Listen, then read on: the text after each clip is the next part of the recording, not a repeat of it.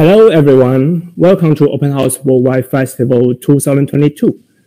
Taipei is among the first 3 open house cities in Asia. It's a pleasure to be the first session of the festival.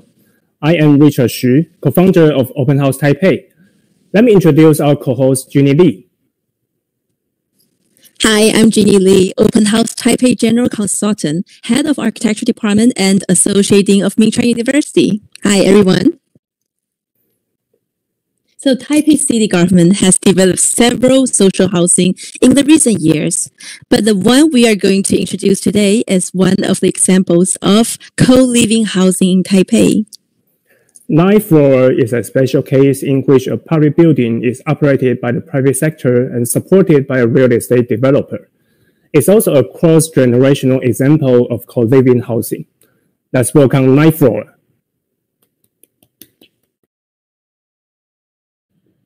Hello, thanks Jenny for introduction, and thanks for Open House Taipei for having me. So I think it's our time to give everyone a short film for 15 minutes to talking about what we are doing in Taipei. So yes, please. 长辈开放自己的房子，让年轻人可以用比较低的房租住进来。跨世代的共居是一个 community。台北的高龄化、少子化是非常明显的。空巢长辈，他的小孩都已经在外面了，家里有5个房间，只要留1个房间就好，剩下4个房间找室友。在外面租屋的人，他其实都是外食。可是我们进来发现，大家都是透过煮饭在疗愈自己。下班回来就会一起煮饭、聊聊天、办 party， 跟朋友一起玩乐。室友的是会特别挑选，最多的还是一般的上班族，蛮多的艺术家、创业者、公务员、医生跟律师，职业蛮多元的。每个人的生活习惯都不一样，会遇到一些冲突，我们就把规则定一定。跨世代没有血缘的人，然后同住在一个屋檐下，可以分享你以前的智慧，传承给一些年轻人。比较难忘的一次跟长辈们互动的经验，是在一开始住进来的时候，那时候我们有做一个算是生活方面的一个讨论。对，那一次的经验就是，长辈室友在，然后年轻的室友都在这样。那我们在讨论过程中就会发现到说，共居这件事情，它是一件事情很重要，就是共识这件事情。对，那就会发现到说，青年的生活作息跟老人家的生活作息其实是差蛮多的这样子。对，所以在很多就是在协调那个共识方面，需要经过一些摩擦。对，那你就会感觉得到说，原来经营共居感觉是一个很和平的一个印象，但是其实中间也是有经过很多的摩擦也好，它才会变得是比较圆滑一点。以前的胡同啊、巷弄里面一起买菜，一起照顾小孩。远远的有一个小小的点，朝着他走过来。你们这是谁？阿丽回来了。那我今年已经快要接近30岁了，从高中开始就是租房子，在找房的过程之中，看到一些很奇怪的房子，不好看的旧家具堆在那边，就想说是不是可以让客厅成为一个大家交流的一个地方，去提升一个租房的体验。14年开始做，凑了一些钱改造了几间公寓。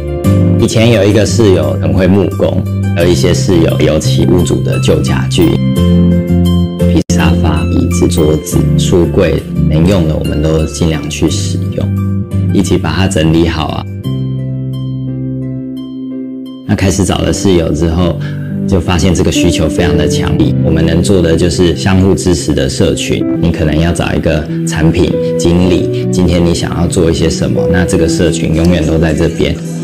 你住到的不是一个房间，而是一个 community。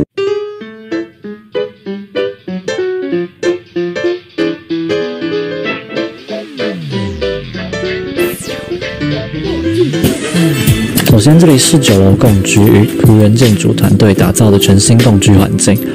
这栋原本是荣民住宅社区的大楼，在2年半的改造下，让原本空着的这栋老宿舍有了新的生命力。而来到9楼仆人居住的我们，被称为村民。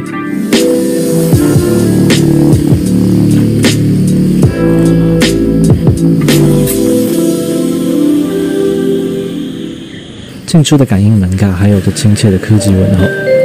Hello。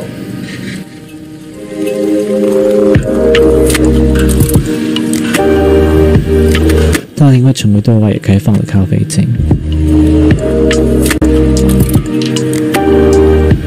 这边是瑜伽教室，也欢迎村民或对外租借使用。不过村民享有免费使用的时段。这里是我们的鞋柜区。有对应的门号摆放自己的鞋。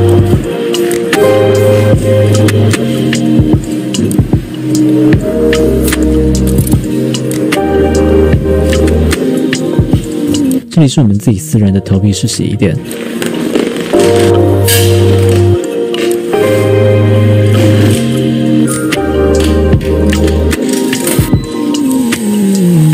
这边还有设置了一个立吞区，可以提供村民在这边领取外送，不用走出大门就可以在这边立即拿到你的外送，也可以立即在这边吃的那种。这边是美丽的厨房，有3个双口感应炉可以使用。不过这么好看的厨房，就算没有使用，也是赏心悦目。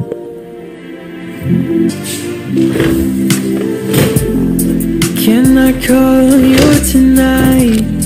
I'm dying to see your smile. 你还提供了各式各样高级的电子产品，好看又不失质感跟功能性的那种，有烤箱啊、电锅啊、饭锅，想做什么料理都可以。这边插下去，可以在这里跟村民交流感情、聊天，或是自己享用一个人的时光。旁边还有可以提供每个房间的人使用的置物柜来放置个人的食材、干粮或是其他用品之类的。Can I call you tonight? I'm dying to see your smile. 每层楼都有自己的厕所跟淋浴区，是有电梯的。住4、5楼的可能会比较需要，不过因为我住3楼，所以我基本上还是走楼梯居多。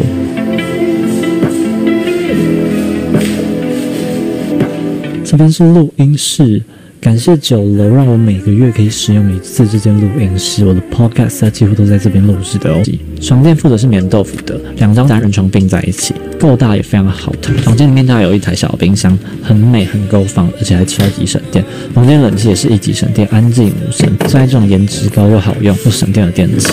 书桌跟床头柜也是蛮不错的，中规中矩，全白也非常保险又不失质感。最后让大家看看全台北最 chill 的天空，我们的露台。有够美，有够绿，有够写我的名字，想要裸晒也可以的那种。为了这个顶楼真的是超级值得，旁边就是一大座的公园，视野非常好之外，也是被满满的奋斗机围绕。在这座城市生活的我们，能享有这片宁静，是日常里最简单的美好。He is a good guy, lives in Taipei City now. From time to time, he helps those men who never feel right, never see.跟大家介绍一下，就是我们9楼仆园这个计划是以前是台北市政府在出租给农民的那个农民的宿舍。那因为这些闲置空间宿舍就公有建设就是有闲置的状况，就是可能很久没有人住啊，所以他们就决定说能够看公开招标，看民间的业者能够重新活化这些私有的资产，那就运气蛮好的。我们团队在2年前就是在这个公开的标案上有得标，跟璞园建设花了2年的时间，就把这个闲置的整个700多坪的这个眷舍，那重新翻新，那一样就用这样co-living的概念来活化来经营。当初你在看到这个房子的时候，你觉得它有什么样的优点或缺点？优点部分特色其实，它在台北市文山区，然后面对一个很大的公园，然后在这个周遭就是说，就是面对一个山，然后但是又离捷运站不远，所以在台北市，我觉得很多人来看就觉得它是一个很难得，就是很步调很轻松，空气很好，晚上超级无敌安静，不像是市区可能晚上会有摩托车的声音或者是嘈杂的声音，又非常安静。那同时它又是在交通步行到捷运站大概7分钟的距离，那也在台北，算是在台北市，所以其实我觉得它结合了一个好的生活环境，但是又可以让在台北工作的人，他不至于说还要花很多时间通勤这样子的感觉，所以我觉得它在区位上的特色，以及它本来就是一个宿舍嘛，那宿舍其实它原本就是所谓共居的状态，那我觉得我们在现在来讲，只是说要如何去优化以前可能在宿舍共居上可能体验不够好的地方，比如说共同洗澡也好啊，厨房区啊，那这些东西要如何透过好的服务或好的设计，让这些共同机能够不会说很脏乱，然后觉得大家变成说生活品质很差这样子。过去可能因为租房子可能比较一方面比较麻烦，他可能要准备家具，然后签约要签1年，然后所以你就不太有特别诱因的话，可能不会想说还要特别去租房子。那一来是我们租约弹性，就是几个月也可以租，然后再来是以卡皮箱入住嘛，然后再来是说你住进来之后可以连接到很多人，所以就变成说它就变成一个诱因，让其实原本可能没有想过要租房子的台北人，他们也觉得说可以出来住看。而且我觉得最重要的就是这个co-living 的 space 里面一定要有一个很美的厨房。刚看到后面就是有一个非常漂亮的厨房，当初你们在这个设计上面应该花蛮多心思的。对，就是厨房一直都是算是人际交流的一个节点吧。就不论你煮不煮饭，你可能有室友煮饭，你就可以来蹭个饭。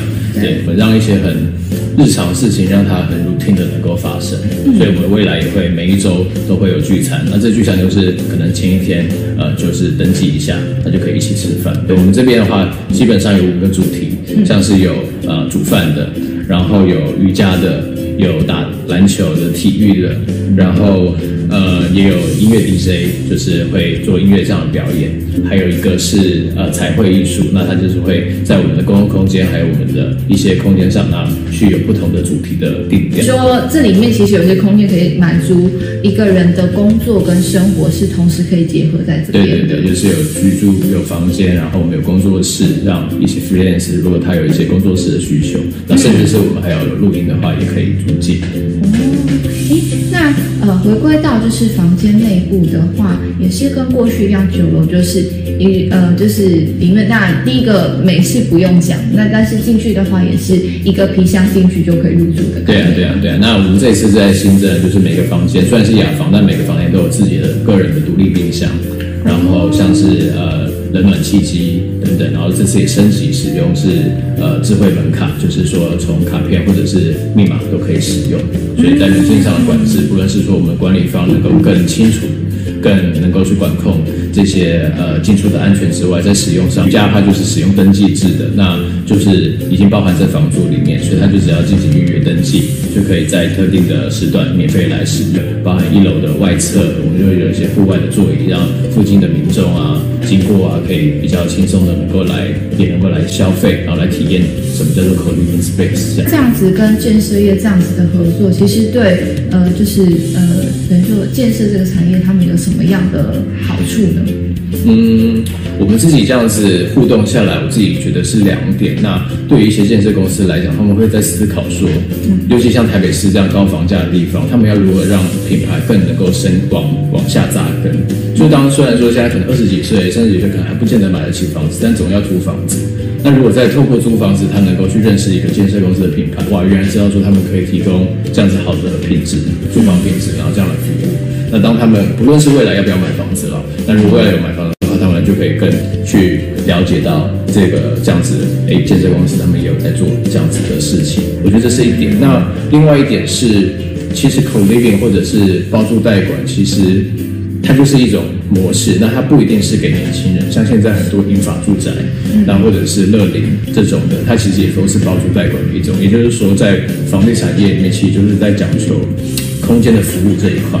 所以，如果这个商业模式是能够被验证的话，其实对于健身公司来讲，他们也其实可以在刚刚是往年轻的发展，其实在往上发展，就是说在英法这一块，其实英法我觉得它就更重要的是就是服务了，因为你从好的空间，其实长辈他可能需要有更细微的照顾也好，或者说所谓他们长辈的这种孤单的这种社群，如何让他们能够有更有活力的生活。所以其实 co-living 或包租代它其实就是一个模式，它可以服务年轻人，也可以服务长辈。但我觉得这都对我来讲都是我们一直在跟房地产业或建设业去不论是说服或者是去沟通的当下，这些物件之后，我们就会去找投资方。可能健身公司或者投资方来投资之后，那我们来做一个整个营运。当初就是会去做一个简报，说，整栋80个房间，然后包含商空、办活动，那整栋的营业额可能会多少？那扣掉我们的管理费，我们公司管理费之后，每个月大概会有多少的钱？这样收入来跟对方进行分润。在这个案子会有个9年的合作。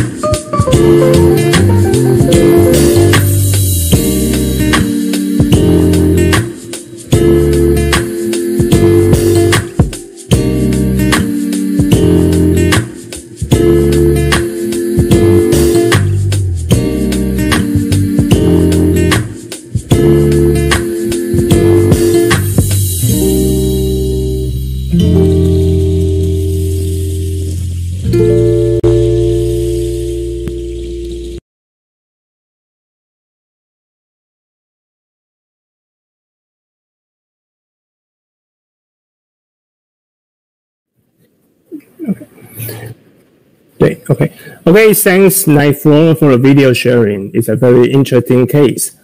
Now let me introduce Open House Hsinchu. Hsinchu just joined the Open House Worldwide family last year. Let's welcome the co-founder, Mr. Zheng Honghui. Hello, I'm Zheng Honghui.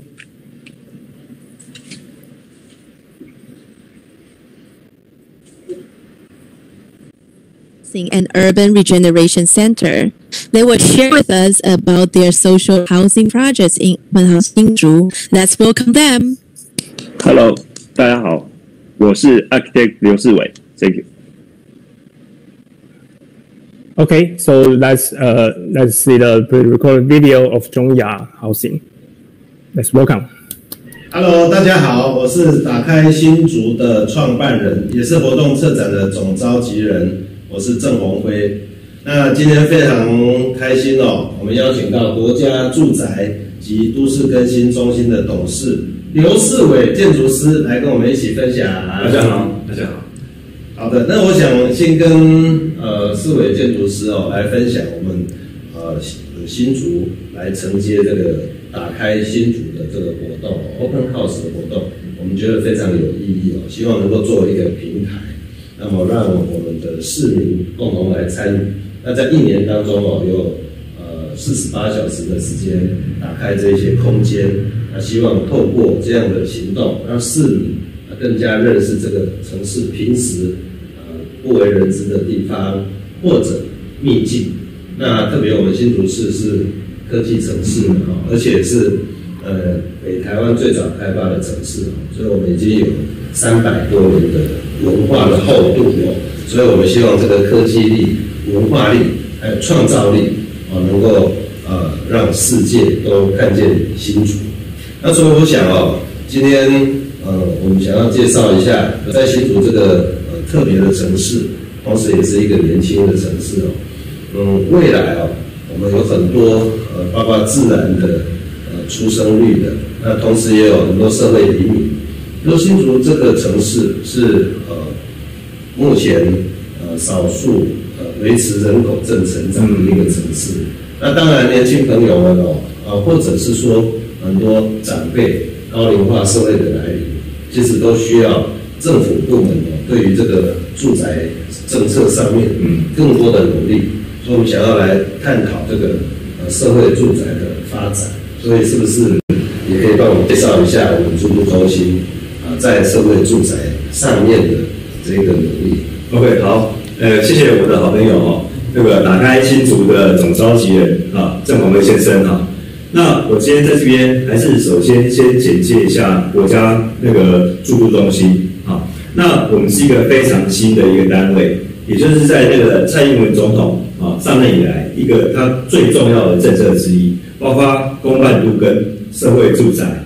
那这样需要有一个单位来执行啊。为了要创造这个单位，我们修了都跟3法，然后修了这个中心的一个设施条例，所以我们就得到了一个叫做行政法人的单位。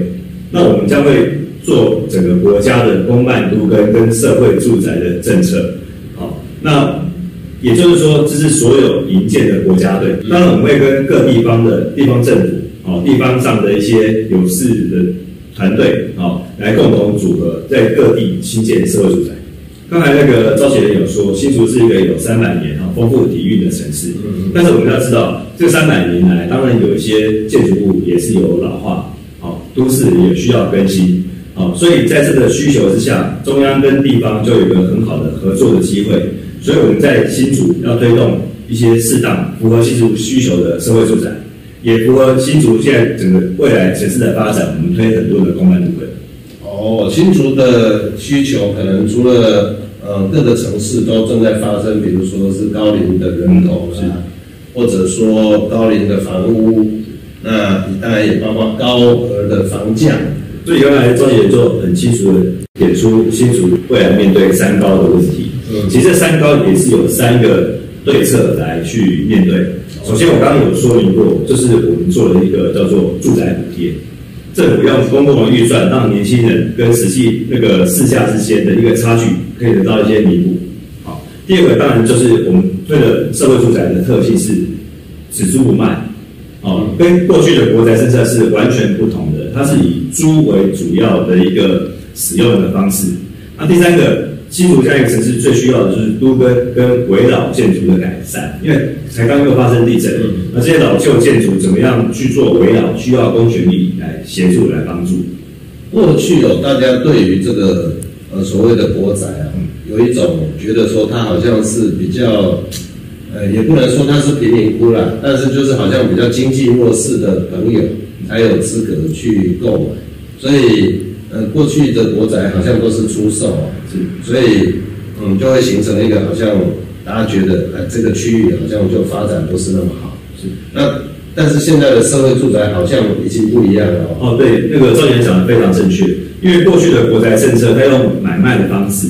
那常常造成说，在转售中，它会产生更高的价值，反而是觉得说我花很多的钱，那买到一个国宅，那它品质又不是很好，所以社会上对国宅的印象觉得有检讨的必要。那因此，小英总统那时候就想说，以后对的社会住宅，它的特色我刚刚说过，只租不卖，那年轻人负担可以降低。然后大家可以发现，我们现在在推动的社会住宅，它的设计甚至请来全世界最好的建筑师来设计。它已经超乎周边，甚至是在豪宅区的豪宅的设计水准。我们搭配了绿建筑、智慧建筑，还有各种新的工法，然后开创出更好的开放空间，加上各种社会福利措施在里面，所以将来社会住宅会是社区中的很大的亮点。那像我们一般人可以去承租这个社会住宅吗？当然我们有定下一个所得的标准。当然，我们现在的年轻朋友都是在这个所得标准的范围内，所以我们非常欢迎年轻朋友来使用社会住宅。另外，对于经济弱势或生活弱势，我们有一个相关的补贴跟辅助的一些方式，让大家这边可以安居。所以可能就是说，一般朋友都可以去申请这个社会住宅，但是如果有特别的经济的弱势或者生活的弱势，那会额外的给予他们补贴，这样。当然是。所以我看到好像现在社会住宅的设计上都是知名的建筑师，而且在整体的建筑设计上面，其实都已经是豪宅等级的，跟过去那种老旧的国宅的概念已经都完全不一样了。是的，是的。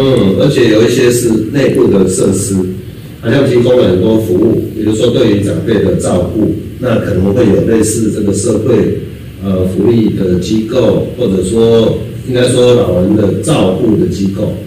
那包括对像是我们新竹最欠缺的是公托公幼照顾小朋友。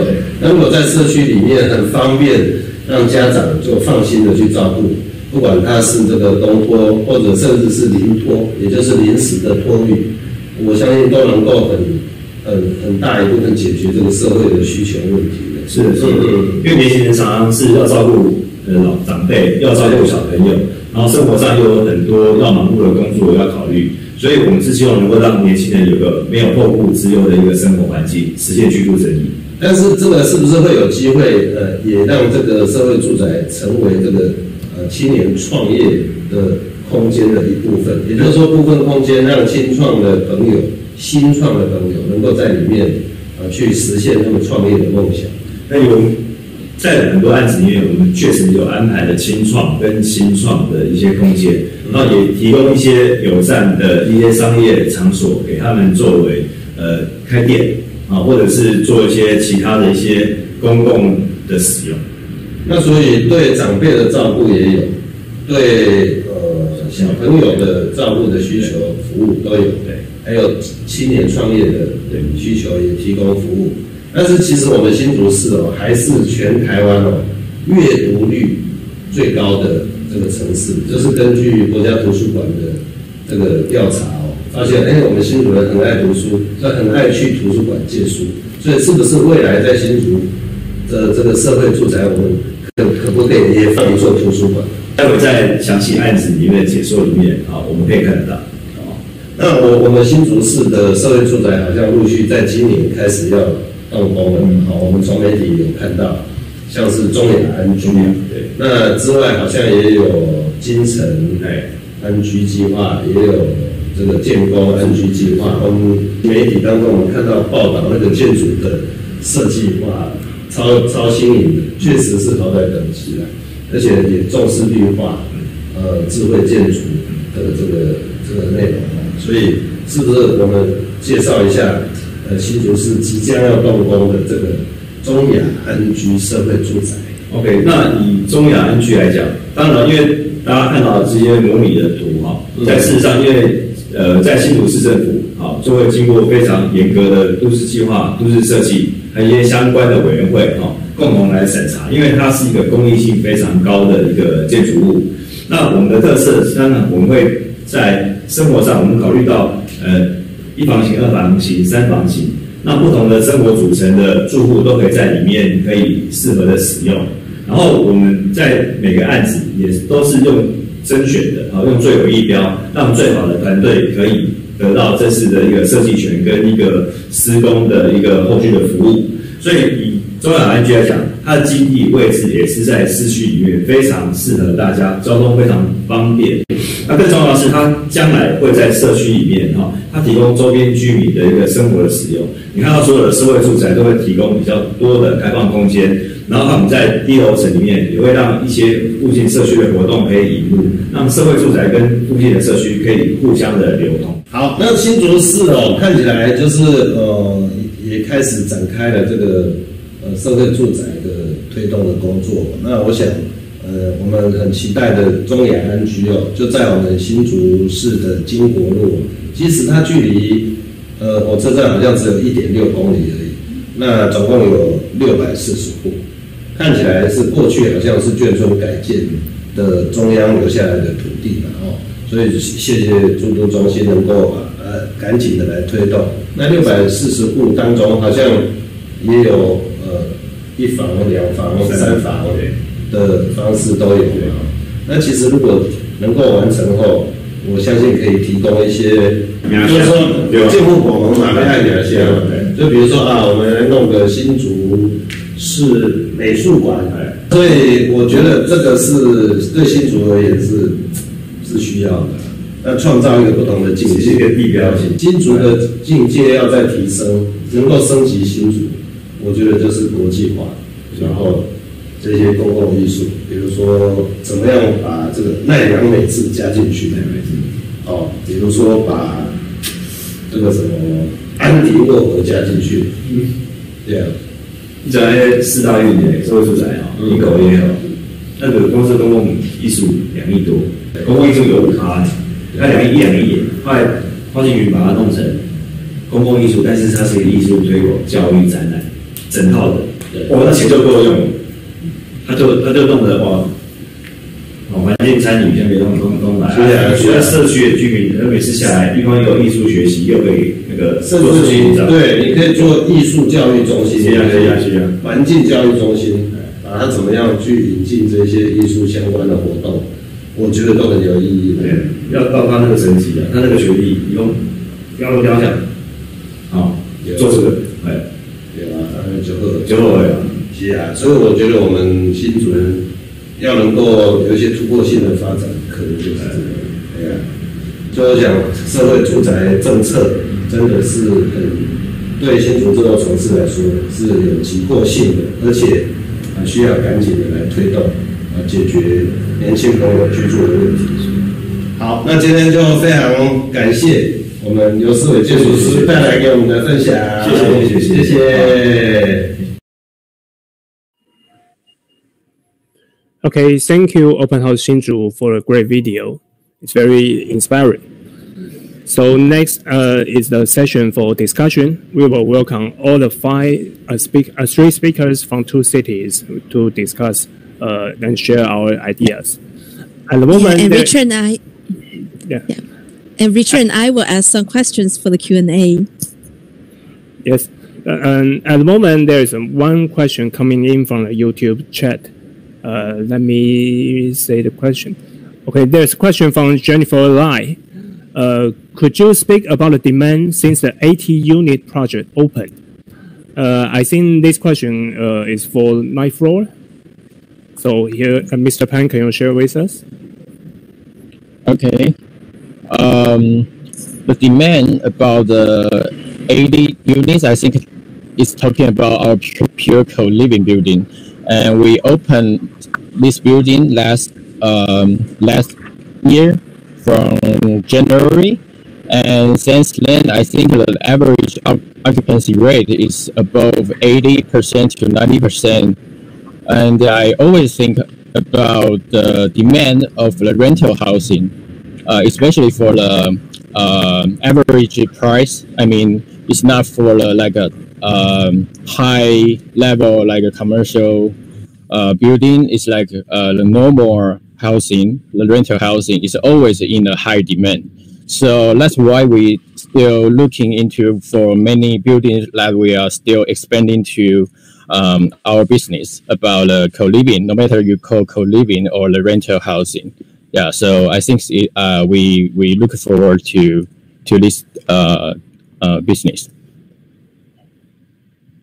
Okay, it's good news that the demand is high. Then let me go on with our the questions we prepared. And if any audience on the YouTube has any questions, feel free to ask us. Okay, so I've got a question for both cities. When it comes to urban housing issues for general people, what is a key word or core value for you? And so, Mr. Pan, can you still share with us?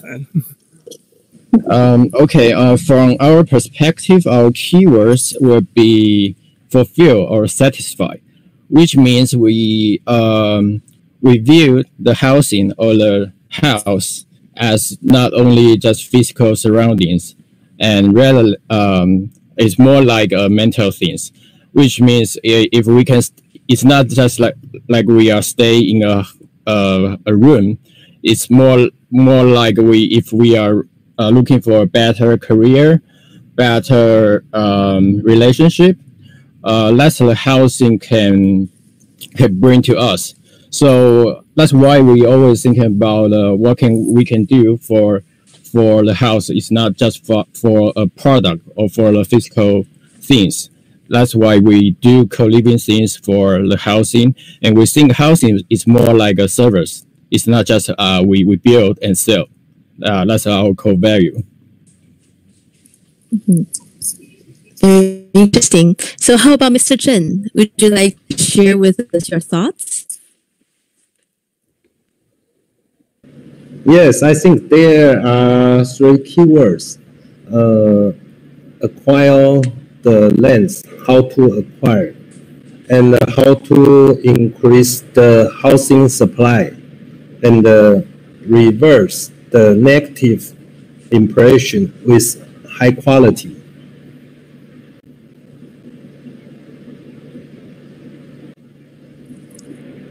So it seems like recently the public's impressions of social housing has gradually improved. They have better impression, but due to the pandemic situation, I think you're facing problems of increasing construction costs and all that. So maybe I have a question for both of you as well about this. We can tell the two cases discussed about co-living housing and social housing in different generation and cross-ethnic. So now we are in the post-pandemic period, and have the architectural styles and lifestyles of these two cases changed? Would you like to share with us? I think maybe. I think especially after the pandemic or the so-called post-pandemic, I will answer this question from our housemate. They gave us a lot of feedback, especially last year during the very serious situation in Taiwan. They said that if they were stay in a common like a room, the rental, the 套房 studio, the individual studio, rather than co-living, they will feel very lonely or fear that nobody will know if they just got COVID or die in a house alone. But the ones they stay together, even we still cannot go out, but they are kind of still a community, and we still have like an online yoga class every week, once a week. So I think that helps a lot for people, especially during the pandemic. So I think the value of community will be enhanced even after pandemic, because if people can stay together, no matter in co-living or social housing, they can help each other. So I think this kind of value can be, we'll keep its value and think what we can do more in the future. Oh, wow. So what happened when people need to quarantine in the co-living situation?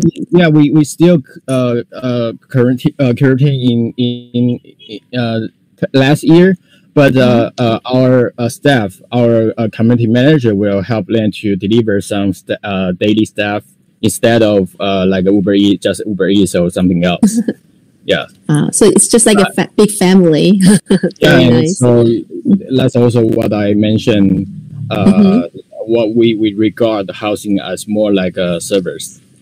Wow, I want to live there too. So how about Mr. Zhen? Would you like to share with us with some few words? Sorry. Actually, I think it's question goes to Architect Liu. Architect Liu. OK。那个我们这个社会住宅叫做中雅安居。那我要特别介绍一个中文字，这个安可以看到就是上面是一个房子，那里面我们放了一个女生，好，就是一个女性为一个优先的一个设计概念。就是说，在这个地方我们会特别注重的是两性平等、性别友善跟女性的培力。另外一个在居这个字里面啊，大家对中文字有兴趣的话，这里面一个古，其实就是我们对于年长银发族的特别的照顾，它成为一个全龄无障碍、一个健康的住宅。Okay, Architect Liu shared with us the Chinese character of the Zhongya housing. Housing means 安居, and that is like a house, and there's a female person inside, and it has a meaning of peaceful. Yeah. Okay, you can see the Chinese character. There's a women in the house, and so it means the female empowerment and sex equality and gender friendly. That's the core value. I think after the COVID-19, it's a critical value that Zhongya housing want to share with us. And the second word is 居 means housing, and it also has a meaning for culture and aged people. So this housing is share the value with all ages and cross-generation cooperation. And it has a design of accessibility and healthcare.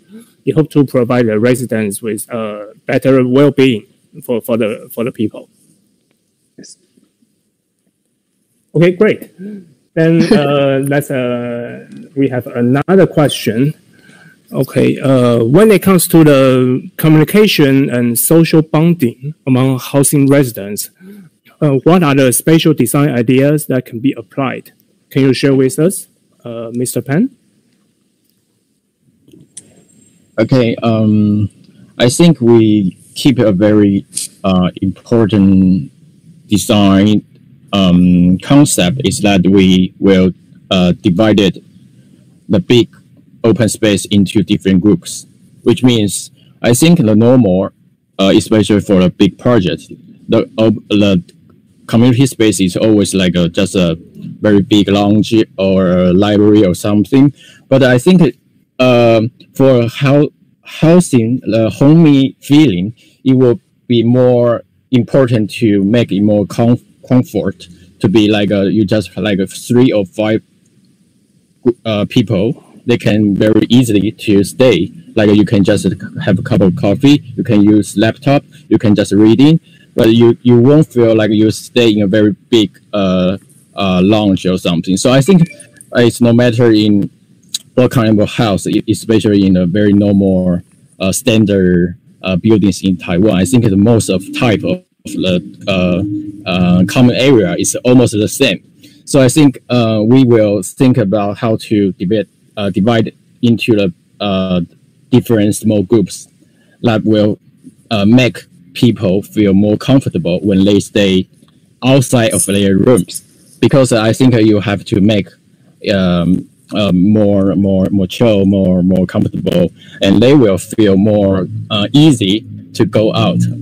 Otherwise, they will always stay in the room. And the second, I think we can think about like different kinds of usage, like open kitchen or laundry or something.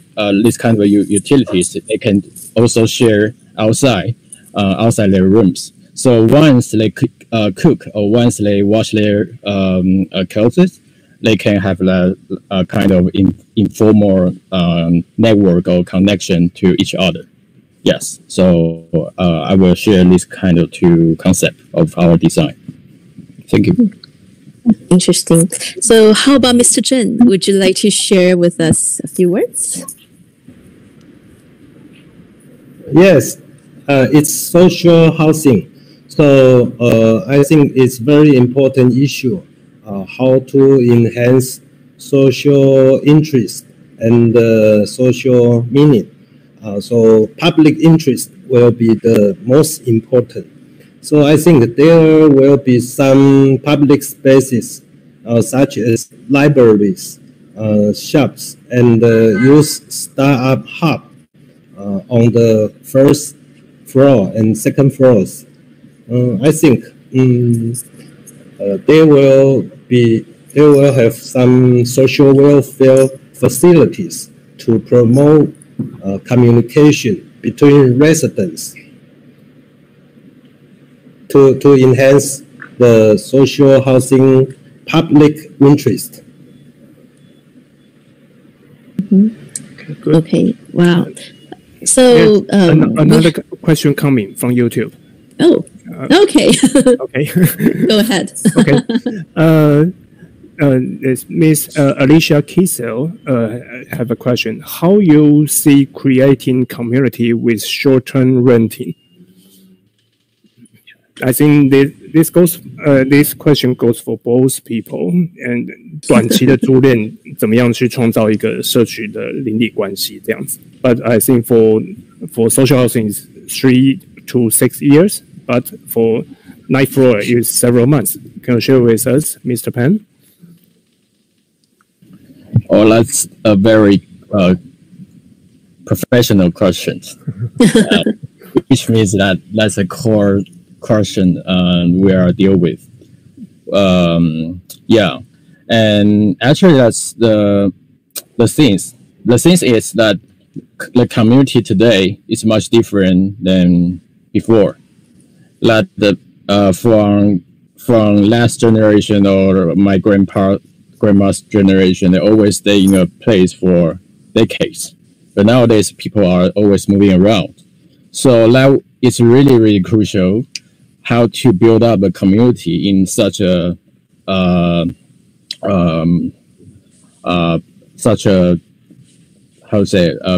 moving society. Yeah. So I think we are building up a system that is no matter what kind of people, they can get in more quickly into the community. They can they have a way to meet each other, and we have a kind of no matter it's activities or some we call member systems. They can know what kind of people they can meet here and what kind of activity they can attend here. So I think it's more like to build out a system, not just a house.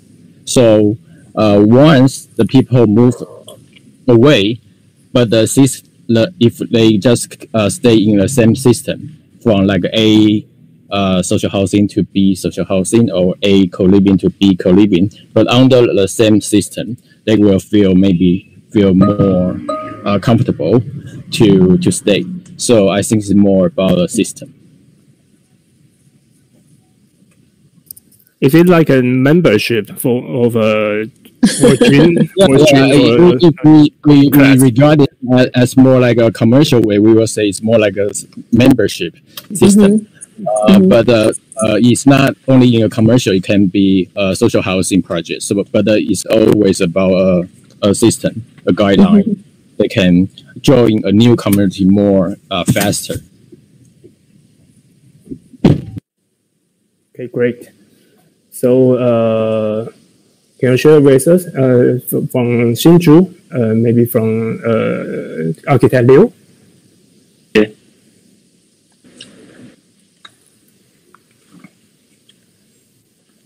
就短租的部分嘛。对，短租怎么样去创造一个社区邻里关系这样子？社宅其实也没那么短，是3年以上。目前我们的群组例如说在群组里面，基本上非常的活络尤其是我刚刚提到的女力培力这部分其中你看到女性的发言超过80%这是一个很特别的现象几乎都是女性在里面发言。然后例如说我们把原本的公共艺术变成社区参与，这也是一种新的发展方向。Okay, great. For social housing, the renting term is at least 3 years, and it can be extended to 6 years. And at the moment, what we observe is that there are line groups for the residents, and most of them, 80% of the line group chats are from female. So you can see So we can see female residents chat with each other very often. So it's much easier to create a sense of community. And see, the next thing is the social housing also promotes public arts and art education. So art participation, I think through these classes or activities, residents will have a way to meet each other and we attend classes with each other. Yeah. Okay. Okay. So, is there any more other questions from YouTube, Richard? No. No. Okay. So, do we still have time for our final question? We have almost 2 minutes. Oh, all right. So we have the final question for both sides. And it's a very easy question, but it's something we would like to know more about it. So what was the biggest challenge in the process of advancing this 2 cases? Or is there any interesting stories you would like to share with us? And that's something we want to know. So maybe we can start with Mr. Pan for the co-living. Yeah, I would say that's always it's a lot of frustration, struggle during the process. But the most impressive thing for a pure co-living project is that we rent this building from government, but the house is originally the illegal housing, which means it's not a lack of license. Like even I don't know if everyone catch me, is that even we rent a house from government, but the house is legal license, which means it's kind of illegal. So it takes a lot of time than we expect to remodel, to renovate, to renovate it. Yeah, because if you know some process about the renovation, interior innovation and architectural innovation, you have to be a legal building, so you have you can renovate it. So we take a lot of time for to different sector of government office to deal with this kind of problem. But it's a normal problem for the old housing in Taiwan, because decades before it's not that strict for the housing plan. So yeah, that's the most impressive thing for me. I don't think we have another 1 minute for Architect Liu or Mr. Zhen. Do we have time? Okay, great. Okay, so Mr. Zhen Mr. Liu, would you like to share with us? OK， 我想最大的危机还是疫情，但是危机也是转机，因为这样子我们让原本缺工缺料的状态，我们转变成了预铸式的工法，让房子在像积木一样的在工厂里做出来，让现场再把它做起来。第二个转机是我们的社宅从人们认为的邻避设施不受欢迎的，到现在反而非常的受欢迎。就是这样。So during this pandemic period of time, I think from lack of materials to prefabricate construction methods you're using right now, or to get more involved in the community, seems like you have faced all various problems and difficulties for both cases. Yet you can still overcome them to the end, so which is really impressive. And I think time really flies, and today's 15 minutes Q&A are coming to the end. So Richard, do you want to have a conclusion for everybody? Okay, so thank you all for Ninth Floor and for Zhongyao Housing from Open House Hsinchu. It's a very unusual opportunity for us to invite you together to share your experience about co-living and social housing. And also thanks Open House Worldwide Festival to provide us this platform to share with the audience from all over the world. Thank you.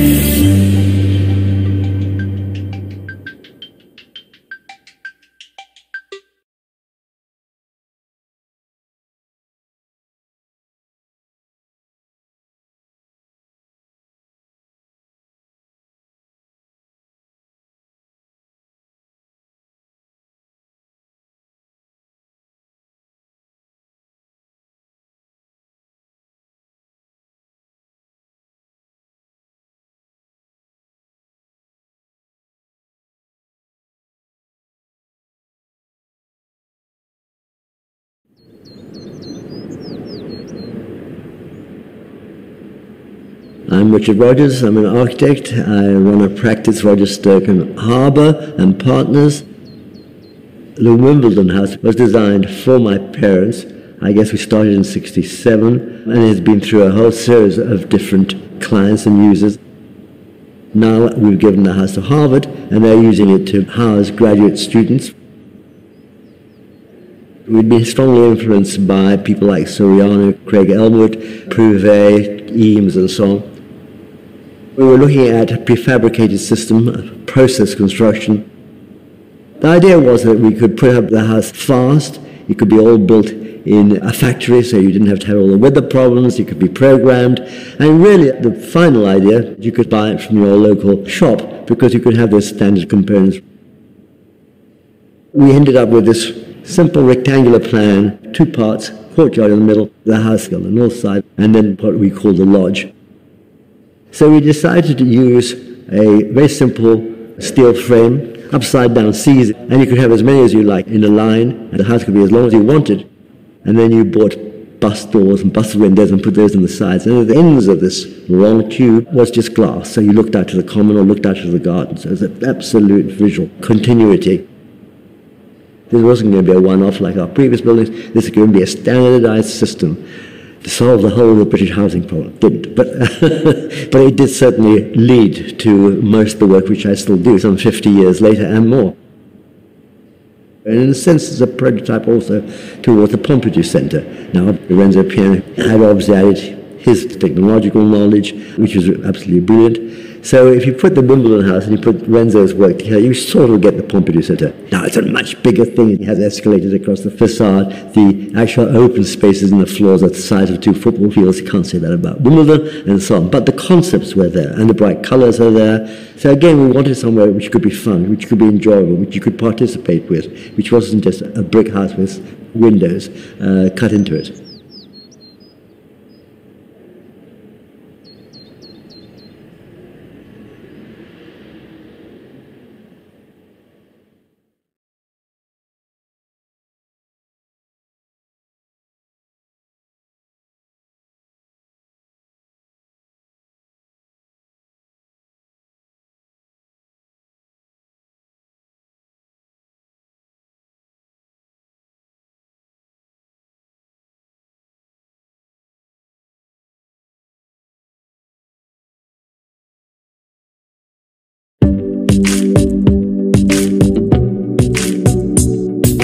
A great home, I think, for me has flexibility. A place that has some outside space, so either a garden or a balcony. I think it needs to be really green, lots of plants. A flexible open space, not too many windows. Somewhere that's not too hot in summer and somewhere that's not too cold in winter. A good sunlight, good daylight. Nice open place, open spaces. Relaxing to be in. It has to have good acoustics. Ideally kitchens with windows and good ventilation. It's always nice to have like a space in your house. Mine's probably my balcony where I can just sit and reflect. The arrival is really important, so having your own front door, having access to a private outdoor space, whether it's a balcony or terrace, and having lots of good natural light. Feel of the home inside as well, that it doesn't feel oppressive. Balconies is a good one because there's not a lot of places with gardens anymore. A big kitchen where you can cook and talk to people at the same time. Generous sized rooms, but also enough space to do everything. Having separate spaces so you can do different activities in your house at the same time. A terrace that has a great view but isn't overlooked. Good living space, and then the bedrooms are kind of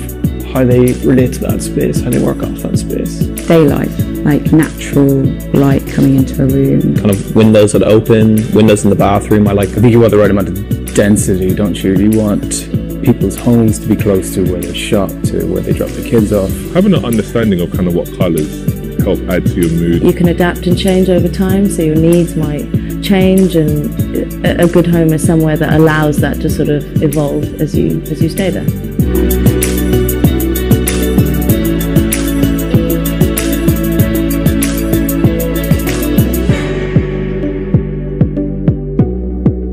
Parliament House in Ouagadougou, the capital city of Burkina Faso, is a big and a very important project.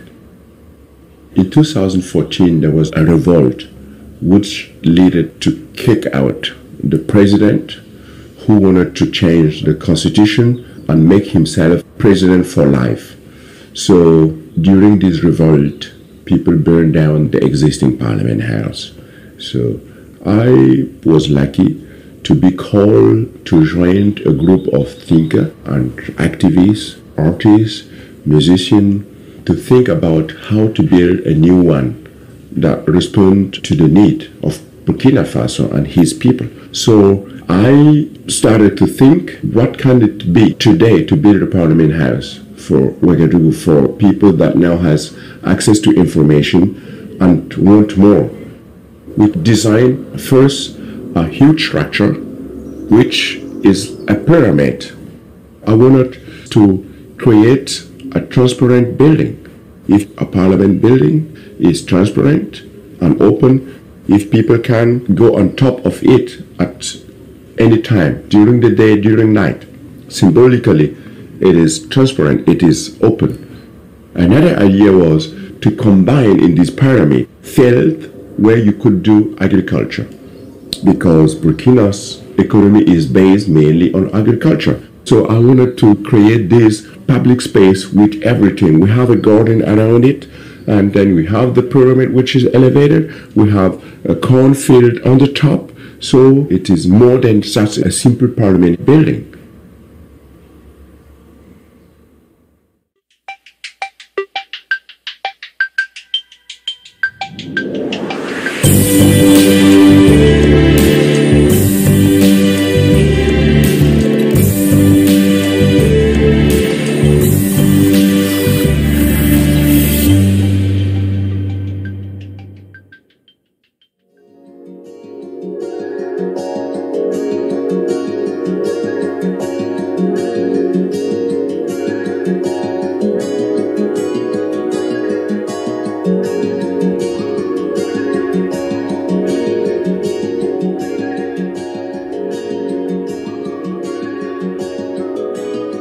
Welcome everyone to this fantastic event called Keeping House Secure Homes for Women. It's a really vital discussion tonight presented by Open House Melbourne with the Women's Property Initiatives as part of the Open House Worldwide Festival, and we're very thankful for the support of the Melbourne School of Design here at Melbourne University. Keeping House Secure Homes for Women explores the complex web of economic, political and cultural forces in Victoria as they impact access to affordable, secure and safe housing for women and women-led households. Women over 55 are the fastest growing cohort of homelessness in Australia, and current research estimates that more than 400,000 women over the age of 45 are at risk. The presentation tonight will interrogate these conditions that have placed so many women at this risk, and it explores the opportunity for new typologies of housing through the lens of design that support long-term homes for women and ageing in place. Importantly, tonight's presentations are being recorded, and they will be broadcast live across the world as part of the Open House Worldwide Festival program, which is themed Housing and People, and it runs this Saturday. You can all watch it via openhouseworldwide.org, and of course you're here tonight, so you can revisit it on Saturday. Additionally, I'm really pleased that the conversation will live on past the festival and past tonight's event, and it will sit in our on-demand section on the Open House Worldwide website, and also our own website here at Open House Melbourne. And that will ensure that our community, whether they're here tonight or they watch it on Saturday or into the future, can continue to engage with this really important conversation, and we can continue to evolve it. Now, tonight, to keep things moving quickly and so we can get right into the panel discussion, bear with me, I'm going to do a very short introduction to each of the panellists in advance. And then it will be over to the panel and then to you in the audience to ask some questions. So our first presenter tonight is Jeanette Large, the CEO of Women's Property Initiatives, or WPI. WPI creates new beginnings for women facing homelessness by providing affordable permanent homes. Jeanette has extensive experience across the housing sector, from running refuges and local housing groups to management roles in government departments. Our second presenter tonight is Mel Bright, the founding director of award-winning design practice Studio Bright. Many of you will know this incredible work, and Studio Bright is well known for its innovative and beautifully designed houses. However, more recently, the practice is currently working on a number of city-making projects across a variety of scales and types, including civic, educational and multi-residential projects, and we'll be hearing about one of these projects tonight, specifically for WPI or with WPI. Our third speaker is Sophie Dyring, Director of Shored Projects. And Sophie, as many of you will be aware, is a passionate and very important affordable housing advocate in our city and across Australia. As an architect and landscape architect, her practice largely designs and delivers social and affordable housing for those most in need, and we're so pleased that Sophie can be with us tonight. Without further delay, it's my pleasure to hand over to Jeanette Large for the first of tonight's presentations. Thanks, Jeanette.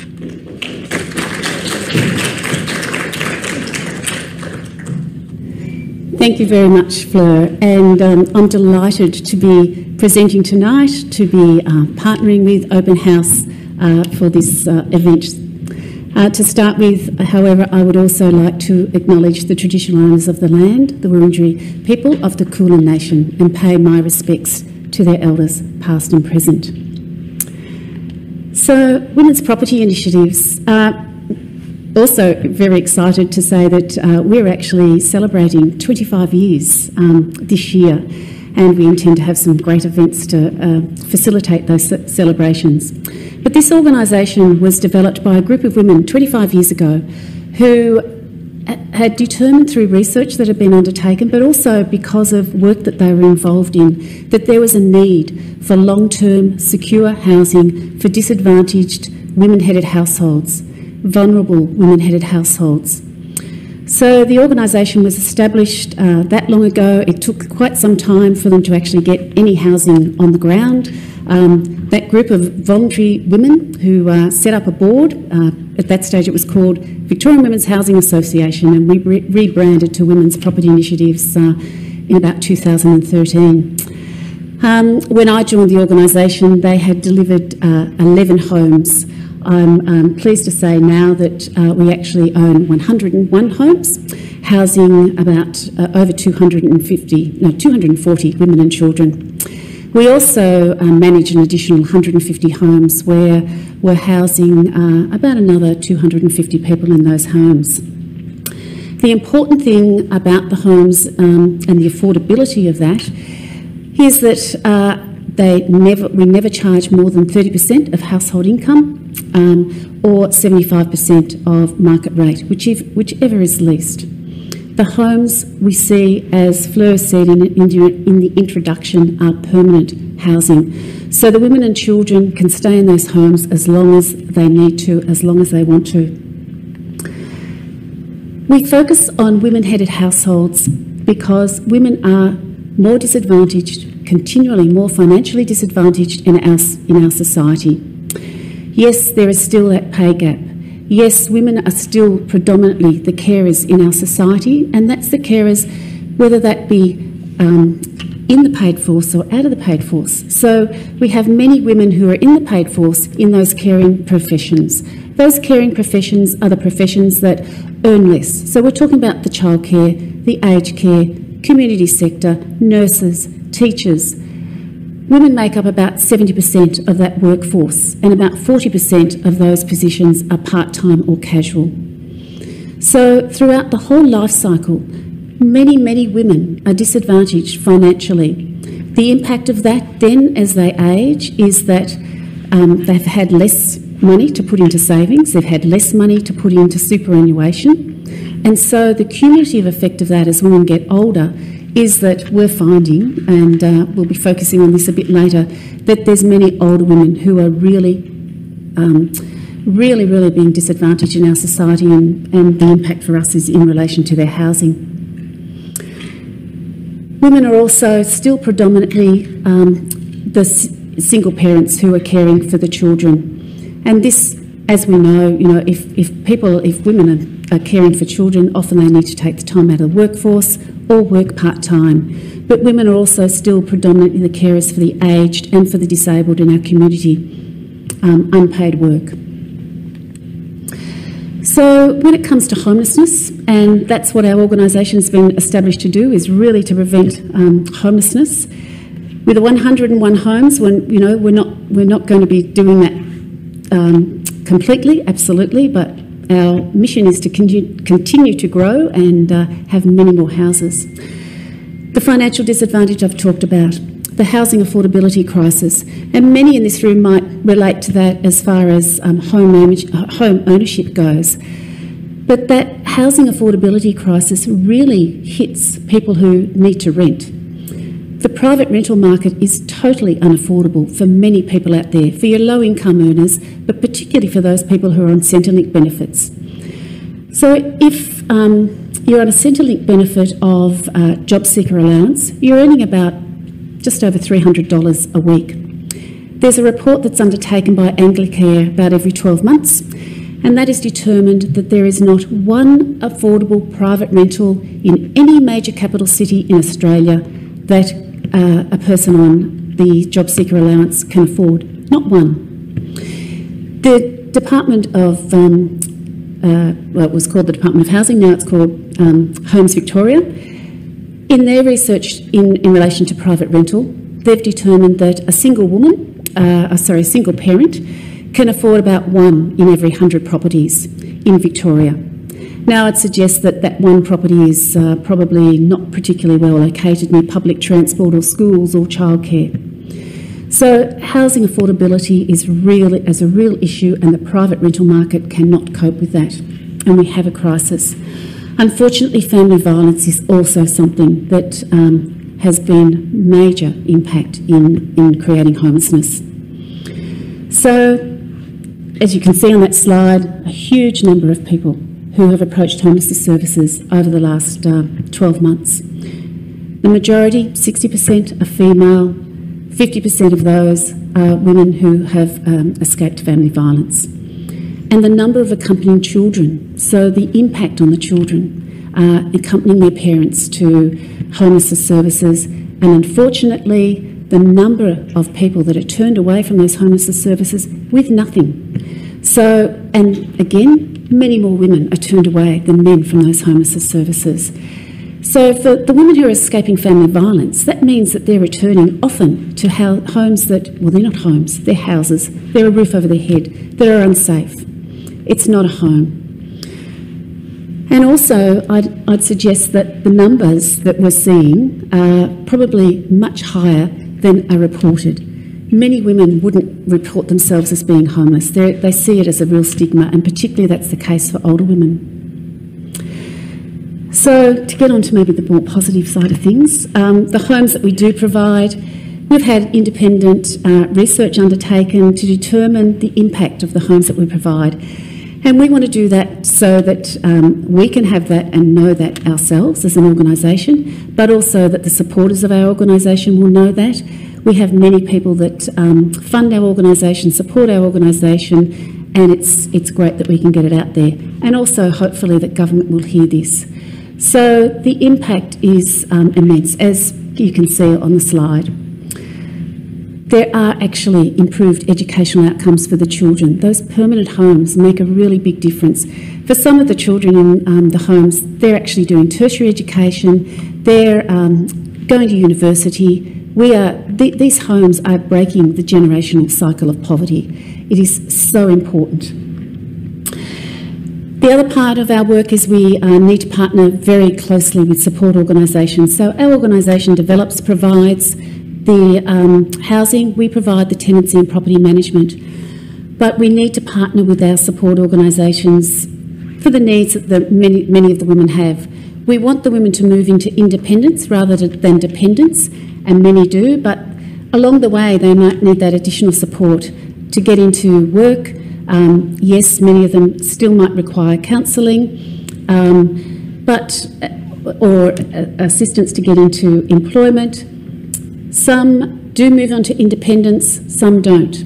Some move on to independence and still need support if an event happens in their life. So partnering with our support organisations is really vital. And because we want the tenancies to be sustained, because we know the outcome from the permanent long-term housing is what provides the best outcomes, that support is really important. The other thing too that the research showed was that it's not just the women and children who benefit, it's actually the whole community that benefits.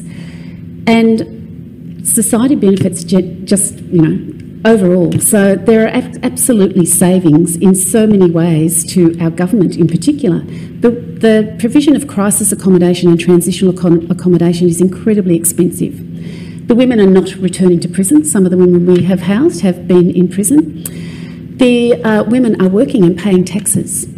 The fact that they are getting on with their lives, they're not needing to use the health services so much, counselling services, children no longer need teachers' aides.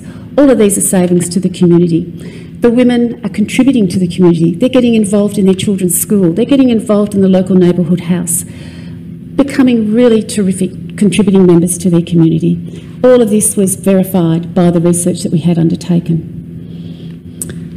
So, as far as the homes that we provide, we want to make sure that they look part of the community, that they're beautiful homes, and I think Bahati's story can confirm that the homes that we provide are.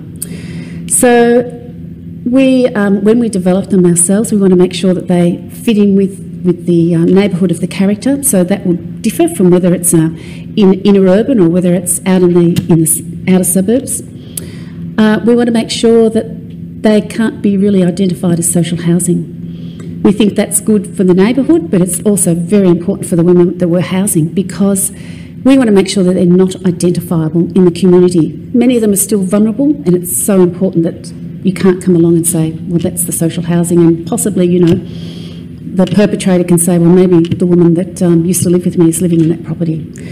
So it's really important, and these beautiful properties were actually designed by someone that you're going to hear from later, from School Architects, and so were these ones. And you can tell that the importance that we see in creating these homes in the different communities. So yes, we still face many challenges. COVID absolutely brought more challenges that many of you know.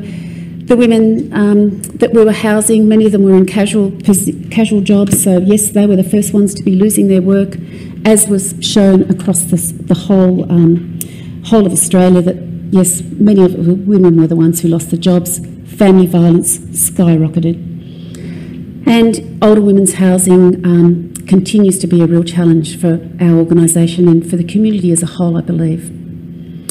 We were approached, it was back in 2013, we noticed that many more older women were coming to our organisation. So we decided to do a bit of research around that, and we absolutely confirmed the statement that is on this slide.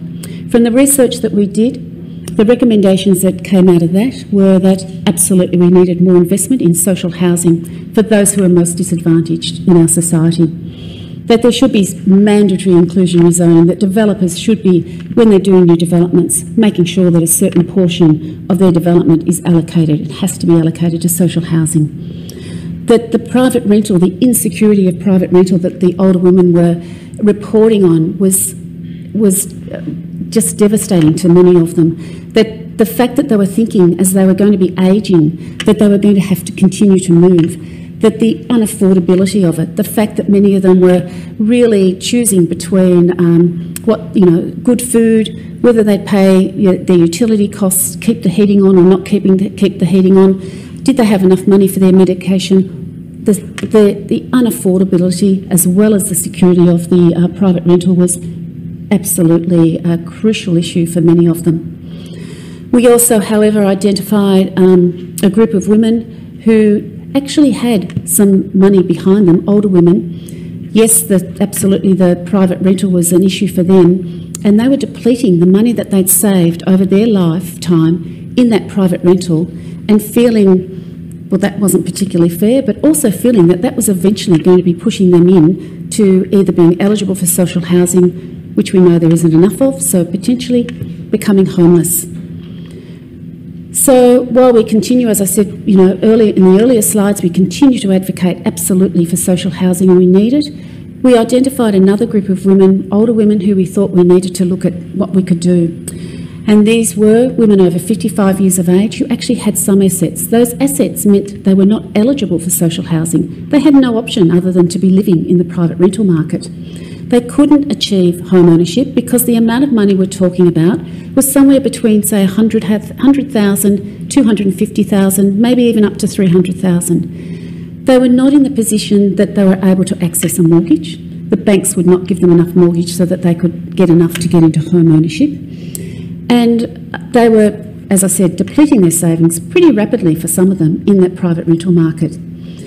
So we looked at what models might have been out there. The government's shared equity models weren't for them. They were really focused on younger people who had less money up front to put into the shared equity, but it was the expectation that that equity would be contributed to in the future. That was not the case. These women were at the end of their working life and not going to be earning enough money to contribute more equity to their property. So it seemed that there had to be some way that we could get the women to be able to invest that money into their housing to provide them with safe, secure, affordable, well-located housing. It just seemed criminal to me that they were depleting those savings and, yes, as I said, maybe becoming eventually eligible for social housing or homeless. So the model, the importance for us for the model was the ongoing affordability, and that affordability was the rent, but also the utility costs, that they could stay in that home for as long as they needed to, as long as they wanted to, that they weren't, as in the private rental market, thinking they might have to move from, every 12 months potentially, that the home could be adapted, that they could age in place, that it was built to livable, God-livable standards, that the maintenance would be fairly low maintenance. And most importantly, that it was going to be removing that housing stress that so many of them that were presenting to us were saying was causing them emotional health and physical health issues. So the first option that we looked at actually was shared ownership. That was not, ended up not being a possible option for women's property initiatives because the financial modelling for us, as we would be putting in quite a bit of money towards it, required the women to be able to pay an affordable rent as well as Commonwealth rental assistance on top of that, which is what we charge for our social housing. If you have any sort of interest in a home, in a property, you're actually not eligible for Commonwealth rental assistance. So we needed to go back and look at another model. And the model that we came up for the women to be able to invest their money into this project, this pilot, was that they would lend the money to women's property initiatives. So the money that the amount that we came up with was $150,000, that the women would lend $150,000 to women's property initiatives. We would own the property, we would do the maintenance, we would pay the rates and so forth. And the women would be enter into a residential tenancy lease. They would pay an affordable rent of no more than 30% of household income and plus the Commonwealth rental assistance. So the equity that went into the properties was, yes, the money that the women provided through their loan, the wonderful philanthropic contributions that we received, and also a small amount of debt that WPI had to take out. It was really important for us that the property was well located. We ended up buying some land in Beaconsfield. It's close to public transport, shops, medical facilities, as required for any housing that we provide. That's really important, that location. The brief that we gave the architects to provide was that we wanted them to be 2 bedrooms so that there was some flexibility there for the older women to have grandchildren stay over, or a carer that might need to stay over. That they did have to be built to God livable standards, and they did have to be beautiful and wonderful. And at this stage, I hand over to Mel Bright from Studio Bright, who will continue to tell you about that. These people on this slide are the wonderful contributors to women's property initiatives, not just for our older women's housing project, but for all of our projects. Thanks very much.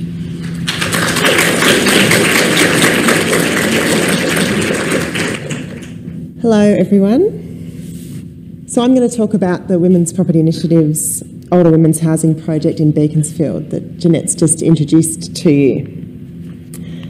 It's a very humble architectural project, but one that we hope will have big ambitions beyond this site. I suppose I first wanted to put it in the context of my practice studio Bright. This is the first affordable housing project that we've completed, and so I thought it would be nice to just give you a little bit of background first.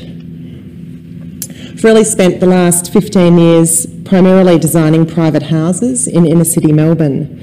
And while they are highly considered houses, and the family unit is still the most dominant housing type, we were aware that the fastest growing household type is single women, as Jeanette's talked to you about.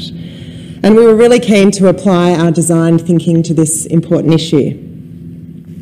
And just because our work has previously been for primarily higher end housing, we think many of the fundamental design principles in our work remain the same, and that it's even more important that they are applied at a community and affordable housing level. The women going into these properties and these kinds of projects deserve our best design thinking and efforts. So before I talk about the project at Beaconsfield, I thought I would talk about some of our design principles and what they are for us. Context responsive. All of our work is context responsive, and we believe that architecture is richer for the layers and history of a place.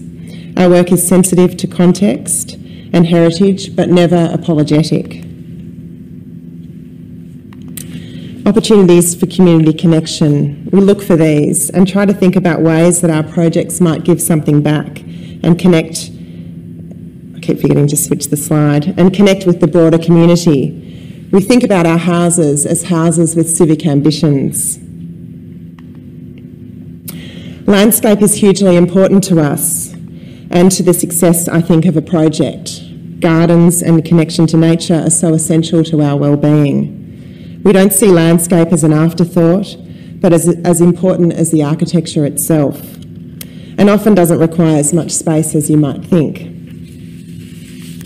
Light and air, such a fundamental and I suppose obvious design criteria, but easily forgotten when we spend so much time talking in terms of real estate and statistics, square meterage and number of rooms. We would always choose a smaller space with better light quality and generous outlook over expansive spaces. Design quality and thinking about material and texture and durability.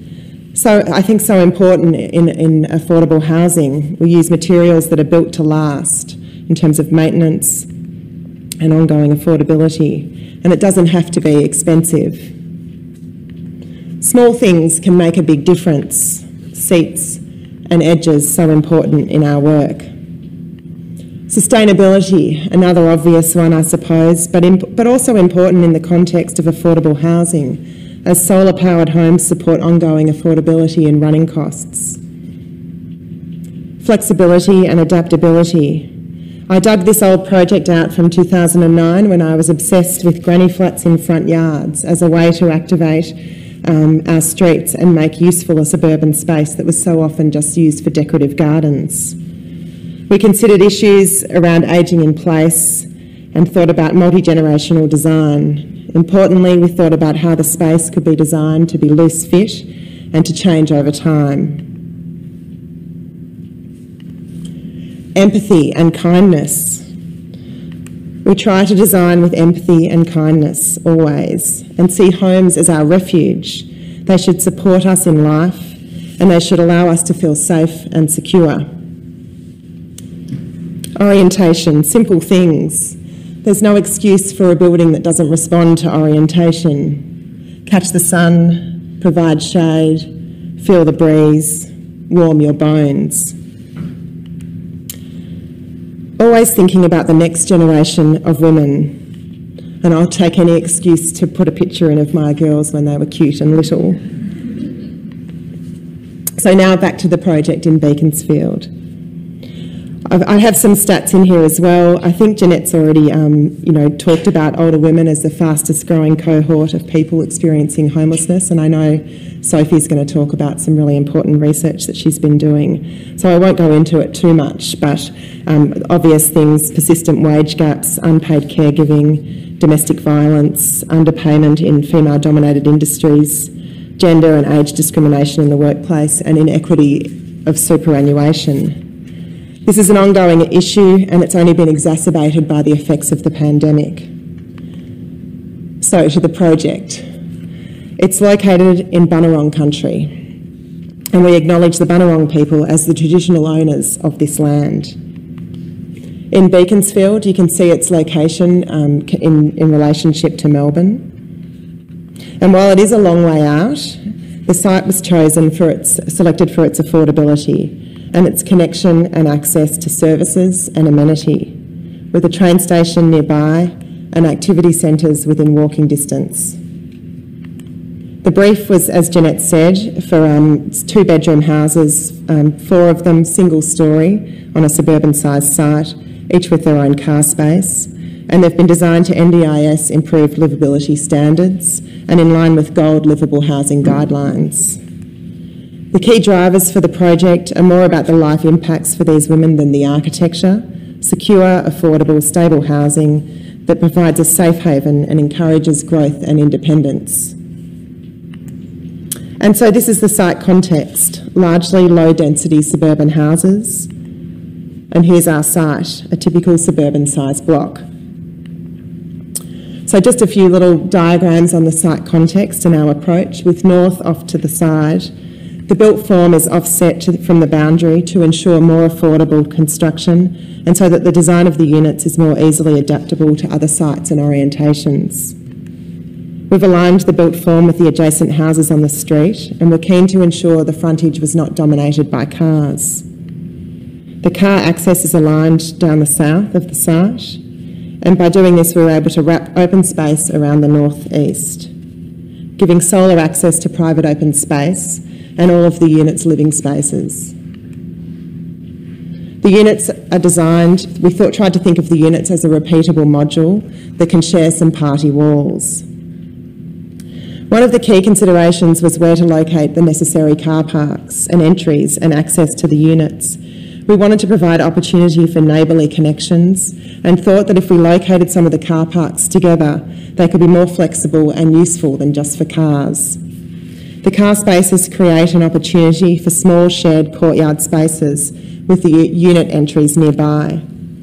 Small seats, paving and planting elevate the nature of these spaces and turn a car space into a potential covered veranda, essentially doubling the amount of open space for each unit. The shared access areas also provide some increased security. Small pop-up elements to each unit provide an opportunity to catch some sunlight into the living spaces and also to break up the large combined single-storey volume. Solar panels, oh there you can see the sun coming in. Solar panels and water tanks ensure ongoing affordability and sustainability. There's the water tanks. And we see the front yard as another shared communal space that provides opportunity to connect with other residents and the larger community. Small things make a difference, and a seat is provided on the street as a spot to stop and wait for a lift. Here's that seat in the shared front yard garden. We've provided raised planter beds for each dwelling. We hope this space will provide not only some herbs and veggies, but also a sense of community and connection to the street. The raised beds being easy for the older ladies' access. And while only one of the units addresses the front, we like how the roof form identifies each unit and breaks down the singular mass. The scale sitting well in the neighbourhood. We've invested quality in the details while still being affordable. Bricks but no steel lintels, standard window sizes, eaves gutters, timber cladding at high levels, and a simple roof pitch. Here's that was that northeast elevation, and you can see how it translates into the roof form internally, into generous interior spaces that have a view of the sky. and the site plan. You can see here the arrangement of the 4 units on the site, essentially a repeated L-shaped design that mirrors. Zooming in, you can see the layout. So that's 2 of the units there, flipped with them sort of mirrored down the middle. We've located the second bedroom adjacent to the living spaces with an operable wall to provide more flexibility in its use. It can be used as a study for a guest, a grandchild, even a carer, but also as an expanded living space. You can also see here the car park space as we imagine it becoming an outdoor covered space. While it was important for each unit to have privacy and clear ownership divisions, we hope that these spaces can engender neighbourly connections and the opportunity for incidental interactions. We also liked that there's a sense of security and support in the view of each other's front doors. We have photographed the project the day after planting, so we'll look forward to returning one day to see the wisteria as prolific as we imagine it. And here you can see that car park space in both modes. Internally, you can see that internal space with the high pop-up volume, catching the sunlight, with the second bedroom through the operable wall. And there you can see it opened up in the mode of expanded living space. Here's one of the small courtyard gardens, and while small, each unit has its own shed and a specially selected fruit tree with a spot to sit in the sun. Beyond this site, we have designed the units to be able to adapt to other sites and adjust their orientation. You can see here that the pop-up can be rotated to ensure sunlight can be brought into living spaces no matter what the site condition, facing to the front or the side as needed. This is an early render we did of the project, and in many ways one of the huge successes of this project is that with limited involvement from us on site and a targeted documentation package, it looks a lot like what we hoped. We're pleased that the design is durable enough to stand up to a typical outer suburban home builder. Poor Rob, the builder, I think he was happy to see the back of us. We hope this durability is something that talks to the potential for scalability and hopefully expands the opportunity this project has to make a difference to older women's lives. Lastly, while our role in some ways was totally limited, in others it was expanded beyond the role of the architect. We became the advocate for the project. In doing so, we have lent on favours from consultants and suppliers to ensure design and material quality is embedded in the project, sometimes even doing a few things ourselves. Thanks very much.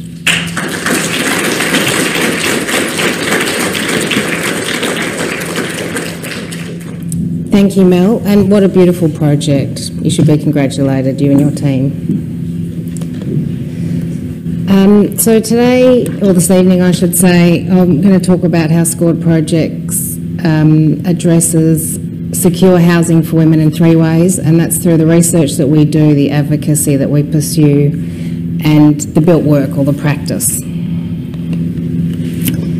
So 2 weeks ago we launched a design guide for older women's housing. It's a research project that SCORED Projects have done in conjunction with XYX Lab at Monash University, and it was partially funded by the Lord Mayor Charitable Foundation. We've produced the design guide, which is an open resource downloadable from our website and also XYX. And there's an accompanying report that talks about the context of why this research was needed and the design of our post-occupancy evaluation. We wanted to look at different housing types and older women living within those and how they played out, or how their needs played out, were met or were not met in some cases. We looked at townhouses, tiny houses, rooming houses, apartment buildings. Sadly, we couldn't get women over 45 in family houses or the refuges. So the research took part in over 3 stages. First, we identified the projects and interviewed the community housing providers about them. We designed our post-occupancy evaluation instrument and collected all the architectural documentation for review. We also did an extensive literature review which identified the need for this research into design. There's lots of research out there about the need, but not much research about the design outcomes. And secondly, we interviewed women over 45 in their homes. We'd also designed an exercise with prompt cards that they took photographs of different elements that we wanted them to consider for a longer period of time than the hour interview. And we did our evaluation of the interviews and those photographs.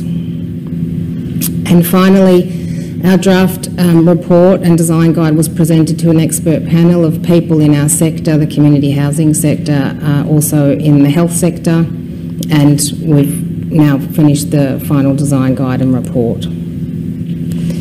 There's 9 chapters in the report. They look at particular spaces and places, so urban location, outdoor space, different rooms within the house. One of the interesting parts of the research that came out from the research, I should say, speaking to women, was this request for additional space. So single women will be offered just a 1-bedroom social housing property.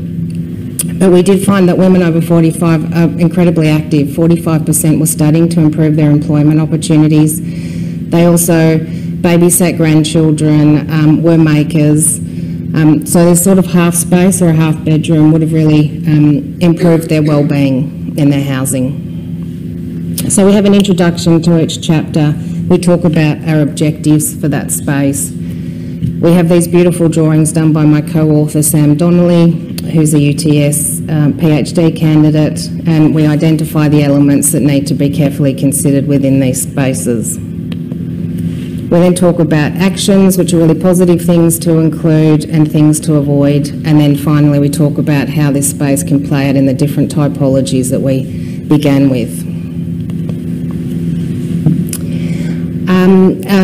Last week we finished a week-long program at M Pavilion called Making Home. Myself, my collaborator Sam Donnelly again, and also Tanya Davich. And for the week we had an installation up. So we'd collected all these wonderful quotes, lived experience quotes from the women that we'd interviewed for the design guide, and we wanted to get that voice out there like we're doing here today. So we had this beautiful installation of all these quotes of women talking about different elements of their housing. And accompanying, it's one of our participants, and accompanying the installation we had a week of events. We were fortunate enough to have Dr. Kay Patterson speak, who's the Age Discrimination Commissioner at one of them. We had academics, lived experience, voices, the community housing sector.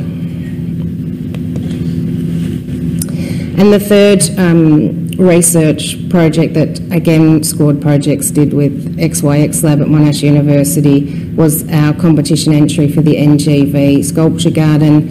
It was a predecessor to the Making Home Week. So again, we wanted to illustrate the voices of lived experience. So we designed a series of tents that would occupy the field of the Sculpture Garden at the NGV.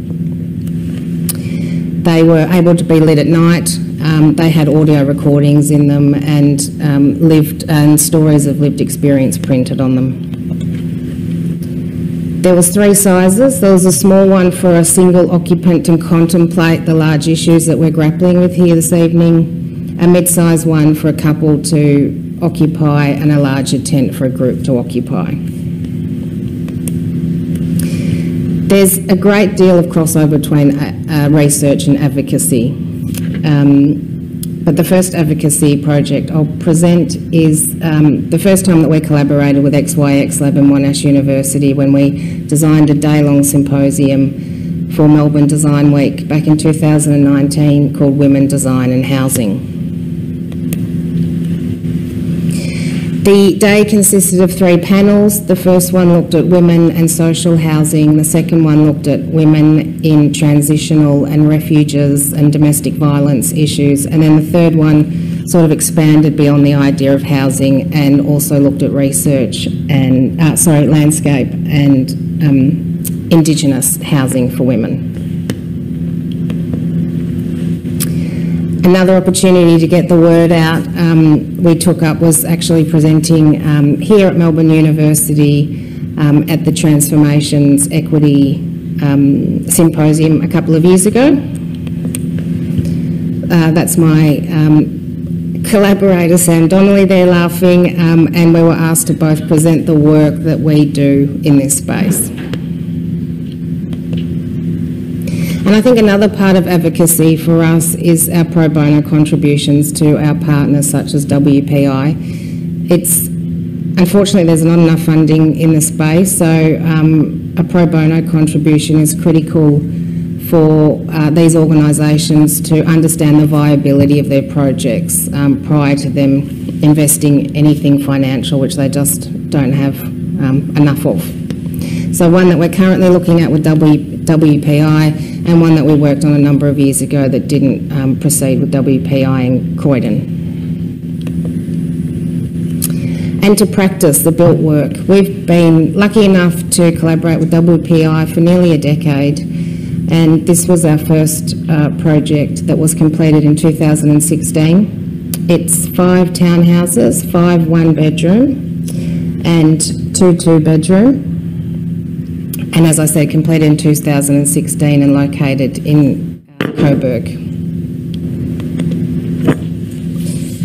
When we work with community housing providers, we often know who the cohort of people are, as in when we work with WPI, we know that they will be female-headed households that we're designing for, but we never know who the occupants will be, because you never know who will be on the waiting list at the time a project's finished. So it's speculative housing in a way. So what we try and do is build in flexibility and multiplicity into all of our projects.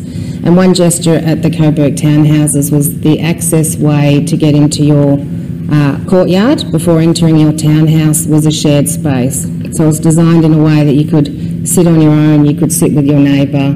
There was productive planting to encourage an on-site community, bike parking, and really good lighting for the evenings. This is a photo taken by one of the residents, and it talks about how she's personalised or customised that east-facing courtyard that you arrive in. Personalisation was a strong topic too in the research that we found for our design guide, that women really would like to personalise these homes that they're offered and move into. And some diagrams there of how we were envisaging different occupation of this space. And on the first floor there's a west-facing terrace that we envisaged more as a service space or a place to hang your clothes outside of your living footprint indoors or that east-facing courtyard. And again, the same tenet of how she's decided to use that space, so more as a place for her plants and a place to sit in the morning. So as I said, it was completed in 2016, so similar to Mel's photos, these were taken immediately after construction.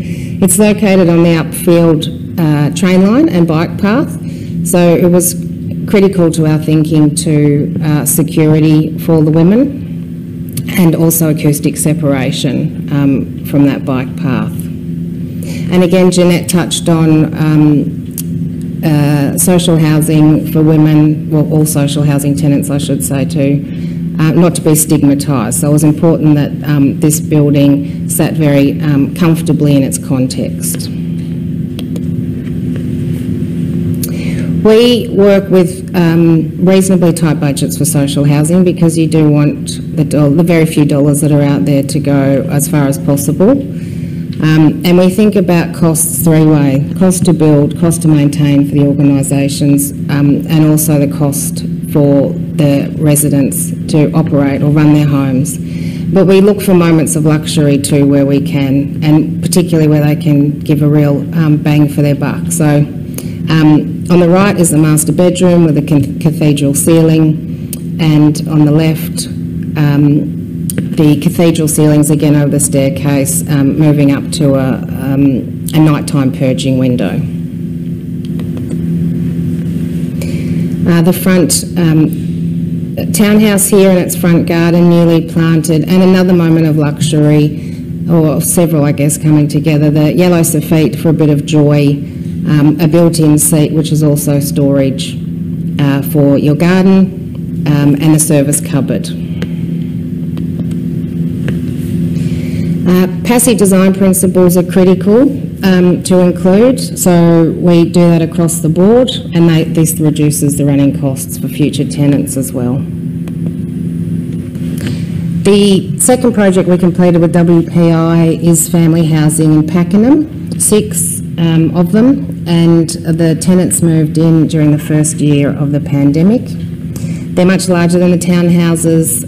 They're 3 bedrooms for the 2-storey ones and 2 bedrooms for the single-storey projects. And we are the architects and landscape architects, and we often get the opportunity to integrate these 2 disciplines. So an early render here thinking about how they were going to play out on site. And again, passive design principles being important to the reducing operating costs, and additional ones here we introduced were photovoltaic panels onto the roof, pelmets over windows, and the ceiling fans. And the final project is, I guess, looking at women at the other end of the spectrum that we've mainly been talking about tonight, and this project is for very young mums in Shepparton. It's 3 2-bedroom properties with a central car parking zone and a really great racing track for bikes and scooters. So this project is, we've just received town planning, and we're working on progressing that with WPI and their partners. But the big gesture here too is north-facing outdoor spaces for the residents, but also centrally a north-facing play space for the kids. And if the mums don't have cars, or if they do, they can remove the cars, and those 3 car bays can be an extension to the play space. Thank you.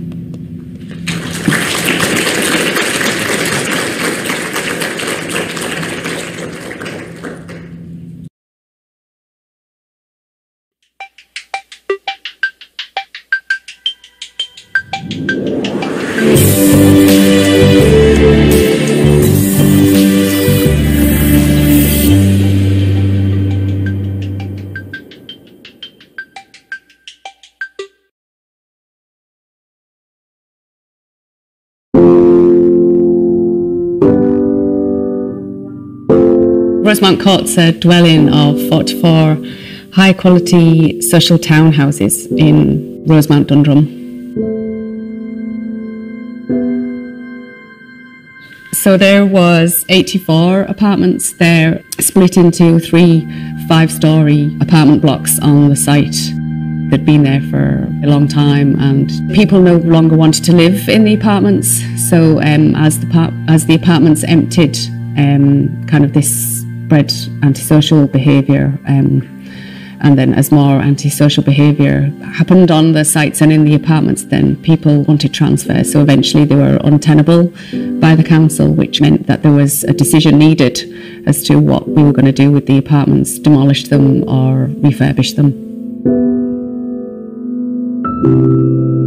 There was a need in Rosemount to create more of a family dwelling.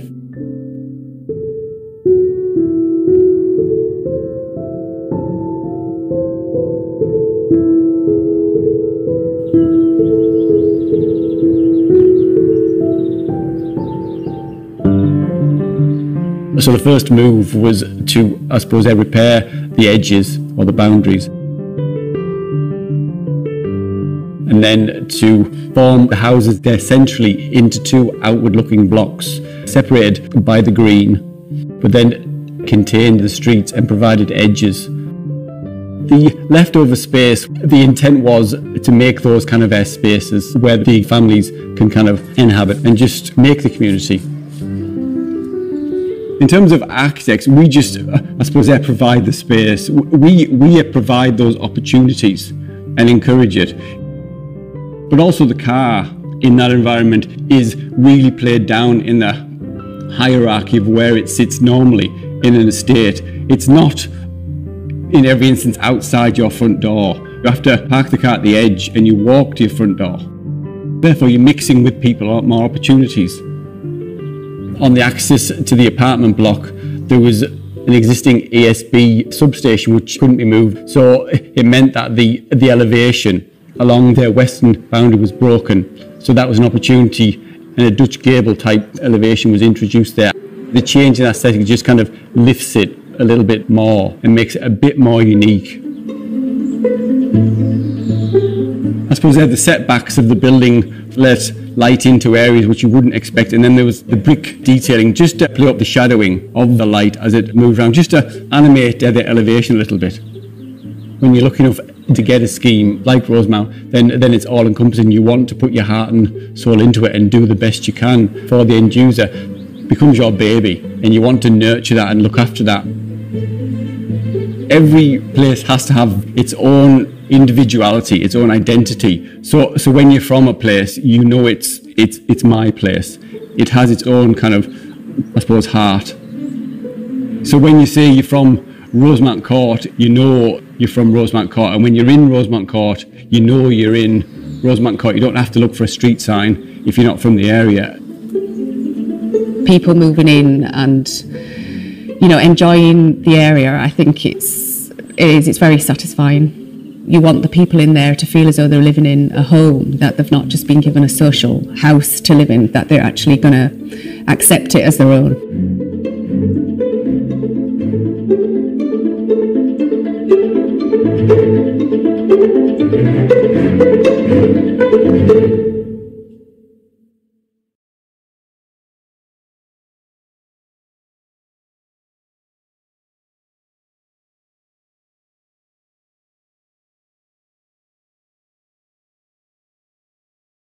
Parliament House in Ouagadougou, the capital city of Burkina Faso, is a big and a very important project.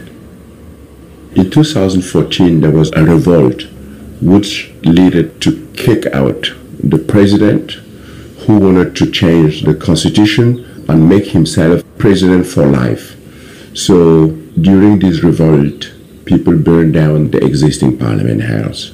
So I was lucky to be called to join a group of thinkers and activists, artists, musicians, to think about how to build a new one that responds to the need of Burkina Faso and his people. So I started to think, what can it be today to build a Parliament House for Ouagadougou, for people that now has access to information and want more.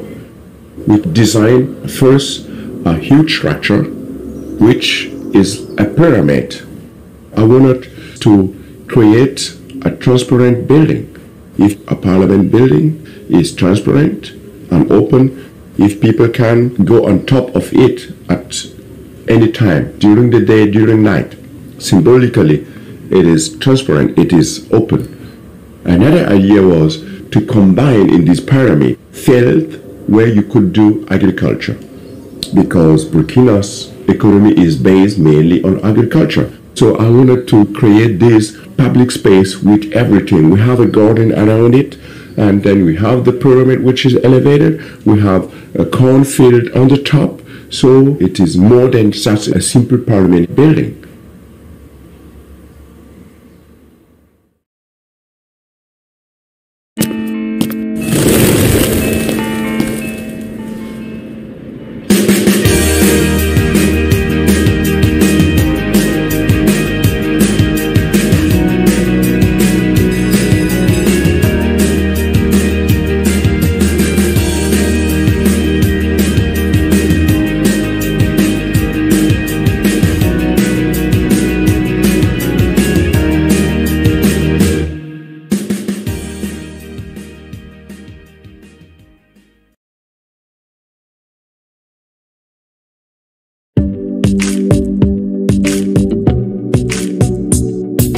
Having a great outdoor space at the centre of the neighbourhood. Great location, great scenery. Being somewhere where people feel a sense of belonging and community. Good local amenities. Lots of people on the streets, lots of things happening. Great community of people who communicate with each other. Green spaces, places for kids to play. Parks, amenities, you know, shops, butchers, greengrocers. A fully stocked corner shop is very handy. Places that welcome different age groups. Everything's really close to you. When you come out of your front door, you have restaurants, shops. Arts and culture, for me personally, is the main thing. Places where you can hang out, where you don't have to spend money. Lovely streets is a big part of it. It's really green, lots of trees. Different tenures and people living there and different uses along the streets. Cafes and shops, always really nice to have a bit of animation in the street. A lot more youth clubs would be good because I go to run as well. And everyone there is just like really nice and gets going. A place of participation where people are being able to like meet each other and to form a community. Anything that allows sort of civic participation, I think, is always a good thing. I think it just needs to be adaptable to lots of different types of people. Communal areas such as a community centre or community garden areas that can get all the neighbours together to actually get to know each other. Cohesive community like that has local businesses, local knowledge. The more people there are, more mutual respect. It just makes the neighbourhood a happier place.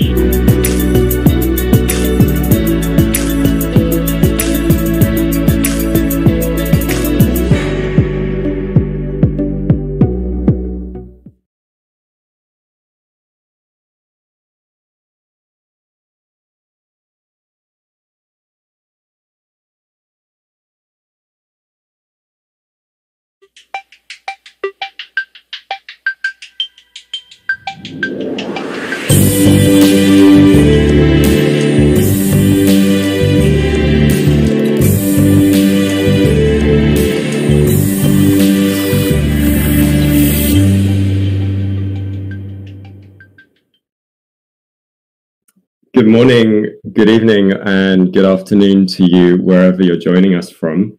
My name is George Kafka, and I'm one of the curators of Housing and the People, this second Open House Worldwide Festival, which is just getting underway. For the next hour, we're going to explore some modern marvels. These are mid-20th century housing projects in quite different contexts from each other, and which operate at quite different scales, but both of which propose something quite radical for their residents when they were built. So first, we have the Diablice estate in northern Prague. This is a mega housing estate of prefabricated blocks designed and built over 20 years from the 1960s to the 1980s to house nearly 30,000 residents. As well as housing, the estate featured public artworks, communal facilities such as schools, kindergartens, playgrounds, club rooms, and even an open swimming area. That's going to be presented by the team from Open House Prague, who are with architect Ondrej Tuček. After that, we head to Colombo and the Senanayaka flats, which were designed by the visionary architect Minette de Silva in 1957. De Silva was one of the most famous women architects in the world during her time, and the Senanayaka flats exemplify her particular blend of high modernism and contextually sensitive design details. And we're very pleased to have a tour from curator Shayari de Silva, who also met up with one of the residents of the block. After these two tours, we'll come together again for a short Q&A session. So please send your questions and comments in the chat on YouTube. We'll be looking out for them, and our speakers will be ready to hear from you. So that's all from me for now. Let's head to a very cold rooftop in Prague. Over to you. So, welcome to Prague. My name is Michaela Pankova, and I'm part of the Open House Prague team that is hosting the annual festival in May. It's coming, guys. You have to come too. We are now entering to the third hour of the tours, live stream mainly, exploring extraordinary housing around the globe. And I'm so thrilled I can start with our presentation that we have together with the city of Colombo in Sri Lanka. I think that both visions, what do they have in common? Both projects is that they're very modern, and as George said, really very innovative at the time of the creation. So now, as you can see, we are standing on the top of the high building. It's actually a panel building that belongs to the housing estate called Diablice. It is situated in the northern of Prague, and it originally housed around 25,000-30,000 residents. The estate is actually considered to be one of the most beautiful and also most well done housing estates in the Czech Republic. Many top-class architects were involved in its creation, and the name of the main architect who overseen the project between 1967 and 1982 was Viktor Tuček. The live stream we have will be guided here by the architect Ondřej Tuček, who happens to be the son or grandson of the original architect. And I will try to moderate a tour. We have to switch the AirPods for a moment, so be patient with us. And we will talk about the not only history and the quality of the projects, but also the current living conditions and its future development. So, Ondřej, let's try.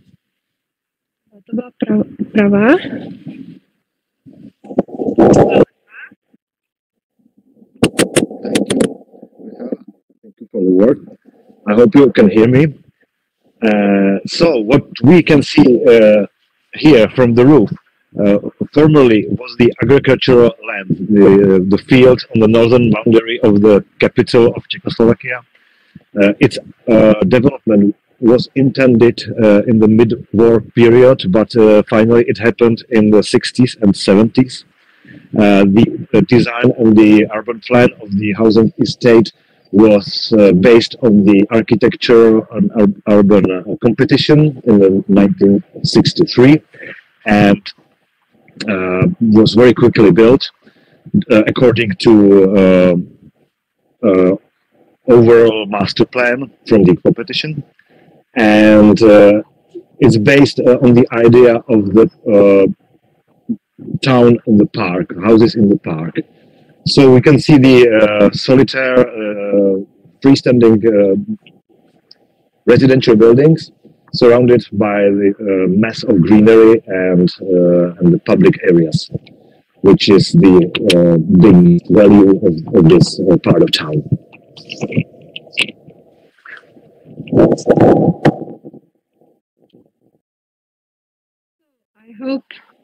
I hope you are hearing me too. I just wanted to ask quickly, Ondřej, about what makes this Diablice project so unique, or rather what distinguishes from the other Czech housing estates.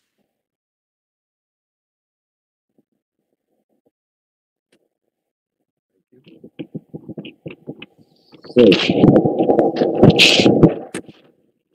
in the beginning, the Diablice housing estate was intended as a model example how this kind of bigger or large urban plan should be done, and it was the second generation of the Czechoslovakian housing prefabricated housing estates, and the architects and urban planners they took into consideration not only the quantity of the flats and of the people living here, but also the quality of not only the building itself, but the quality of the overall spaces here, public spaces, parks, and also the housing estate was equipped with public buildings and public services. We can see the school right here in front of us, but it was not only schools, but as well the shopping centers,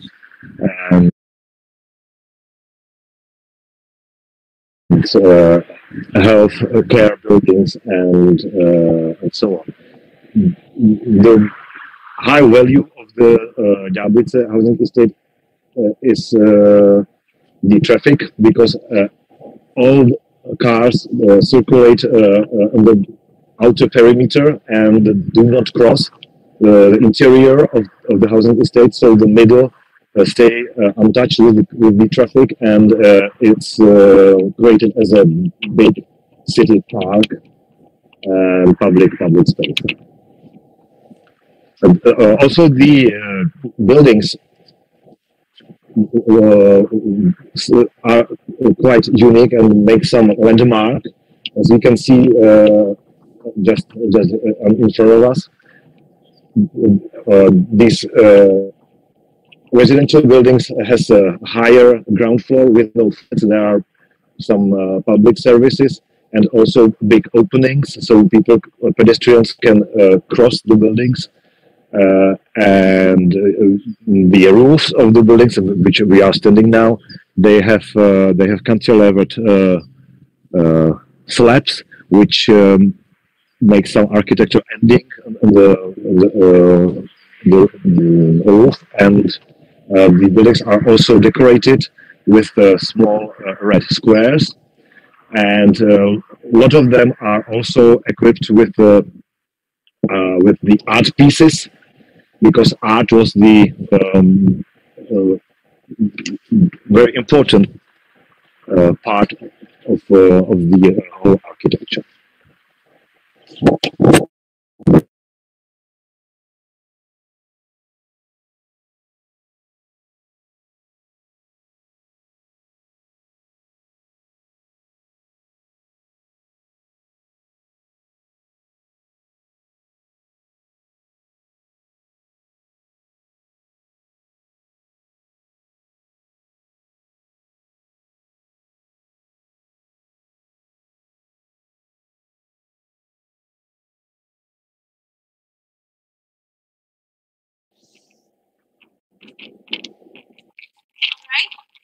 Perfect, I'm back.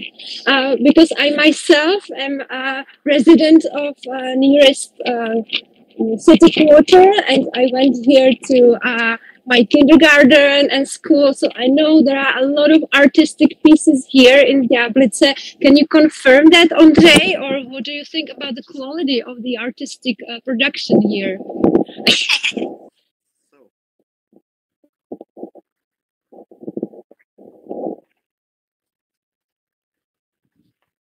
So, as I mentioned, the art was the important part of the whole concept from the beginning, and each building has its own artistic pieces, mainly located in the entrance areas in the ground floor.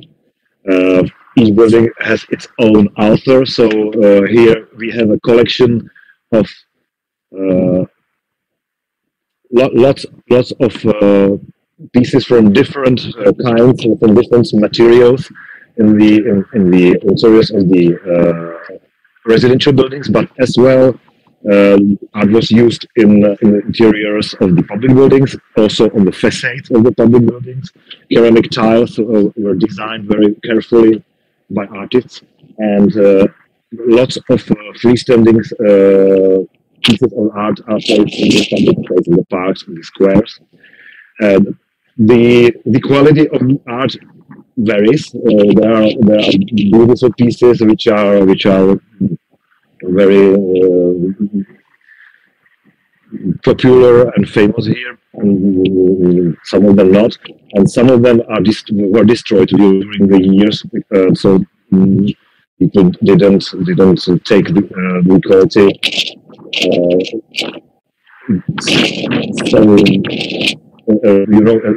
There's important the political situation, because the housing estate was created during the socialistic era after the revolution, but somehow was connected with the previous political system. So people didn't want maybe to retain the art pieces because it was connected with the political situation before. But now we are 30 years later, so I think that we are very glad that we have this art here.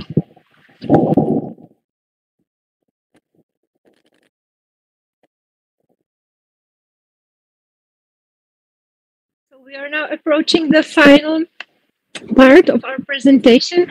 I would like to ask Andrei, because he himself is living in Jablitze for a long time, and what is the quality of living of the inhabitants here, and what do you consider to be the future of the estate?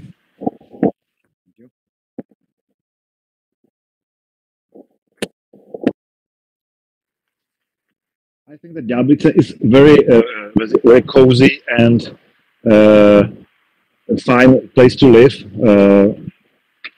It took 30 or 40 years for the trees to grow, but now the initial idea of the city in the park is fulfilled.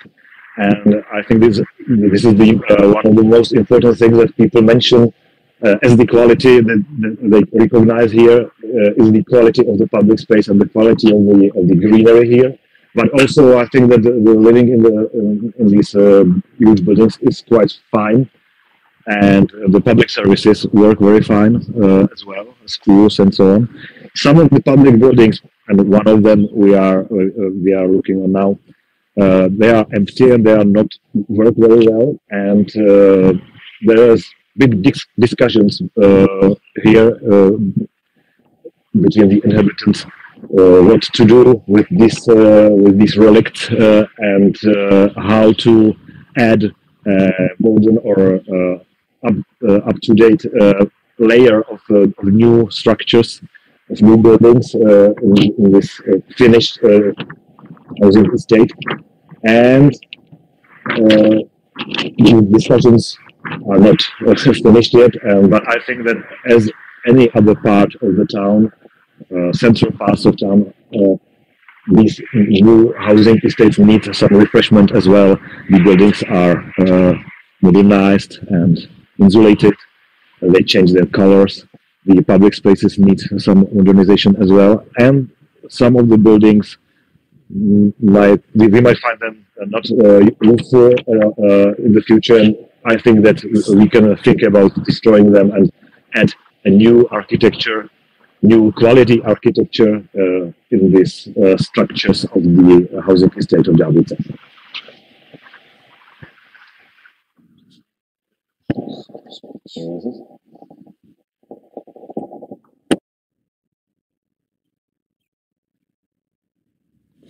So, I hope you hear me too, because this is the end of our presentation. And I would like to thank Ondřej very much for this quick brief introduction of Jablitze, and we will have more time in the Q&As after the second video, pre-recorded video that will be from Sri Lanka. So guys, keep updated and put the questions into the chat in the YouTube, and we will gladly answer them. And we will see you downstairs. We are heading to this building downstairs where there is a very nice cafeteria. It's an independent, actually, organization who is doing it as part of the cultural community center. So we will also show you a little bit from the interior there as well, which is very nicely reconstructed. So it's not as empty as Ondřej said before. So see you guys there downstairs, and greetings from Prague. Thank you so much, Ondřej and Michaela. Go and get warm in time for us to have the Q&A. And as Michaela said, we're looking out for your comments in the chat. Please pass on your questions to Ondřej and Michaela. Any questions you might have on the estate, on its past, on its present, or on its future. But before then, we are now going to head to warmer climes. We're going to head to Colombo for a tour of the Senanayake flats with a special video presented by curator Shairi de Silva, who will also be joining us for a chat afterwards. So let's go over to Colombo now.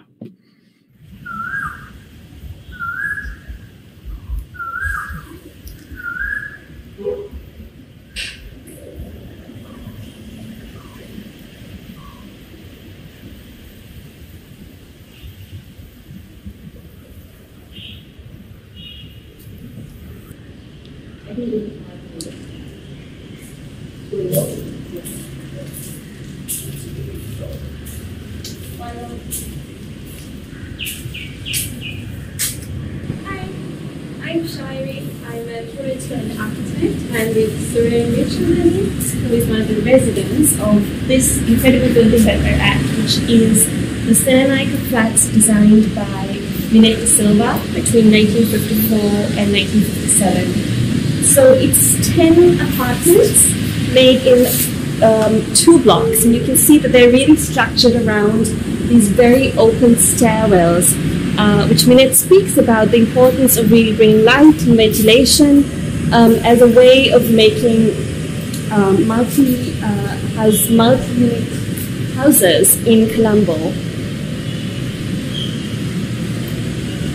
And we are going to look at one of those apartments with Suren.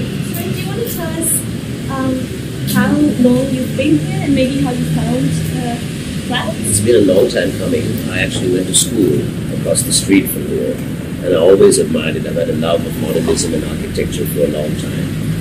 And about 4 years ago, I had an opportunity to rent an apartment here, which I've subsequently now owned, and I think I've restored it in a manner that is befitting Minette's legacy to architecture in Sri Lanka. So please join me, and I'll follow you first.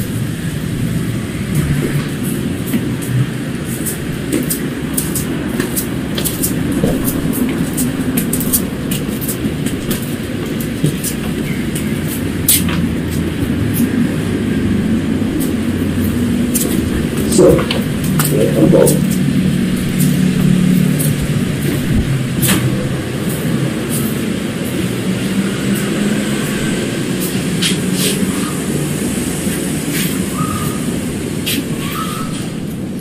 So the first thing that you're going to notice about this apartment is its unusually high ceilings. I think high by any standards for any apartment in Sri Lanka. But you'll notice that there's a variation between the two plaster types. These beams were actually a feature of the building, but they were hidden by the architect because it was above a concealed ceiling, which Minette would presumably have done to hide the asbestos roof. But when I found it was in such a state of disrepair that I saw these beams and I decided to do away with the original ceiling. And these are the original beams that were hidden, I think, on the day of construction till 2018. So this is the living room. Those windows have been slightly modified, but they're pretty much in the same style. And is the balcony original as well? The balcony is original. There are no additions or extensions. Okay. The only major structural changes here were the removal of the false ceiling, and there was a single large restroom servicing 2 rooms, which I made into 2 restrooms servicing both rooms. So this is the living room. It's incredibly airy and light. And do you open it up to ventilate? Because I know natural ventilation was something she had thought about. Absolutely, I do that frequently. You'll see that there's ventilation there, and there's a door at the rear as well, so you get quite a cross breeze. And these are little things that I've gathered over the years that I think would complement this living space. Could you give us a tour of the Sure. Wonderful. There have been some changes. Originally there was pantries and staff quarters, so what I did was I broke a few walls and created a bigger space. So, am I right in guessing that under these windows there are walls? And there was a wall there, which basically closed off the staff quarters to the rest of the apartment. And I incorporated the staff quarters into the apartment, and I've done the same with the master bedroom.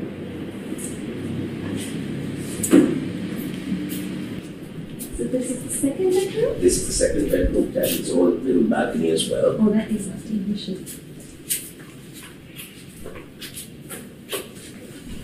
It overlooks this grand old house in Morelos. It's very, very green indeed.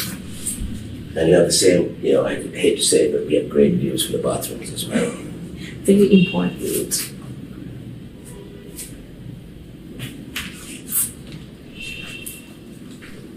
There's still some work going on in here. It's a never-ending project. So I would say that this is almost complete, but not quite.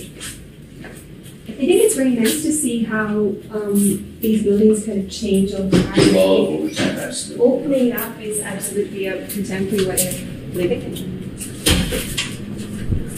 This is the master bedroom.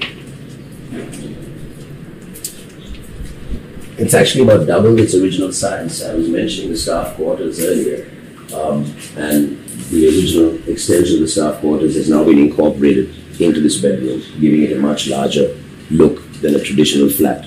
One of the incredible things about Millet, I think, is how much you can do with relatively little square footage.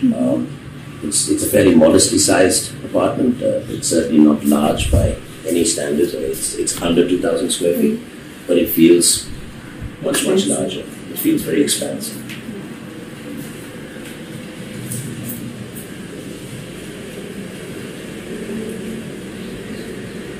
Maybe as we look at some of the spaces, could you describe a little bit more about how you like living here? I know that there's also these very carefully positioned carports in each apartment. That's right, correct. Maybe even just what that ritual of kind of getting into the space, and then there's lovely light wells. What is it like with the tenant? It is absolutely fabulous. In fact, when I first rented, the owner told me that he would sell me this apartment only over his dead body. He's not dead, and I am an owner. I think he had a change of heart, and he felt that I had done the apartment some justice, and that he felt it belonged to me. And I'm happy to say that it's actually like a dream come true for me. And I've been very, very careful to try and keep to Millet's ethos and the whole look and feel. What can I say? Living in an old building is never the same as living in a new building. It has a charm all of its own. We don't have a generator. We don't have a gym. But what we have is real patina and a real connection with something that's architecturally significant. It's absolutely fabulous. The high ceilings really cap it all off for me. I'm lucky that I'm on the top floor, because the other apartments don't have that benefit.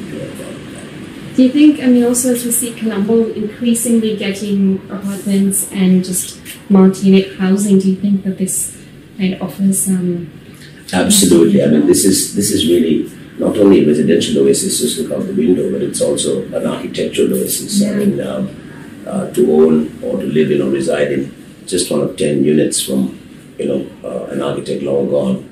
And I don't think she designed many apartment buildings. Most of them were actually commercial or private residences. So I would venture to guess that this might be one, if not one of two, that she's ever done. So thank you for this opportunity to allow me to show you around. Thank you. Yes, it's a work in progress, as you can see. So excuse the mess. If you want some other tidbits, this is from the base model of a bus, the CTB bus, bought in a junkyard. And I thought, the high-tech refrigeration contrasted with very, very old locomotion would be very cool. And behind you are panels from an old train, which I've used to embellish the wall. What things I've picked up over the years, I'm happy to say that there's not a piece of furniture here has been bought brand new, accumulated through friends, junkyard sales, auctions, whatever. For example, over here we have something I found on the street.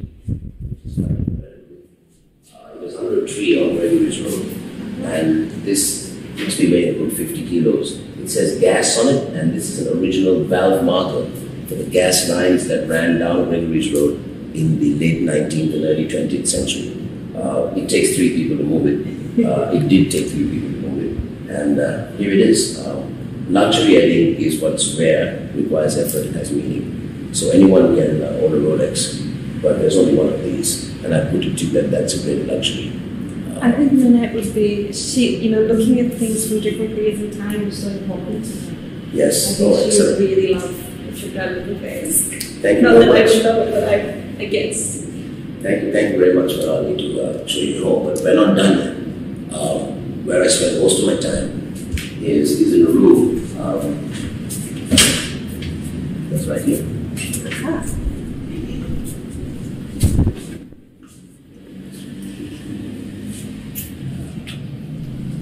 And without realizing it, this little counter over here where I'm standing looks very much like a picture from one of Millet's old archives. And I realized that many years after I actually installed this piece, her one looks far better, of course. It was kind of an unconscious or subconscious tip of the hat. there's a picture of him lounging on a beautiful carpet. So quite by chance, I actually this is where I spend most of my time. And this would have been a bedroom? This was a bedroom, indeed. Indeed it was. Do you know if all the units are 3-bedroom? Are they all? There are 5 3-bedroom units and 5 2-bedroom units. Okay. But I understand that some of the tenants have modified them. So 2 bedrooms have become 3 small bedrooms and so on and so forth. So in my case, I went down from 3 bedrooms to 2.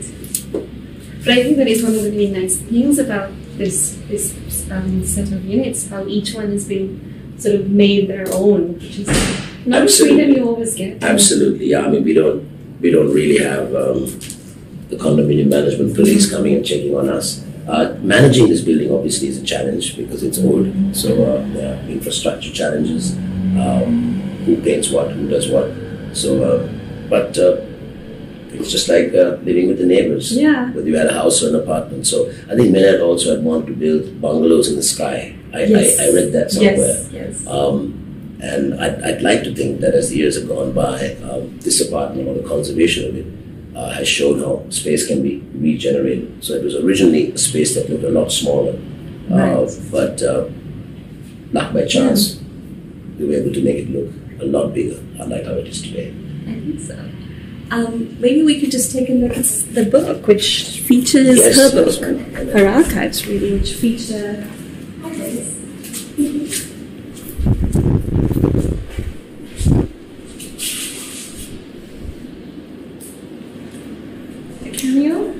I mean, just there's so much has changed here.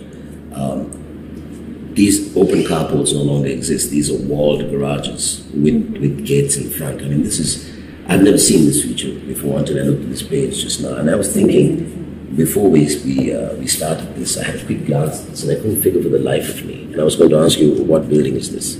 But this is very much this space here. And these carports, I'm presuming, would have opened up into the center atrium, which is now closed off. So this is absolutely stunning. Absolutely, and she also talks about, I mean, she has in the book the various iterations that she presented to the clients, and I think she talks about the changing of the roof because she wanted a slab roof, but I think due to finances it became a beam and slab roof. And I know we're going to be able to pop up to the roof in a second, but I did want to show this photograph which shows Minette in the space, which is one of the things she often does. She really situates herself in like a 1950s selfie. Yeah, I guess so. It's also, I guess, the claim that, this is... should we go to the roof? Yeah, sure. To the left.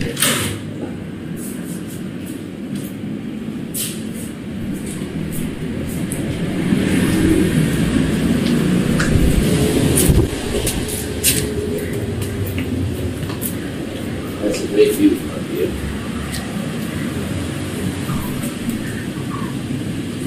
Do you use this space? Do the residents? What's interesting is that I noticed in your other pictures that the vegetation has not grown. So that tree is in the picture is now absolutely enormous.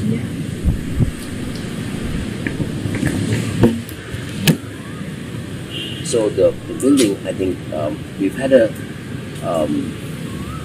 fresh influx of new owners and tenants who seem to appreciate architecture and have with their own resources actually started mini restoration in the general vicinity and the general public areas. You notice that it's freshly painted. The boundary wall, which was quite in disrepair, has been completely restored to its original form. So change is happening slowly. It only takes one person to get the ball rolling. And I think that whole project has now taken a life of its own. People are taking an interest in, keeping a legacy alive. I wouldn't live anywhere else. And it's fantastic. It's I'm very happy. Thank you. Thank you for the tour and for sharing your home with us. It's really, really amazing to see it. You're most welcome. Bye. So that's more the architecture. That is the picture. That's the top. That's the top portion.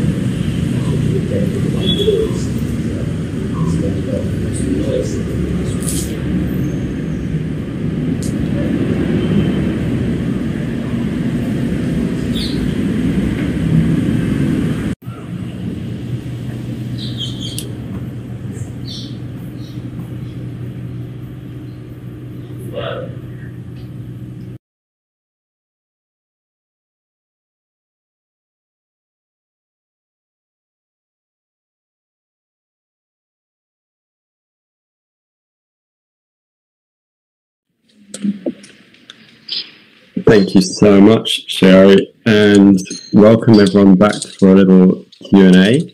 We're really pleased to have Sherry De Silva here with us and Andrei Tuchek, who we met before, who is now safe in the warm, in a very nice looking cafe.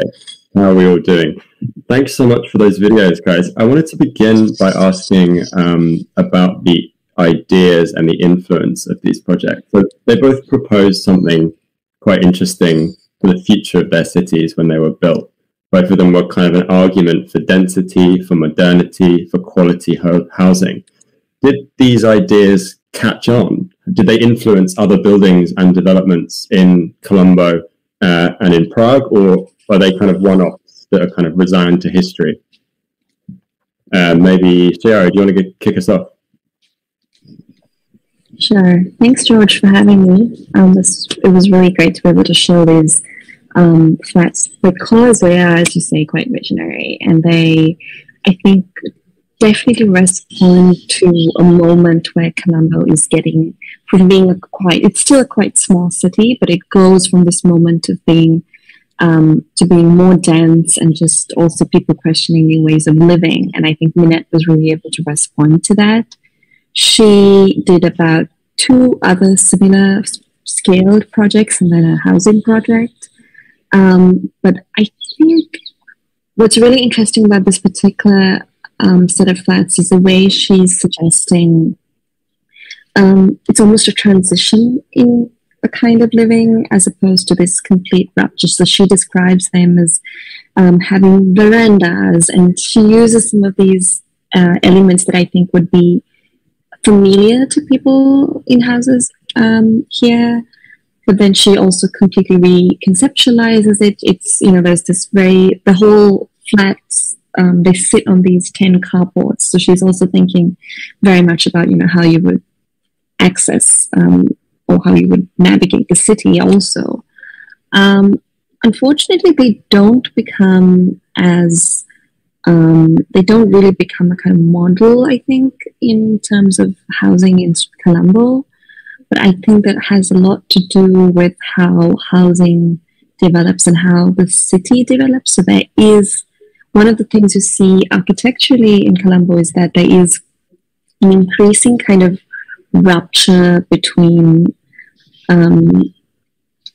buildings of the city and then the public and the architectural fields. They don't develop sort of hand in hand necessarily.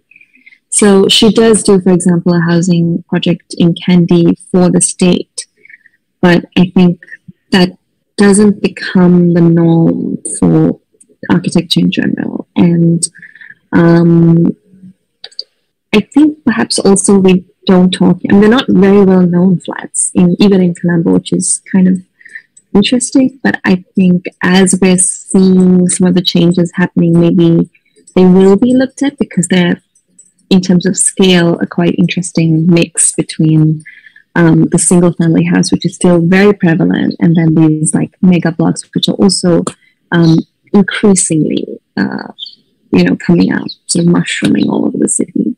I see. And Andrei, how about in the case of Diablice? Is that a kind of one-off mega development, one of its kind, or are there other similar developments of that scale on the edges of Prague? Yeah. Diablice is the part of the belt of the new housing estate complexes. They were on the northern part. There were 4 of them. Diablice, Vězdy, Bohnice, and Prosek, and Kobylisy, and each of them has its own unique urban structure, and they are different.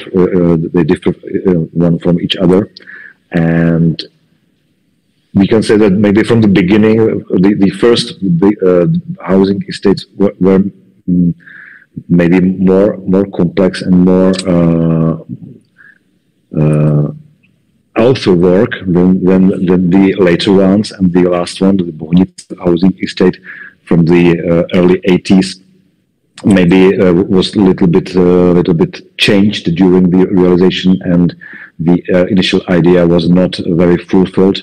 So the result isn't very or isn't so good as it is in Ďáblice. And then we have another housing estates in other parts of the town. In the southern town, we have the South City, which with 100,000 people. It was based on the competition ideas in the beginning, but during the planning period and the realization, it was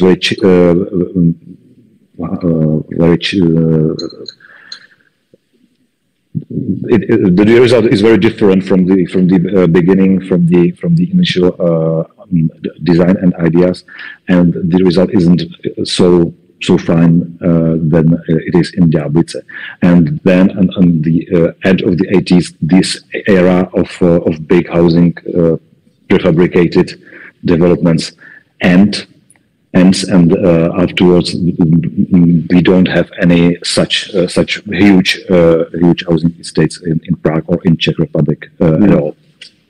So it is very connected with the political system, with the social era here in Czech Republic, and now we don't continue these huge systems of housing.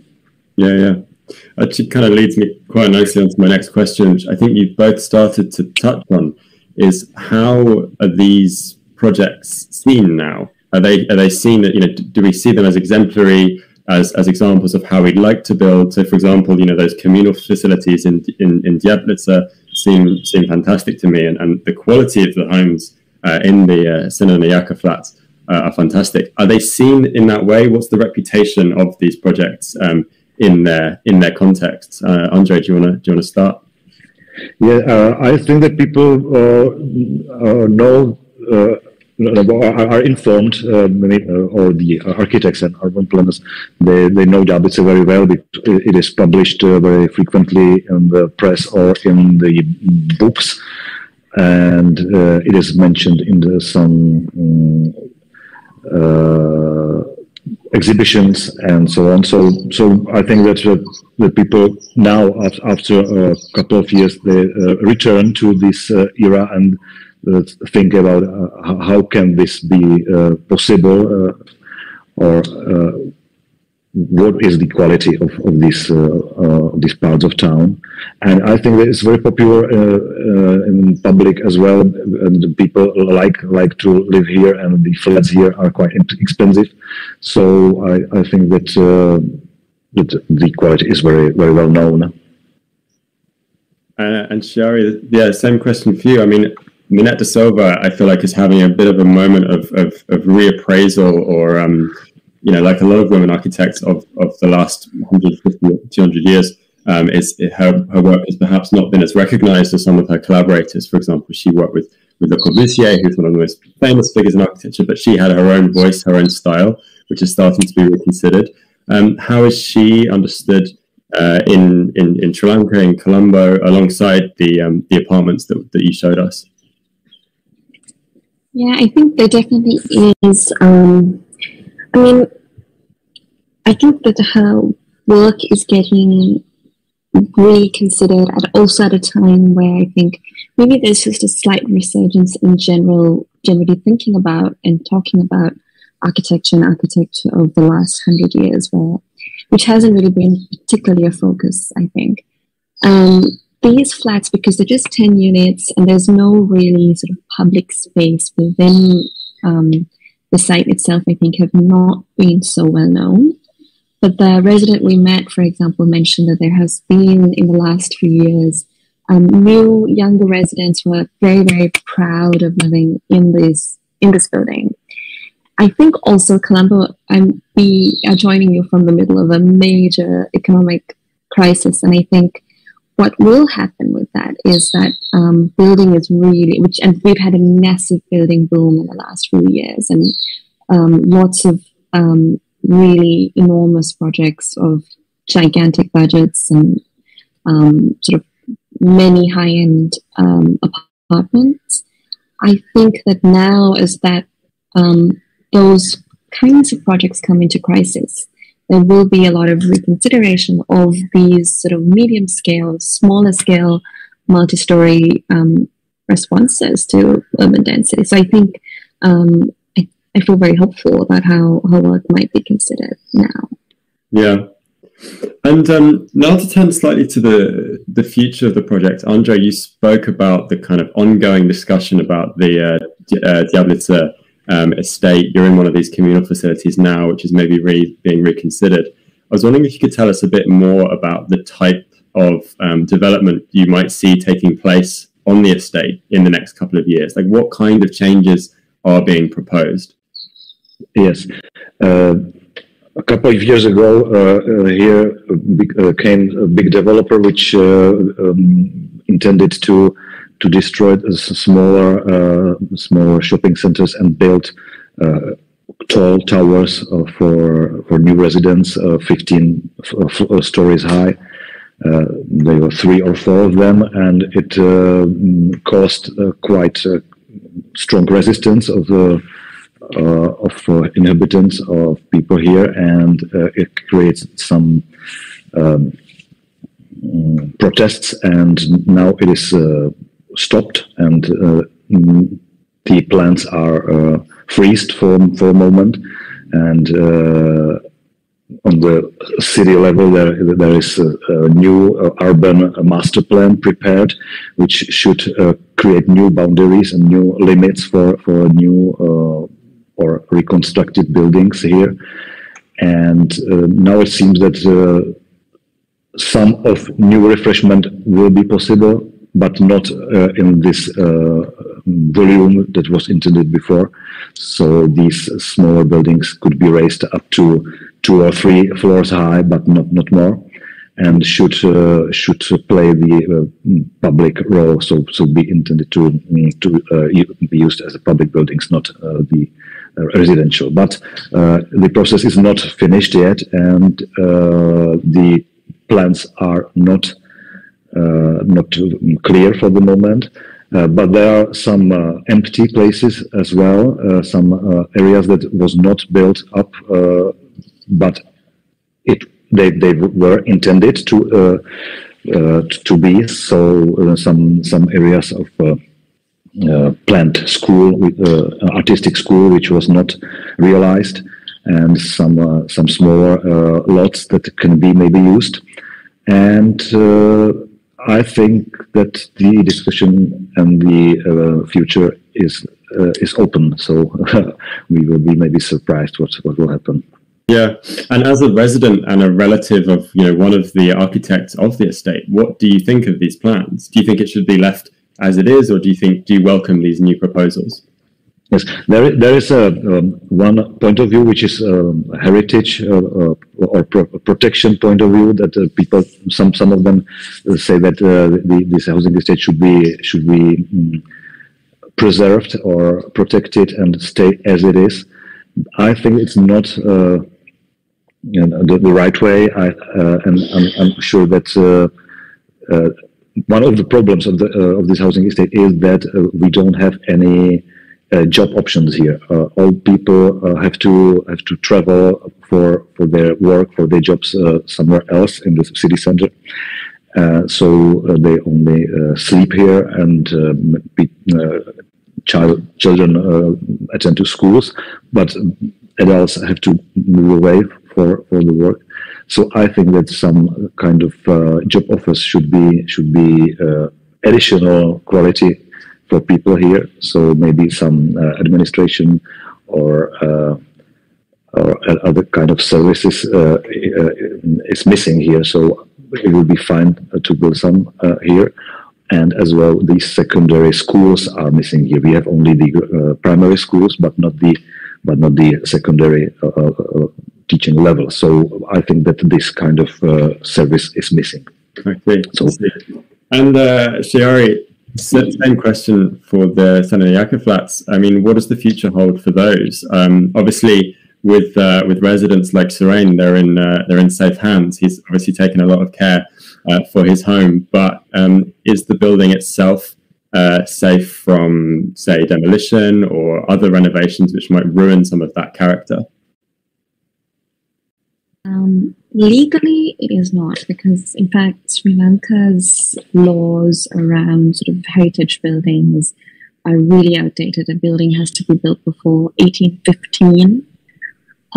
Basically, the law has not been updated since British colonial times for it to be, legally required. And then between 1815 and 1915, if it's had a significant history, it could be considered of archaeological value. But just the very fact that it's archaeological value and not architectural value is quite telling. And this is actually why I think so many of Minette's buildings and so many of even that period, where there were many amazing architects, I think a lot of that work has been lost or significantly altered because there's no, to be honest, it doesn't really look like that's likely to even come in from a sort of state perspective. But I think that that's where a lot of these projects of, talking about them and sharing their importance and the kind of ideas that they hold becomes really quite important, I think. And in that particular, because there's 10 units, and I think it's a very high-end building. I mean, it's in a very expensive neighborhood. I think that it is being looked after by virtue of the residents just loving the building. But I know there are many single-family homes of hers that are even now being demolished, as we speak, because there isn't that facility to look after them. So I think I can't really speak to a certain future, but I think with the Santo flats there is hope. Yeah. Well, okay. Well, perhaps Housing in the People Open House Worldwide Festival will be the beginning of a campaign to protect the Santo flats. You heard it here first. We have time for just one more question. I wanted to ask you both, what do you think are the key lessons that architects and commissioners of housing can learn from these projects? What are the things that we should be taking forward from these visions, these modern marvels into the future of housing? Andre, I'll begin with you. Thanks. I think that the residential role of this complex is very important, and I think the quality of the flats here is outstanding. If I compare it with the contemporary development projects which are building now, I think that they don't very often get to this level of how the flats are designed and equipped. So this is the lesson for me, how important it is to take care of the dispositions of the plans of the flats and also of the common spaces. But I know that this scale, this huge amount of these big buildings will never happen again. But the quality can be repeated, I think. And finally, Shiari, same question to you. What can we learn from the Santo flats? I think what struck me in thinking about them in terms of Minette's own sort of visionary abilities was just how she, while it is a really radical sort of change to how people were living at the time in Colombo, I think she's quite careful to consider that. So the way she thinks about you really feel like you're in the trees when you're in those flats, which is quite amazing. And she talks about opening it up to have verandas and really thinking about the public spaces. So I think she was quite conscious of what would make them appealing to this climate in this culture. And I think that's something we have lost quite a bit in newer housing projects. So I think there's a lot to look at, and they could be totally naturally ventilated, those apartments, just the way they've been made. Super, a lot to learn from both. Unfortunately, I could talk to you for hours, but unfortunately that's all we have time for now. So thank you, Chiari and your collaborators in Colombo. Thank you, Andre, and all of the Open House Prague team. We're going to head to a break now before we hear from Vienna and London. Thank you so much for joining us, and see you soon. Thank you very much.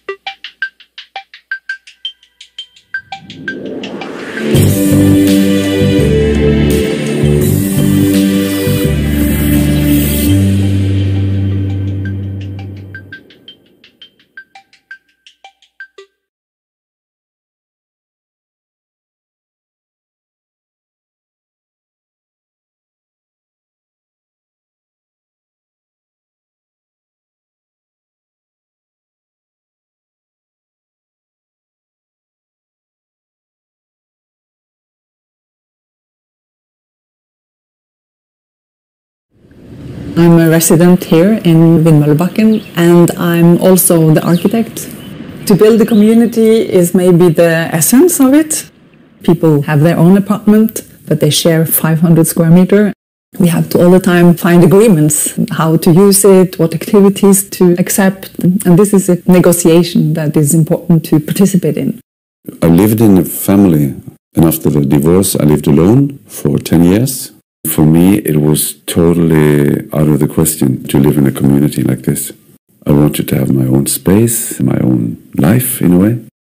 But then what happened was that the architect and the investor, they had this talk about this place, and also the concept called gaining by sharing. And it was like, I just understood it. I want to live there. 75 år, det var til første sving. Det nesten ingenting. Og Asta, den gamle hesten, har enda langt å trave. Livet en gave. I think a lot of people who live here, they used to have a life that was much more materialistic. And now the richness in the social life has taken over. When I lived alone in my apartment, I don't get all those mirrors on myself. But here in the community, you are interacting with people. Then there's always a possibility of growth. There's so many people living close. There's so many opportunities. We need each other, and we need to connect. De helsemessige gevinstene vi kan få med å bo tettere og dele mer, som egentlig er en praktisk løsning, men det skjer noe magisk mellom mennesker når dette foregår, så er jo da min kongstanke der at det er en normalisert måte å bo på. Dette er jo da et bygg som består av 40 enheter. Men du kommer inn til en hovedinngang, og du kommer inn i et stort rom med lys fra taket og stor takhøyde, og det lukter tre. Og det er viktig. Det er et prosjekt som er bygd opp av trekonstruksjoner, treelementer og store tresøyler, og det tror vi er en kjempeviktig del av opplevelsen av prosjektet, for det her er bestandig. Det er noe som tåler bruk, og det er noe som utstråler liv. For det som er viktig med prosjektet er at når du går inn, så går du egentlig inn i et hjem. Gaining by sharing er en modell for å komme fram til et bærekraftig bofellesskap. Altså det vil si at vi deler mer når vi bor sammen. Så vi bor på mindre, og vi deler større areal sammen. Det som er viktig når vi utvikler boliger i dag, altså vi må vite hva er det som skal være ledetråden. Og der var jo den gaining by sharing-modellen hadde det, men den hadde jo ikke fasitsvar. Men den sa hele tiden noe om hva er det viktig å prioritere. Jo, det er viktig å prioritere miljø, bærekraft, sunne materialer, men det er også viktig å prioritere sosial bærekraft i forhold til inkludering, mangfold, variasjon av beboere og medvirkning i prosessen. Samtidig som det også var viktig i modellen å si det skal være gode rom, det skal være arkitektur man kan være stolt av. Altså det er jo en viktig funksjon til et hjem, det er jo noe du skal ha lyst til å vise frem. Så den modellen var jo egentlig mer en sånn samlende verdisett da. Altså det som er utrolig, virkelig stort er at universell utforming løftes på et litt annet nivå. Sånn at arkitektur kan hjelpe til at man lager broer mellom forskjellige segmenter i samfunn. Og på den måten tenker jeg universell utforming er ekstremt viktig og stort. Hvis du trenger noen, snakke med noen, du kan bare gå og naboen din og banke på døren og si hei og drikke kaffe. Kanskje de ikke planlagte samtalene, de uformelle møtene, alt improvisert, og det blir så mye rikere. Det som er litt morsomt er at jeg tror akkurat det med å spise og drikke sammen er noe av det beste man kan gjøre for å forhindre ensomhet og forhindre konflikter. Det er jo kjempeviktig. Det må liksom være noe som er felles. Og i denne gaining by sharing-modellen som Vindmøllebakken er bygd ut ifra, så skjer det gjennom at alle kjøper en lik andel felles areal. Og det er jo det som skaper også engasjement, sant? Fordi vi eier jo 500 kvadratmeter sammen. Alle har jo lyst til at det blir også noe som vi drar nytte av og liker å være i, sånn at det sameiet der tror jeg er et stikkord. Og at det er i det hele tatt felles areal, og hvis ikke så finnes det ikke noe utgangspunkt for å møtes og dele og samskape.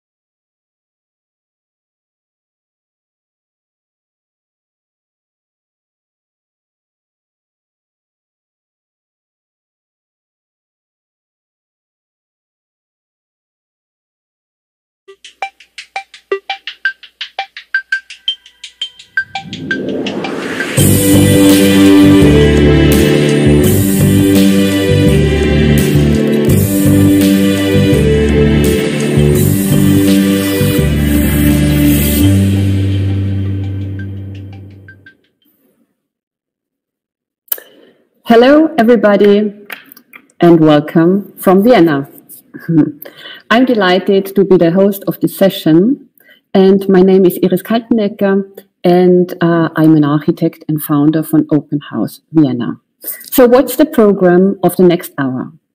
We are visiting two cities, namely London and Vienna, and we will be looking at two projects there. The setting of these projects at first glance might be quite different in regards of scale. For example, in Vienna, we are introduced to one of the biggest urban development in Europe, and in London, it's on a neighborhood scale. And also in regards of the context. So in London, it's a project which is embedded in the existing urban fabric, and it's embedded in the London center area, whereas in Vienna, it's a completely new development on the outskirts of the town. So even so, the situation is different. The goals is the same, namely to enable an inclusive and mixed neighborhood and good living conditions. So what are the approaches and the processes and the critical parameters for this to happen, for this to be grounded, and also for the next decades to come? So what can we learn from each other? What differs? What can we compare? What works well? What doesn't? And so on. So this is what we will explore in our talk with Paul Karakusevich of Karakusevich Carson Architects, and with Kurt Hochstetter, director of the International Building Exhibition in Vienna. But before we do that, two films will set the scene. First, we see a video about Aspen Seestadt, urban lakeside Aspen, and also in particular about the co-housing project. And then we go to London and we see a video about Colville Estate in the borough of Hackney. So enjoy the videos and join us for the discussion afterwards.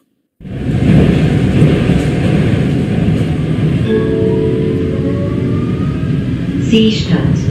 Umsteigen zu 84a, 88a, 88b. Wir sind im Nordosten von Wien auf einem ehemaligen Flugfeld wird seit 2013 die Seestadt Aspern gebaut.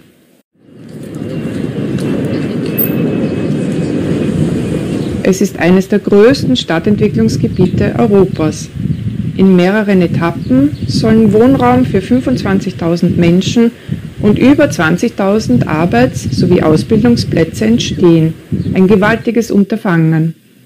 Einzelne Quartiere sind um einen zentralen See angeordnet und mit einer Ringstraße verbunden.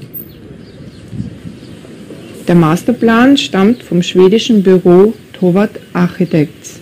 Zusätzlich wurde er mit einem Freiraumkonzept von GEL Architekten überlagert. Gemeinsam ergeben sie einen Werkzeugkoffer, der die Planung der ganzen Seestadt am Maßstab der Nachbarschaften entwickelt.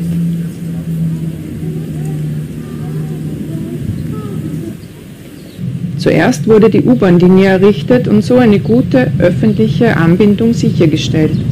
Danach entstanden die ersten Wohngebäude. Sie sind rund um den Hannah-Arendt-Quartierspark angeordnet. Zusätzlich befinden sich hier 2 Schulen, das Quartiersmanagement, eine Bäckerei, Restaurants und vieles mehr. Eine lebendige Erdgeschosszone zeugt von einer gelungenen Stadtatmosphäre.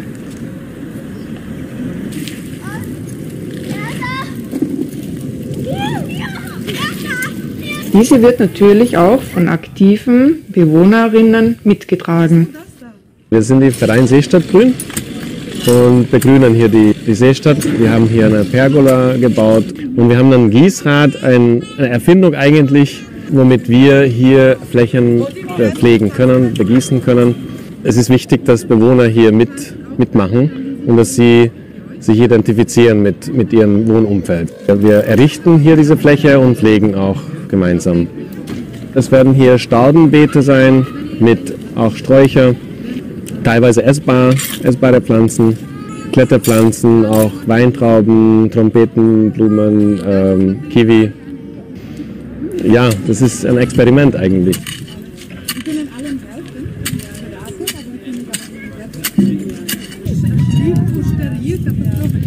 Wenn sowas ist oder wenn hier die Weihnachtsbäume liegen und die klettern da rein und wohltun. In der Seestadt Aspern sind neue Konzepte Programm. Ein willkommener Nährboden für die internationale Bauausstellung IBA Wien. Diese geht den Fragen nach dem Wohnen von morgen nach. Sie begleitet viele Projekte im Quartier am Seebogen, das sich gerade in Fertigstellung befindet.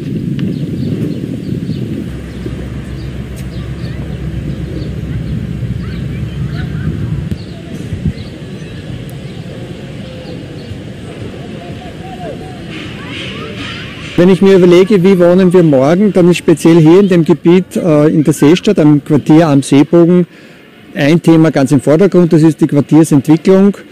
Wir sehen, wie sich das aufs Wohnen auswirkt. Wir haben ganz verschiedene Nutzungen auf engem Raum, können davon profitieren. Die Menschen haben einen tollen Park hier direkt vor der Nase, das ist mitten unter der U-Bahn-Trasse. Dann haben wir die Bibliothek, die Boulderbar, da hinten gibt es die Kulturgarage. Ein Jugendzentrum, all das ist sehr eng verknüpft und das Wichtige dabei ist, dass das in der Entwicklungsphase einfach schon gut abgestimmt wird. Dann kann das Wohnen einfach gut funktionieren, weil es einfach Vielfalt gibt und weil es viele Synergien gibt.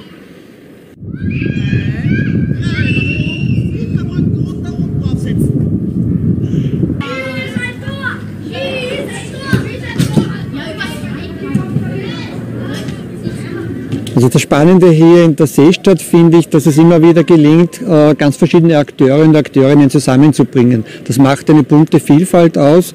Das führt zu einer Mischung, die einfach spannend ist.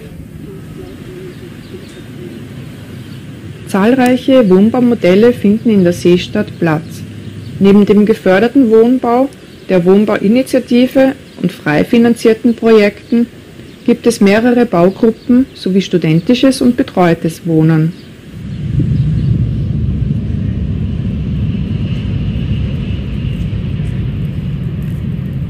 Man freut sich, dass es fertig ist, aber das eigentlich Interessante ist, wie entwickelt sich das? In der ersten Phase der Seestadt hat man gesehen, dass sich manche Dinge ganz anders entwickeln, als man sich vorgenommen hatte oder als man gedacht hatte. Da kommen neue Player plötzlich auf den Plan, die sind wirklich aktiv, die greifen was an und bewegen was.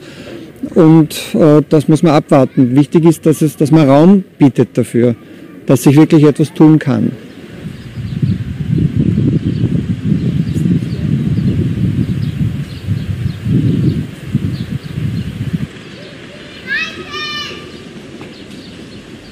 Eine aktive Playerin ist sicherlich die Architektin Freya Brandl.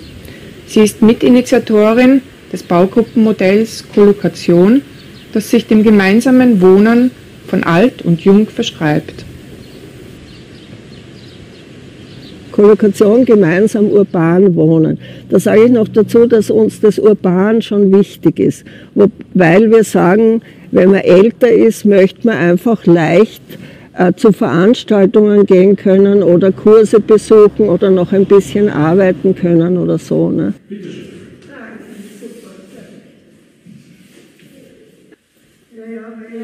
Die Jüngeren können von der Erfahrung der Älteren profitieren und diese von der Vitalität der Jugend. Das Konzept adressiert ältere Menschen ab 50, Alleinerziehende und junge Leute. Aber nun von Anfang an. Wie kam es dazu, dass die Baugruppe Kollokation heute mit 41 Wohneinheiten in der Seestadt steht und von unterschiedlichsten Generationen bezogen ist? Ich habe relativ viel Fläche verbraucht und habe gewusst, aus Nachhaltigkeitsgründen ist es nicht gut, wenn eine Person 120 Quadratmeter hat für sich und einen Garten. Und dann kam das Zweite, dass natürlich ich auch gedacht habe, ich war schon 60 plus und habe mir gedacht, wie geht denn das weiter? Soll ich da alleine leben? Noch dazu im Grünen, abseits oder weiter weg von der Stadt, wo halt viel los ist.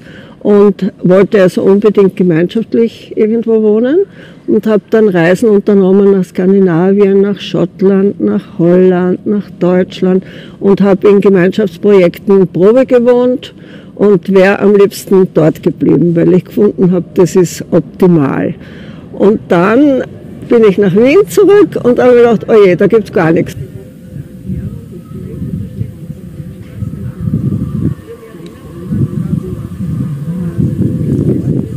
Irgendwann habe ich mit Peter Bleier einen Verein gegründet und der heißt Kollokation. Und dieser Verein ist sozusagen der Anfang, da haben wir halt über Stammtische Leute akquiriert und gefunden, eigentlich vorwiegend Frauen, muss man sagen, weil gerade die Frauen können sich nicht vorstellen, wie das einmal ist, wenn sie älter sind und alleine leben. Sie wollen alleine leben, aber nicht ganz alleine und nicht einsam sein. Oder wir hast schöne Blumen mit. Ich dachte, schön. Oh, schön. Ja, ich habe auch das. Es gibt am Sonntag unten ein Frühstück, das ist im Flexraum, das ist offen für das ganze Haus. Und hier oben haben wir unsere Zusammenkünfte, also unsere Sitzungen heute. Und ansonsten, wer halt Lust hat, etwas zu machen, der macht was. Ja, also ich war jetzt gerade beim See unten und bin eine Runde spazieren gegangen und habe jemanden beobachtet, der in den See eingesprungen ist. Und mit dem habe ich mir morgen um 12 Uhr ausgemacht, dass ich das auch machen werde.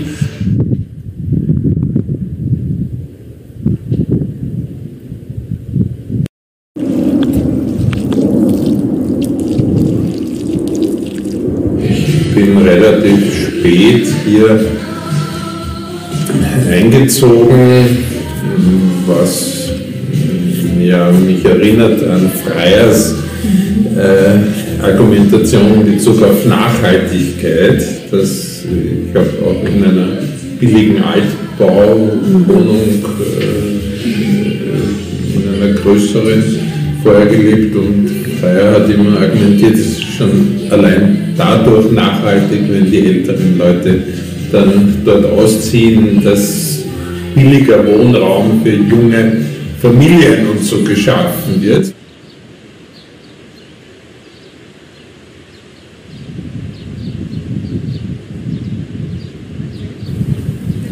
Aktuell sind ca. 30% der Seestadt fertiggestellt. Viele neue spannende Projekte stehen kurz vor der Realisierung. Bis in die 2030er Jahre wird die Seestadt noch weiter wachsen. 95a, 99a, 99b, S-Bahn, Regional Süd, Ausstieg links.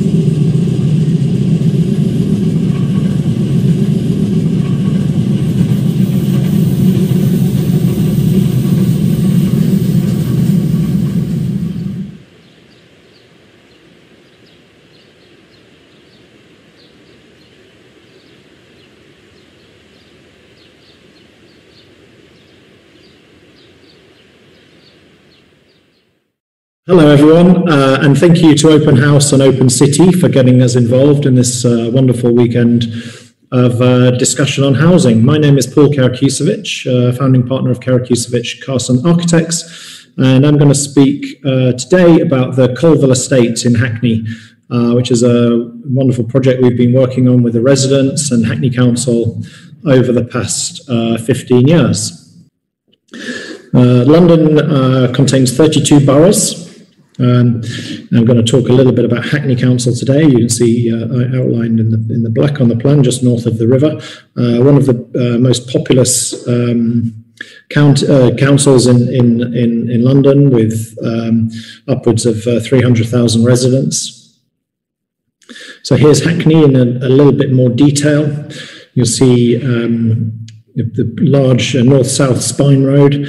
And then lots of very, very generous big parks and open spaces, and many, many neighbourhoods of very strong, well-made Victorian streets, and also lots of 1950s, 1960s, early 1970s council estates within the whole borough. So we're working extensively with the borough. We've got 4 major projects with the council at the moment, generally long-term schemes on big housing estate projects, some involving refurbishment, some involving refurbishment and infill, some like the Colville, which is essentially a rebuilding program, which has been very focused and shaped by the residents of the Colville estate. So here's Hoxton from the air in 1953, and the Colville estate, the 1950s element of the Colville estate is circled on the left of your screen. Here you go in plan. So the canal, the Regent Canal, is just running to the north. To the south of the Colville, we have a collection of public buildings, including the school, the leisure centre, a primary school, and little outcrops of Victorian housing. And then directly south of that, we have Shoreditch Park. So existing photos of the old Colville, some of the 4-storey examples of the mansion blocks. Generally, outwardly, they don't look too bad. Inwardly, the residents for many decades have been complaining about cramped living conditions, damp spaces, rooms that are not really fit for modern living, kitchens and bathrooms that are too small, and then a rather underwhelming public realm of haphazard car parking, doors just spilling out into these grey spaces, and fairly unused, unloved green spaces. So very early on, we started an exercise working with the local residents and the community, lots of engagement, lots of consultation events, lots of design workshops and meetings, working through options and scenarios with the residents over the type of homes that they wanted, the heights they felt comfortable with. So lots of big drawings, lots of walking tours and study models, as you can see on the right, where we were, each month we would bring new options, exploring how the new neighbourhood could be formed. So here's one of the master plan drawings from the earlier stages, showing circa 925 homes, arranged over 10 phases. And replacing the 438 existing homes. So the strategy was always to make sure there was no loss of social housing. Very clear mandate and direction from the mayor's office in Hackney that no one should be forcibly removed from the estate, and everyone who wanted to live on the estate could be rehoused. So 438 council homes replaced, and then additionality as well within the overall mix for new shared ownership homes and key worker rental and all sorts of other tenures, including market sale, to help pay for the reprovision of the social and affordable homes. So just a little diagram here, just showing the basic master plan strategy, showing a new frontage onto Penn Street and Poole Street, facing onto the park and into the leisure centre and into the area with the schools, and then an east-west neighbourhood route through the middle of the plan, and then north-south pedestrian-friendly, bike-friendly routes that connect the main road to the south through to the canal side walk and the northern part of the site. And between these routes and streets are individual phases of the master plan, and these could then be developed out by Hackney Council. Here's a slightly more detailed model from about 7 or 8 years ago, showing in detail phases 2, which is the low to medium rise buildings loosely arranged around the courtyard gardens, and then the taller buildings to the southwest, which are market sale, and they help fund the wider part of the project. Some studies here just showing the new emerging landscape and public realm ideas.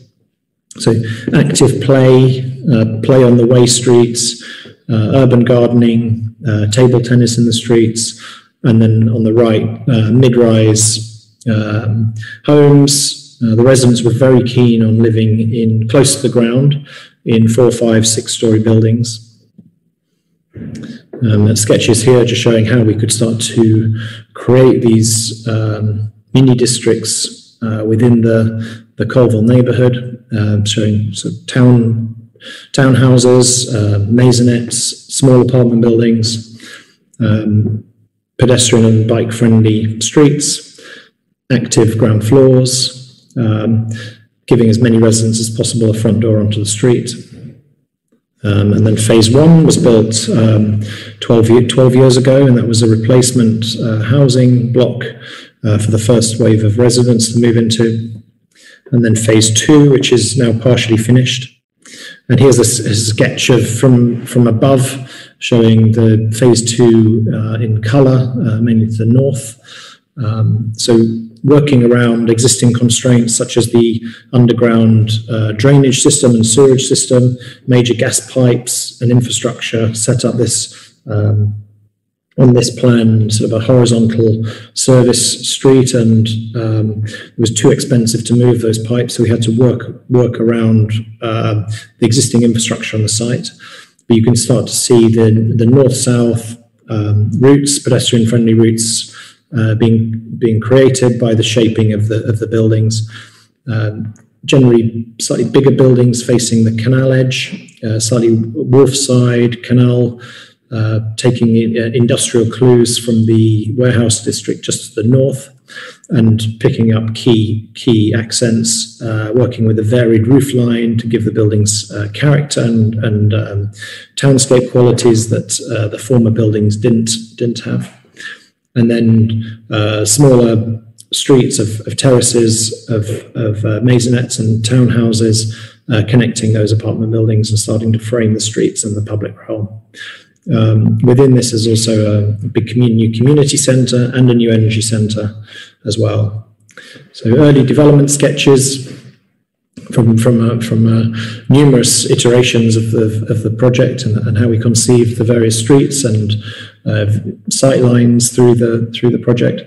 This is a diagram just showing how the simple form of the courtyard could be broken down, partly to deal with parking and bike storage and the everyday facts of refuse and recycling, and then wrapping the courtyard form with family housing with up and over maisonettes and townhouses, and then notching into the top of those buildings with roof terraces to create a variety and quality along the street and create incredible rooftop amenity spaces and views for the top floor apartments and maisonettes.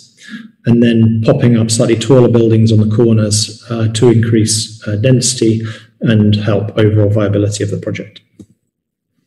There's a little cutaway sketch inside showing the new garden square that sits above the car parking, and then the fold-over maisonettes wrap from the street edge with the front door and then fold over the car parking edge, and then have living rooms going out into patio gardens on the new landscape. And then upstairs you can see the upper maisonettes with either one very, very big roof terrace or two on the maisonettes on the left. You'll see two terraces, one facing out into the street, one facing into the garden square. And here's a sectional drawing that connects the two streets from the neighbourhood street on the right through to Branch Place on the left. The car parking and bike storage below, and then the buildings that fold over the edge. So you never have a exposed car parking edge. You only ever see front doors and kitchen windows and dining rooms onto the streets to give an active landscape and active public realm. And then in a little bit more detail, this is how the dwellings work in the four-story element. So a ground floor maisonette with a wide frontage, and then that pivots to create living spaces, and an additional couple of bedrooms upstairs that then open out onto the patio garden. And then above that sits either a smaller apartment, or sometimes on the right you'll see a family-sized maisonette with the double terrace arrangement.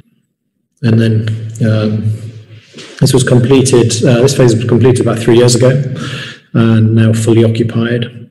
We used a lovely brick facade, many discussions with the residents over the type of brick, the quality, the texture, the mortar colour, and the expression of the windows, and how they would be cut into the external elevations, the generosity of those windows as well. And because Hackney were in charge of the master plan process and the detailed design of this phase, they were able to control the budget all the way through the process, which allowed us to work with the highest quality materials, be really generous in the specification and design of the individual homes, and make sure the residents were getting the finest quality of rehousing possible. So example here of one of the upper family-sized maisonettes. So living rooms spilling out into really generous patio areas, and then other patios overlooking the garden and also the wider city. So probably 3 to 4 times the size of an average new build amenity space in a new build dwelling in London. And then inside the garden on the left, the maisonettes that fold over have these lovely patio gardens, screened, protected by a little defensible garden wall and fence, so it allows the residents to put out their flower pots and deck chairs. Lots of light getting into those dwellings, and then on the left of that picture you'll see the beginning of the communal garden space. And again, I think we used 3 different types of brick on this phase. All the front elevation, the side, and the rear the garden elevations, all using a very, very high quality brickwork and mortar, and the same generosity with the windows and the design of those elevations. And then phase 3, which we designed in collaboration with David Chipperfield's office, started nearly nine years ago. So in order to make the project possible, we had to find cross-subsidy. Hackney and the GLA and at the time, Homes England did not have the funding to pay for the whole project. And the only way to enable the residents to get their new homes was through a degree of cross-subsidy. So the master plan was very carefully designed to allow for a certain number of private market sale homes to pay for the new build social housing. So phase 3 was designed alongside the master plan and phase 2 very, very closely. The residents were equally involved in this project as they were in the design of their own homes and their own buildings. And it's really key that through the cross-subsidy and by Hackney staying in control of the process, we were able to get the maximum value out of this piece of land. We had to go through a number of iterations to develop the form and shape of these buildings.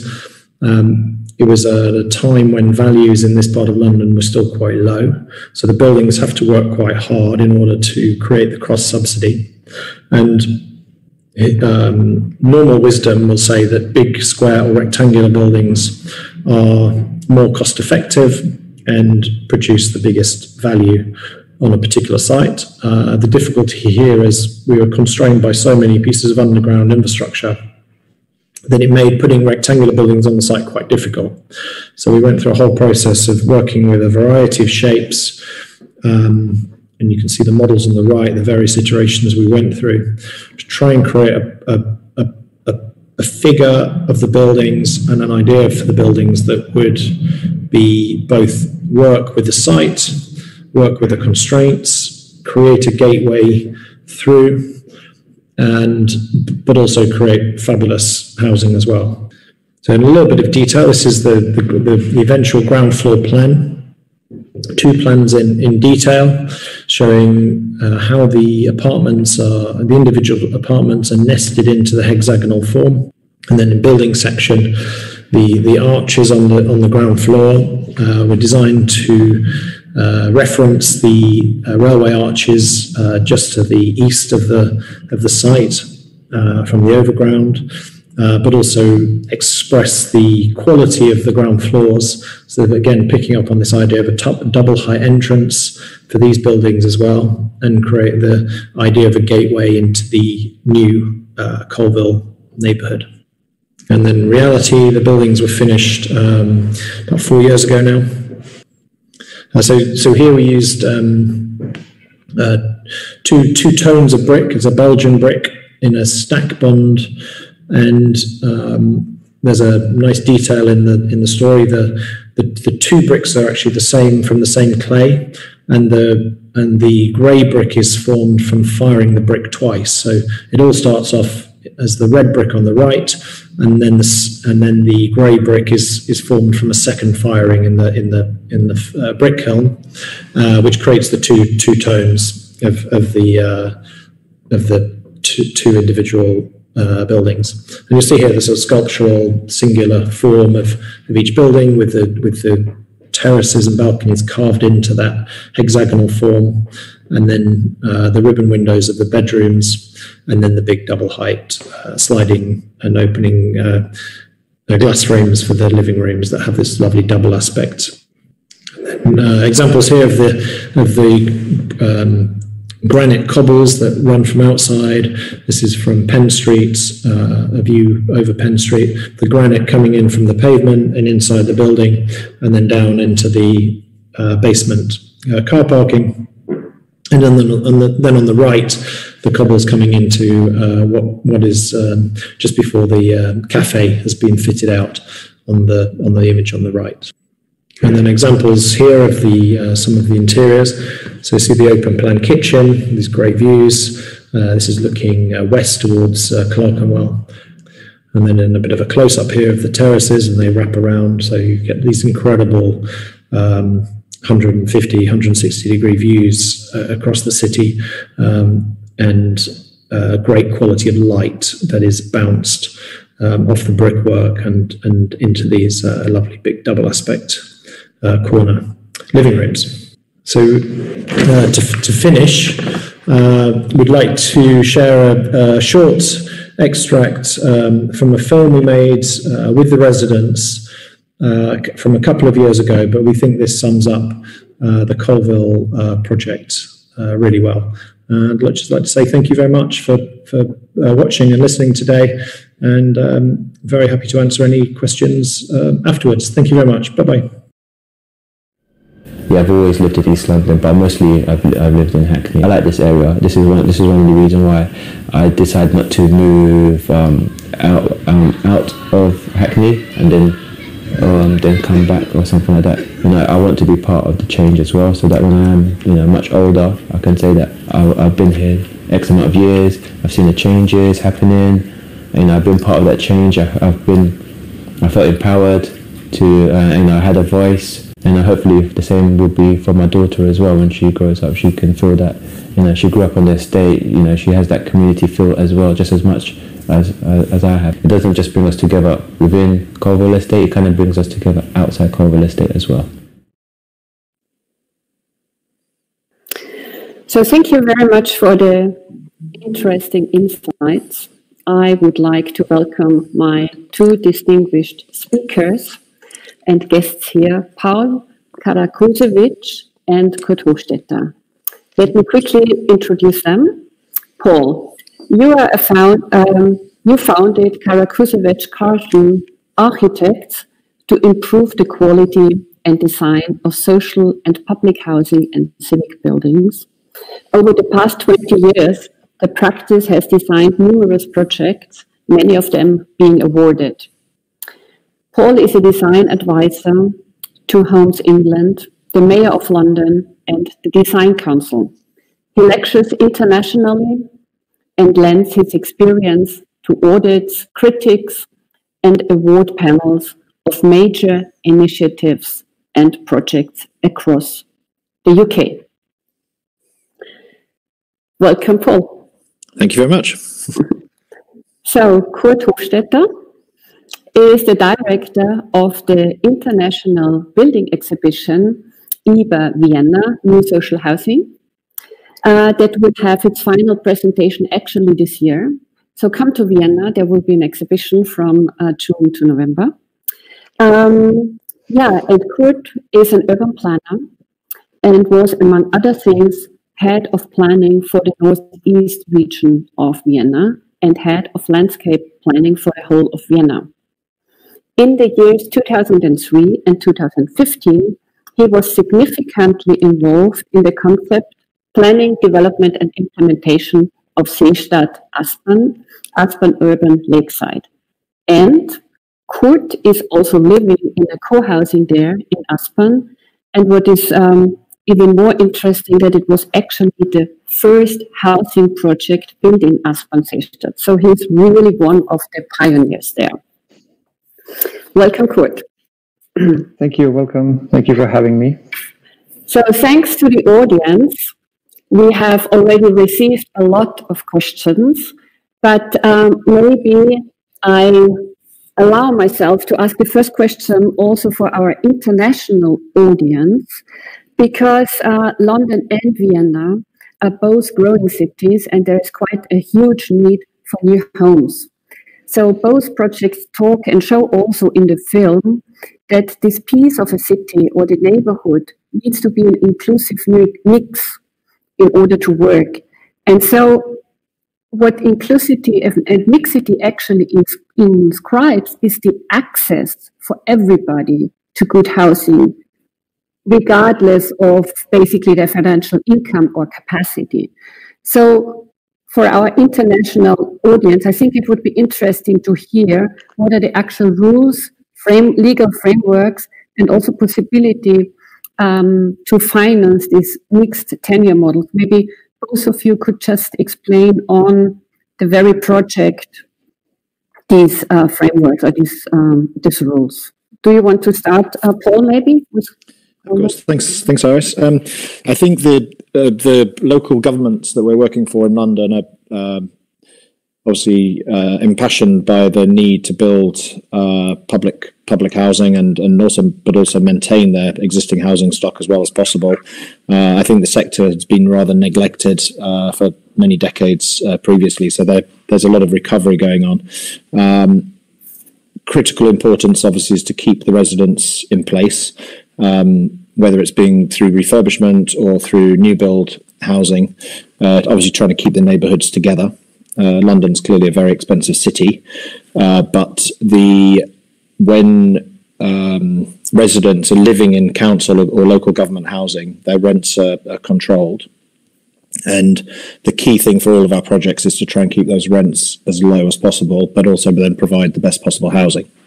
But there is a cap on social rent and council rent that the government imposes, which is about approximately a third of the market sector rent in each district, but it's also capped as well. So that allows for, well, as many people as possible to afford to live in the city and be mixed within the wider neighbourhoods, to avoid problems of dislocation and pushing out to the edges of the city. But it's definitely not a perfect world, and obviously the councils don't have unlimited means, so it's sort of finding the right balance. Thank you. It's also, there's a question from the audience, and maybe just to add on what you just said, because you said also in the film that there is basically the high-rise buildings generating the density and basically cross-financing the other project. So the question from the audience is, do we see that this is, this is not possible everywhere, so do you have a solution for this, or?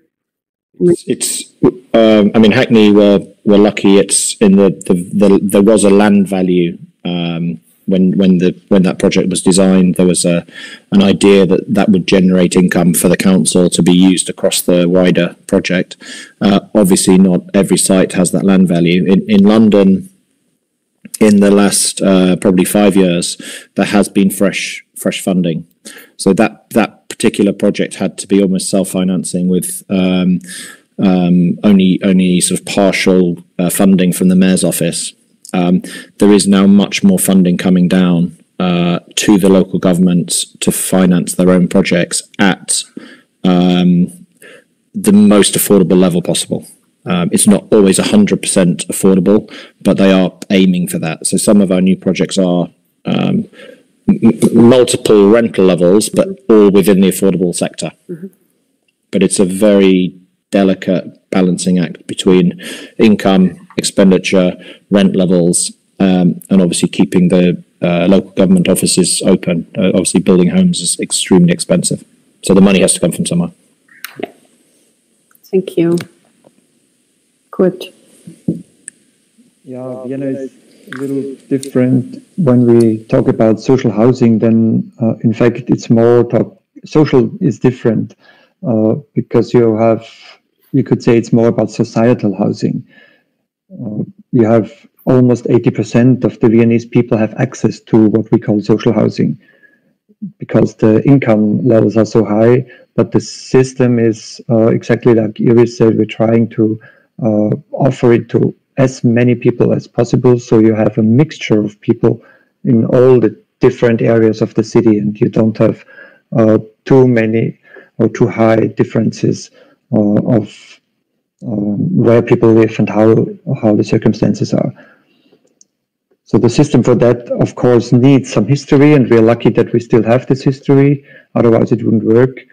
And you, in this way, can get a lot of income from projects that have been started and financed 30 years ago, and there is still some money being paid back, so that there's always some money you can reinvest.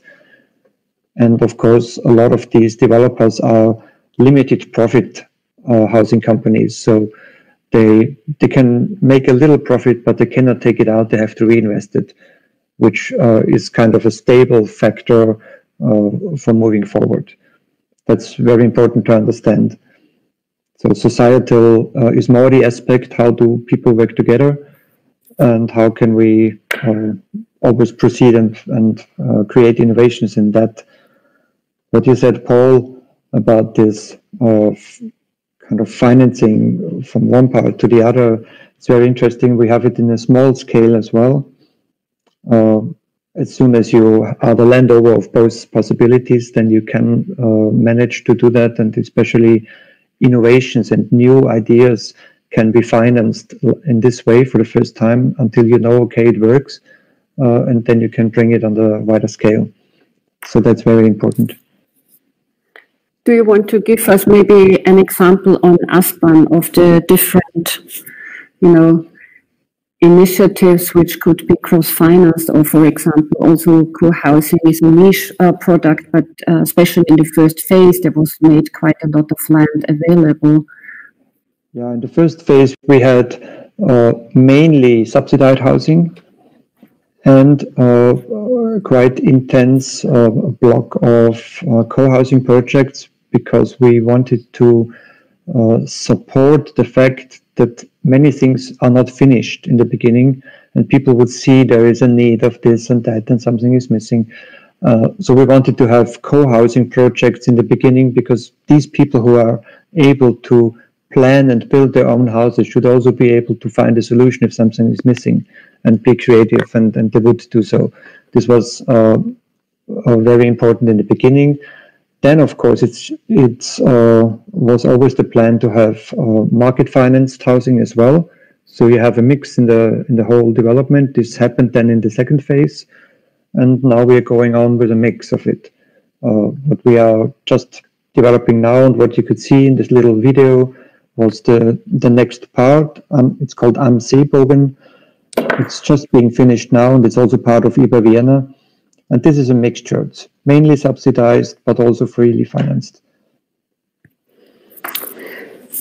Okay, and both of you talk about mixed use habitation and how it's important that different users are basically in close proximity to each other. So basically what you're saying, that it's crucial that the urban plan also works with the housing in a way.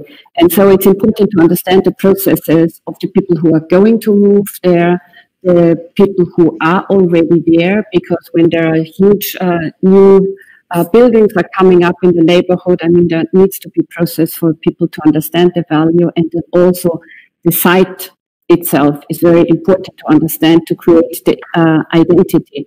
And this is also then a question here from the audience. How do you achieve a sense of place, basically, in these large-scale developments? And they say, in other words, how do you stop them feeling too sterile? I mean, I think it's probably a question of time as well. But for all these projects, what were crucial moments and revelations also for you? What makes things work or maybe not work? Maybe you can say some words on that. Paul, do you want to start? I can start. I think it's the mix aspect is really, really important. I think a lot of the housing estates we're working on, they do provide fabulous housing. Some obviously need some love and investment and refurbishment, and some obviously need some rebuilding. But I think we realised quite early on that a mix of use within the new neighbourhoods was really vital to provide local employment, active ground floors, a variety of building types, and to avoid the sort of sterility of just a high density suburb. So we really wanted to avoid that monoculture of pure residential. So in all of the new projects now, our clients and ourselves are really working at how we can incorporate a real range of ground floor uses, and even not just ground floor, buildings within the neighbourhood that offer different uses. And I think 15 years ago, it was very difficult to do that from a financial viability perspective. That's got a little bit easier, but I think we're all realising that the city needs a real mix. And that's what we're trying to incorporate now in all of the new projects. So, what is actually the mix in Colombo Estate? It's I mean, probably 95% residential. There's obviously some community space. We replaced all of the shops. The little estate shops have been rebuilt and re-provided, and the existing businesses have been moved. And there's a new sort of community-focused cafe that's just been moved in, but it sits within a much wider neighbourhood of leisure, 2 schools, and mixed-use buildings within a couple of 100 meters. So it is part of a wider neighbourhood. It's not just its own place. Sure. Yeah. Sure.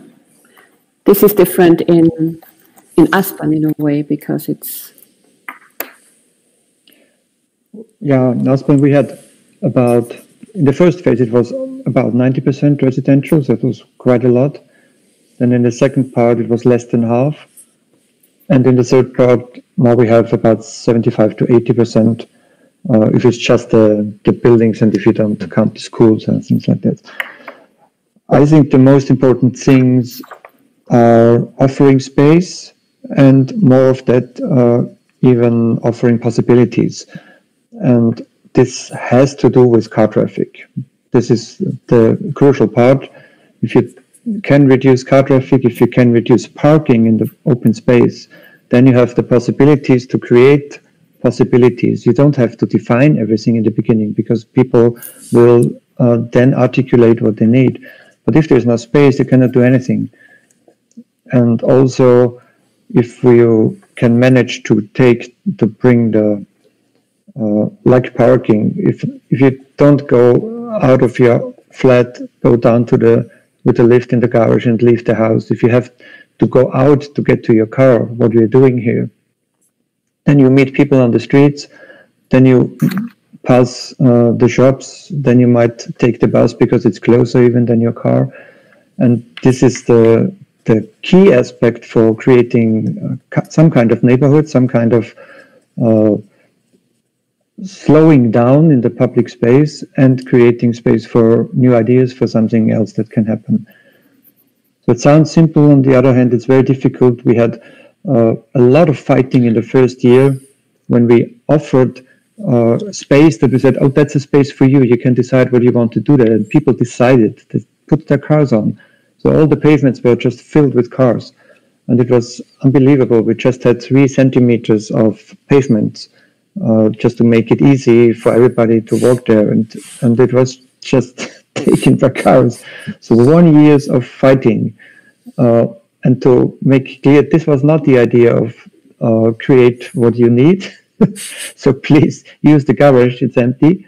And then we have the chance to do something else. So this process also has to take part, but it's worth it. And yeah, and it's a process of understanding each other and understanding how the city can work. Mm-hmm. Very interesting to talk about the framework and its, let's say, gaps or possibilities, also adjustments and so on. So I have another question from the audience, which I bring in here. The question is, speaking of scale, how the decision made about the mix of low-rise and higher-rise buildings in each phase?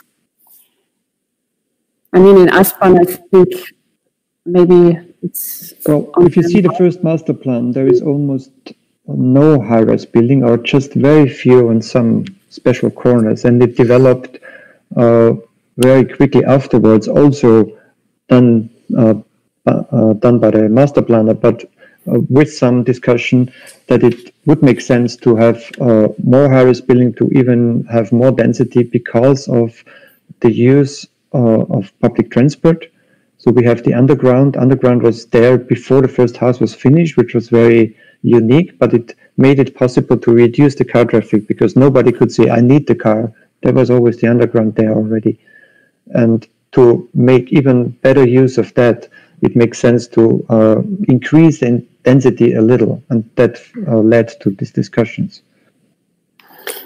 Okay, we have 3 minutes left, so I would like to ask the last question. Going back to the idea, to the theme today of the core of people and housing, and talking about housing again. So it's a very personal question probably, but we are facing climate change. Maybe food production is going to be changing. What do we do with water resources and migration? So what do you think will be the answer really of housing? Will it change? Will it stay same in an architectural way? How are we going, actually what Eva is asking, how are we going to live together tomorrow, or let's say in 20 or in 50 years? So I would be really interested how you see a positive future scenario. Kurt, do you want to go first? No, go ahead. I think from a personal, I think density and density within the neighbourhood is a really interesting one. I think creating a critical mass, creating local facilities, creating housing that lasts for hundreds of years is probably the most sustainable form of new buildings. And I think solidity and generosity and delight, I think, are key for me in the design and making of new housing.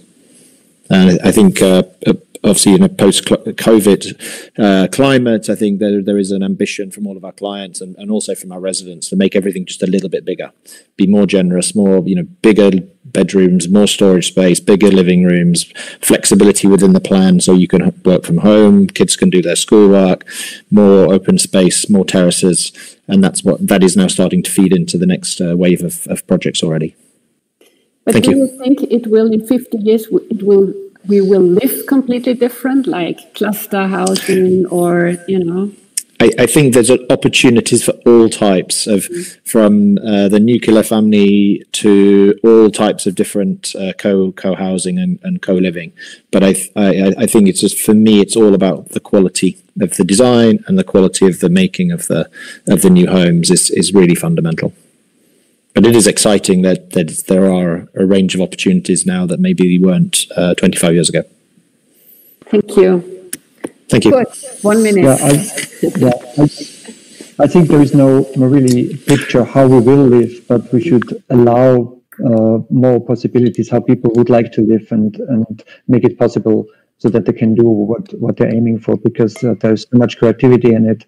And what Paul said, the flexibility, we could see it in Corona now, where people are suddenly bound to their just small flats, and they have to do something and have to be flexible. So that's a big challenge, and I really inviting everybody to come to Vienna to see the International Building Exhibition from June to November.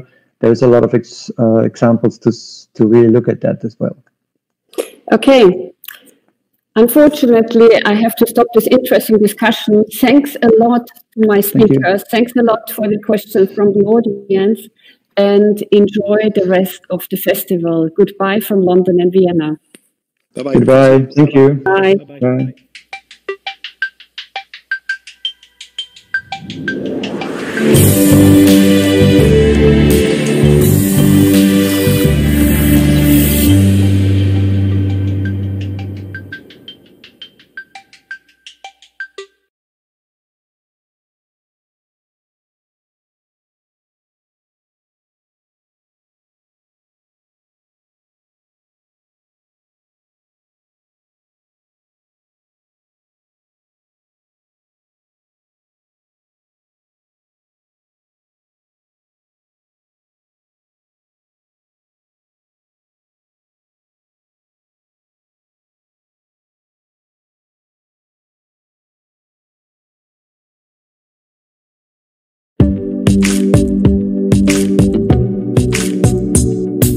Having a great outdoor space at the centre of the neighbourhood. Great location, great scenery. Being somewhere where people feel a sense of belonging and community. Good local amenities. Lots of people on the streets, lots of things happening. Great community of people who communicate with each other.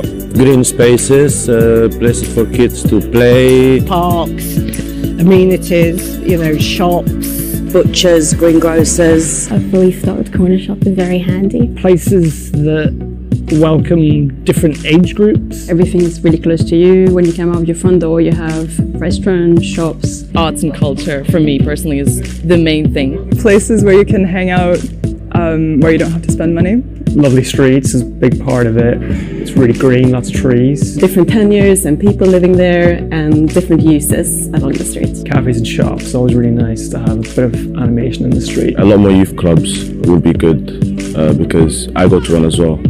And everyone there is just like really nice, everyone gets going. A place of participation where people are enabled to like meet each other and to form a community. Anything that allows sort of civic participation, I think, is always a good thing. I think it just needs to be adaptable to lots of different types of people. Communal areas such as a community centre or community garden areas that can get all the neighbours together to actually get to know each other. Cohesive community like that has local businesses, local knowledge. The more people there are, more mutual respect. It just makes the neighbourhood a happier place.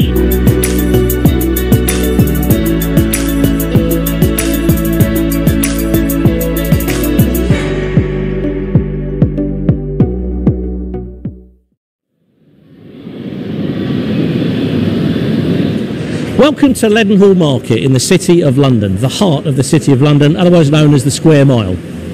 Leadenhall Market has been around for around about 1800 years. The Romans landed here in AD 47 over at London Bridge. Anyway, as the Romans did, they caused lots of problems. They had problems with the Iceni tribe, and in AD 60, Boadicea razed the City of London to the ground. What came from that, however, was a rebuild of the city, otherwise known as Londinium, and the Romans built in Leadenhall, 20 feet beneath our feet, they built the Basilica and the Forum, which became the administrative centre of Rome north of the Alps. So there's always been a tradition of people meeting here, whether it be a market or whether it be administrative. In 1309, Leadenhall was owned by a gentleman called Sir Hugh Neville, who was a forester. This was woodland and forest land, and he lived in a manor which was on the corner of Gracechurch Street, which had a lead roof, which is why we are in a place called Leadenhall. He gave it over to be a market in the 14th century for fish, meat and herbs. In 1411, the leasehold was bought by Dick Whittington, and Dick Whittington, with the aid of John Croxton, turned it into one of the only stone structures in the City of London, and it continued to prosper as a market, right through the Plague and the Great Fire of London, which it survived because it was stone, and right through to Victorian times when it was finally renovated. Not only is Leadenhall Market significant from a market perspective, but architecturally it was highly significant, especially to Victoriana in the City of London. The City of London was on the wane in the 19th century, mainly because the empire was growing and the railway mania had taken grip. So you could go and buy stuff in Leeds, in Liverpool, Manchester, Bristol, and not just in the City of London. So in order to do some sort of restoration work in terms of the influence and the authority that the City of London had, they asked Sir Horace Jones, who was a City of London surveyor, to build this particular market, as well as Smithfield and Billingsgate and Tower Bridge. So this was rebuilt in 1881. It was built in wrought iron and glass, so it gave it an airy feeling and a light feeling, so that the market continued to be as successful as it had been in the previous 400 to 500 years. Leadenhall Market was known as the Great Shambles of Europe, the shambles being actually a nice word for a big market.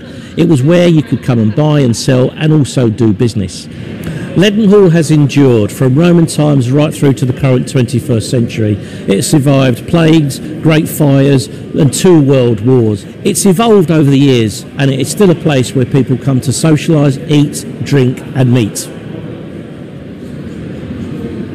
So what's the story between old Toms? Well, Tom was a goose that flew over in 1798 with around about 34,000 other geese, but they could never catch Tom. So he survived on scraps of food for about 37 years. He became a market mascot. He died in 1835 at the ripe old age of 38, I think, or 37, and he's buried in Leadenhall Market under the site of Tom's Bar. Plucky fellow. Oh, dear.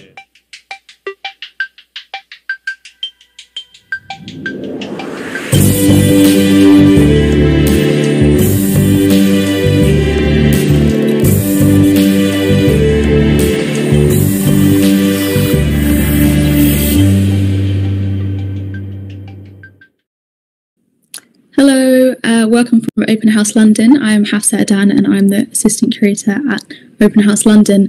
Today we're looking at two different projects in London. So we're looking at London Pride. Going to be touring two different projects, the Golden Lane Estate and the Barbican. We've got two amazing apartments and two amazing residents to show us around in Golden Lane and one resident in Barbican. So first we're going to go live to Roland Jeffrey, who lives in the Golden Lane Estate at Crescent House. And then next.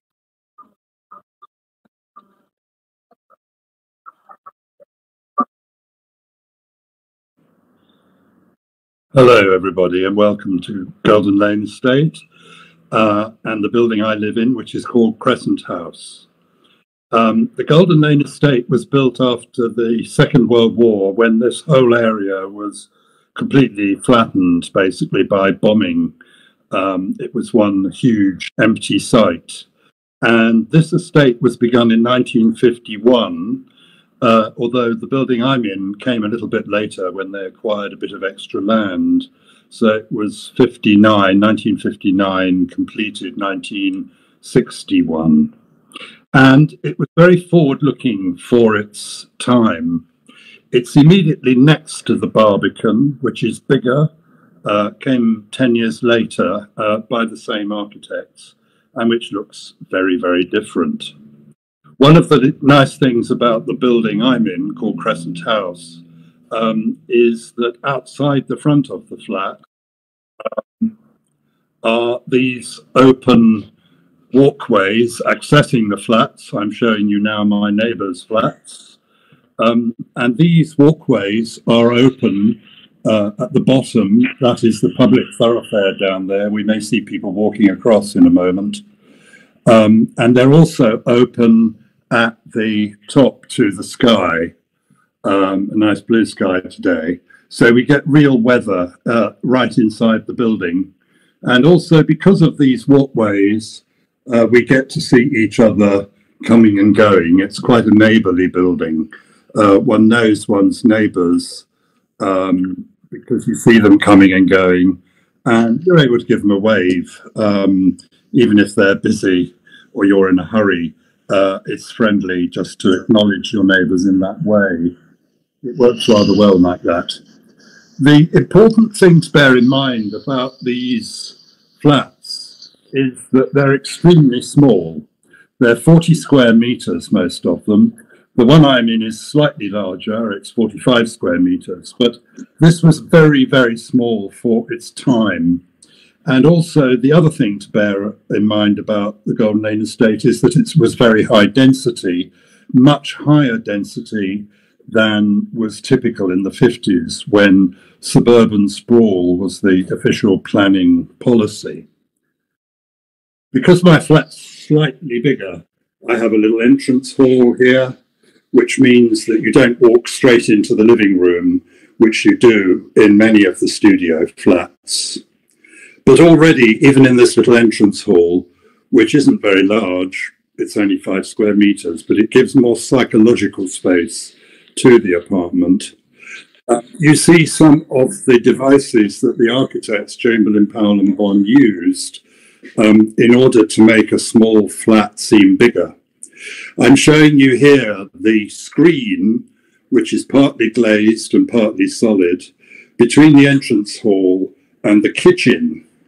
You can see the kitchen implements through the glazed parts of the screen, so that there was a kind of openness between the kitchen, the internal kitchen, and the entrance hall, or in some flats, the living space, to open up the space, even in spite of the very small dimensions.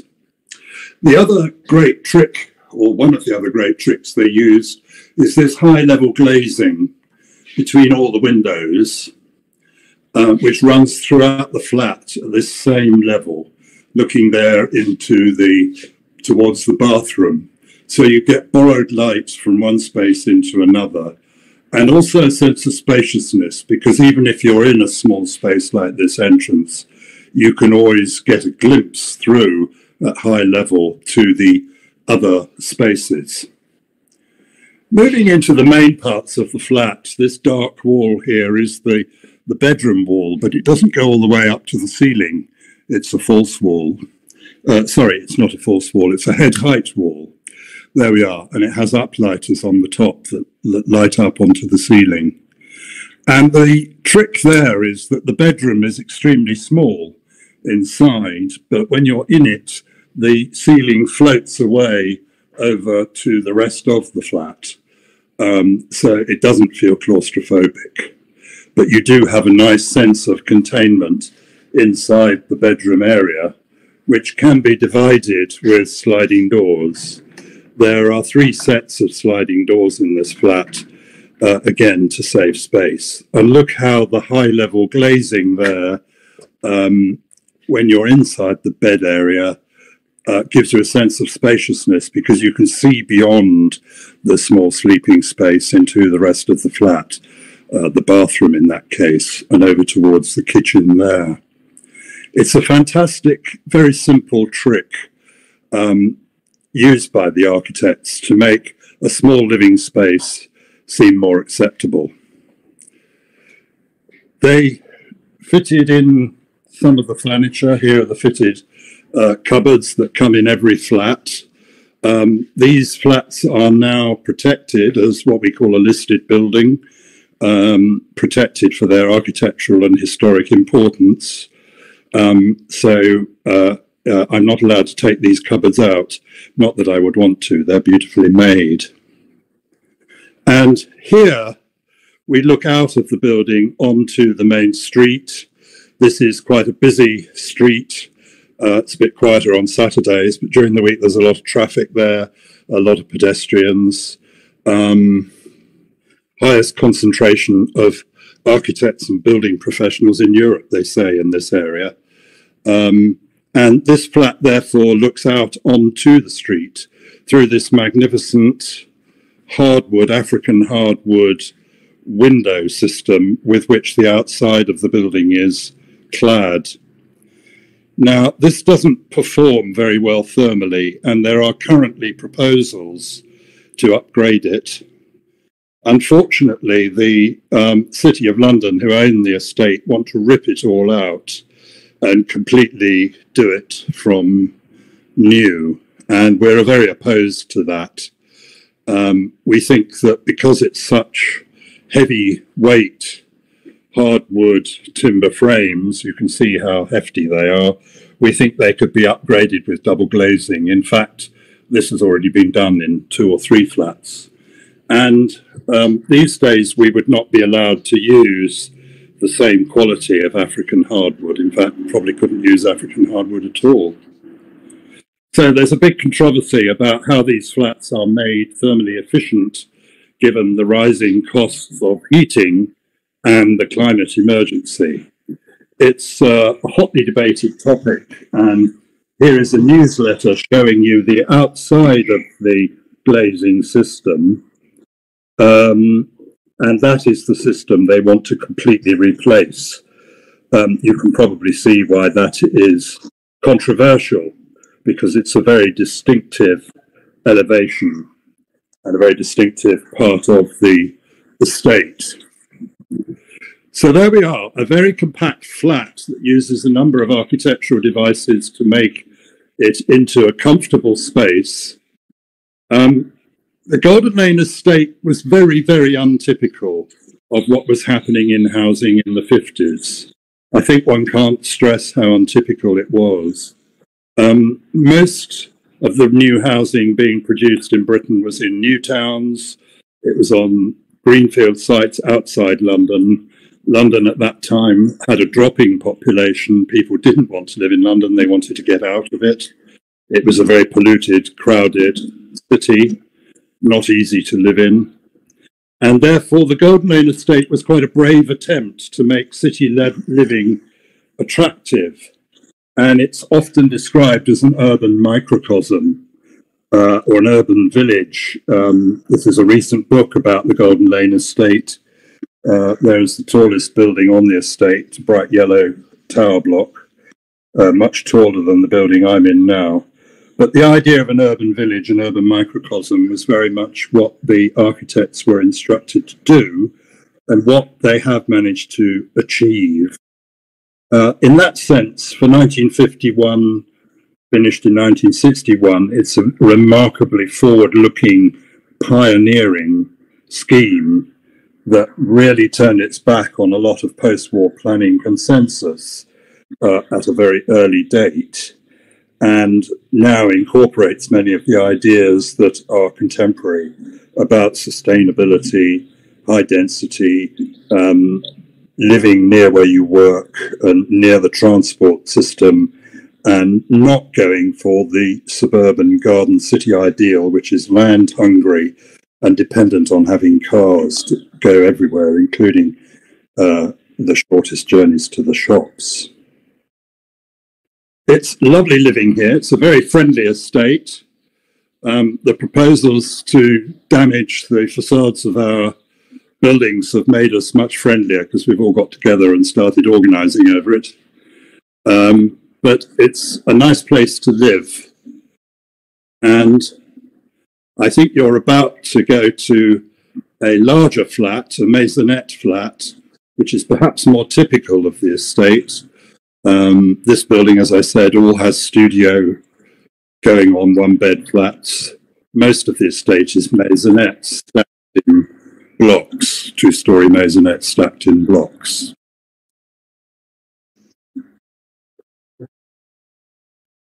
Just double checking I don't sound like an alien. Hello? Okay.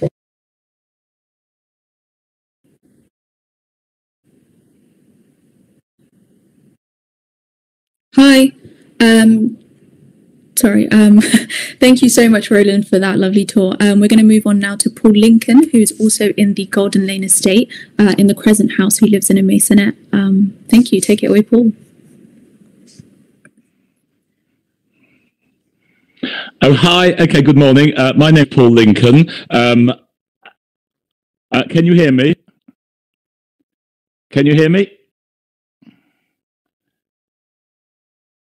You can hear me. Okay, so my name is Paul Lincoln, and I am in a place called Basterfield House, which is about 5 minutes away from Crescent House, where Roland lives. This is one of the first houses to be built in 97, and it's a maisonette, so it's a two-floored house. And what I'm going to do is start with the kitchen, and okay, so a very little galley kitchen over here, which is kind of vaguely restored by us about 15 years ago. It's got very nice kind of concrete floor, and otherwise most of it's in wood. And I'm now going to walk into the living room, which is, in a sense, the main and most interesting part of the whole apartment. The bit that I most like is this staircase. So let me just show you the open plan staircase. So it's very good use of space. It's also slightly odd because although the flats are very well insulated, the stairs are designed so we basically share the concrete stairs with our neighbours. So I do sometimes hear our neighbours walking up and down the stairs, but otherwise they're extremely well insulated. Just between the kitchen and the living room is the screen, which is, yep, this is original, so it's about 70 years old, and I'll just try and show you that from a little bit of a distance. And there's a serving hatch and a window, and what's very nice is that the kitchen window over there is carefully aligned with the window leading into the living room. So if I just go around here again, there's a lot of thought has gone into the relationship between the window, which goes overlooking the outside, and then you turn around and you've got the window over here, and there's a very nice view over the staircase. And then I'll go out of the kitchen again, and you can see here is the staircase, and then I'll just show you a little bit. It's the best to go slowly around the room, where you've got a large potted plant and a few bookcases. There's the screen, there's that, and then a rather nice thing is this massive, let me just demonstrate the, so this is a 5 meter high, this is a 5 meter high, there you can see it right up there. And as Roland indicated, almost every flat on Golden Lane is single glazed, which is pretty amazing, given that it would be much easier to glaze double glazed Golden Lane than to build a new nuclear power station. And then you go through here, and here is a little balcony that goes down. There's a public swimming pool over there, and Row Flat, which you've just seen, is just in the distance. And the Barbican, which we're going to visit in a minute, is just over there. But straight ahead is something called Great Arthur House, which is the only tower block on the estate. And when it was built, it was the tallest residential block, I think, in the UK, and it's got a curtain wall, and it's the only building on the estate which is not properly insulated and properly glazed. I'm now going to walk up the stairs and try not to kick over cactuses. So a very good use of space, because there were no hallways. And I'm just a little lobby. There's one room over here, and then this is my room. So what's nice about it is these gigantic windows, which are gorgeous in this weather, although pretty chilly. And you get a very nice view, as I said, of both the Barbican and this thing in the middle is called the Bastion, and it was together. It's got reference to the previous use of the site, but it was put to post-war rubble because the estate was very much born out of a post-war reconstruction following the Blitz. So the whole of this area and the area covered by the Barbican were pretty much levelled in the Blitz around 1940, 1941. So this is one of two bedrooms. And I will now go down the stairs again so you get a nice view of the rather crazy, I think it's sometimes referred to guillotine window. It is quite easy, and I will just demonstrate that going up and down. And the other feature which is still surviving is this. There's these hardwood windows, and there's quite a nice kind of balcony, or pelmet rather, going along the side. And I think that is my, there we go, and it's just nice to see the view over the screen, and I'll lend the view of the potted plant. So that is my guided tour of Baskerville House, and it's worth just saying that Baskerville is 1957, Crescent I think is quite a few years later, and if you look at Baskerville and then Crescent, it leads very nicely onto the much more recently constructed Barbican estate. And I'm going to sit down now. Thank you.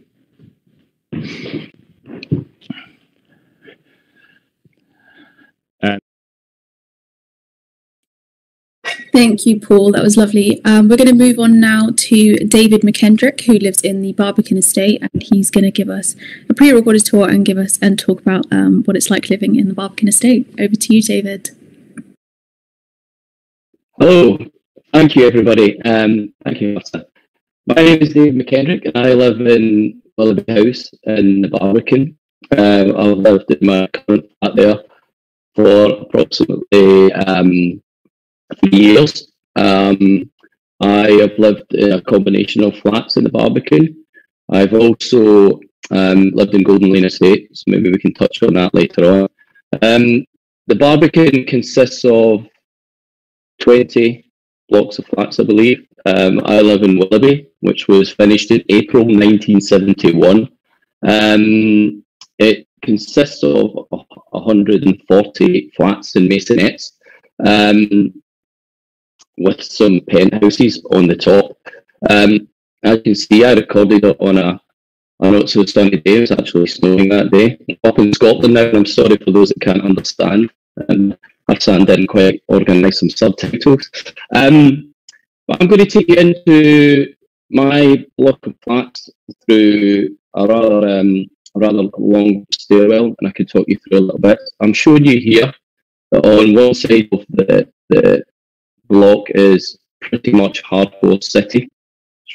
As you might know, the Barbican's located in the heart of the city of London. And then on the other side of the block, which I was showing you a couple of minutes ago, was the lakeside. So there's a serenity on the lakeside, and then there's the chaos of the city on the other side.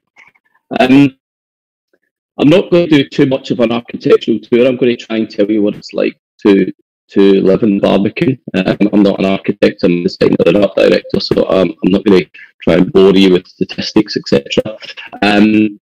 So we're going to walk up a central staircase, and then I'm going to take you into a central corridor that runs the full length of my block. What's interesting about Willoughby House is east-west flat arrangement.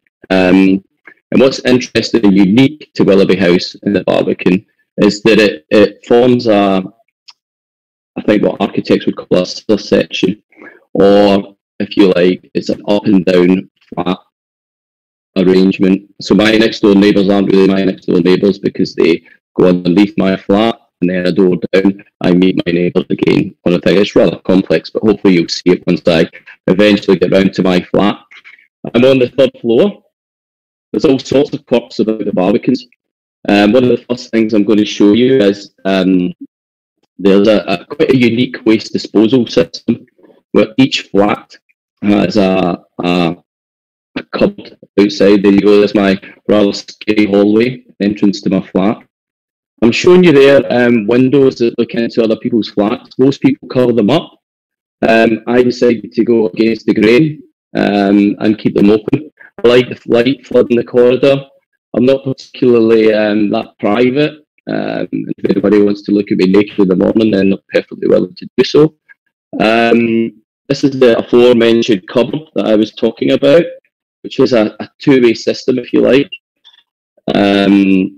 One door can be opened inside the flat, and the other can be opened by the porters outside the flat. One of the unique luxuries of living in the Barbican is that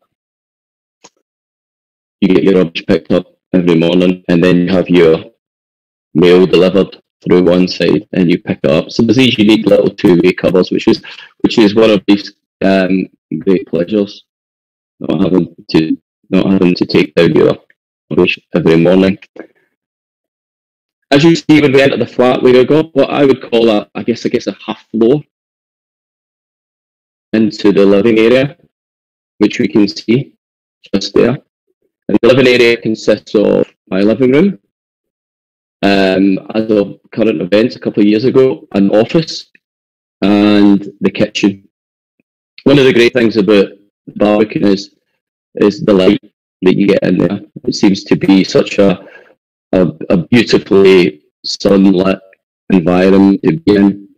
And during lockdown, it was one of the things that I really came to appreciate, was the fact that you could slide open your big hardwood doors and find yourself almost outside, if you like. I think I might demonstrate that in a minute. As I say, this is pre-recorded, so please bear with me if I forget what I'm meant to be talking about.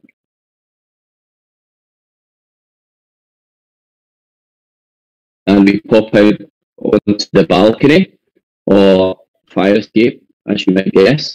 Each of these glass panels actually open out, so that's designed as a fire escape, so you can just move your way along. There's the 3 signature skyscraper towers, which are 123 metres tall. Each one is 42 floors, 123 metres.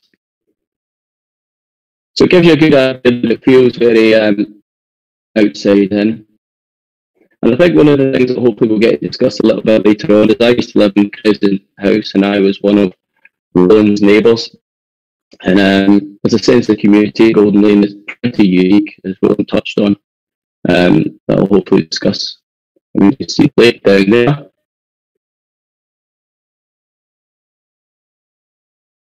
Barbican. One of the biggest misunderstandings of the Barbican is it was never social housing, which is quite an interesting fact, and I think a lot of people think it was social housing, but it never was. It was always designed and built by the City of London to be luxury rented flats.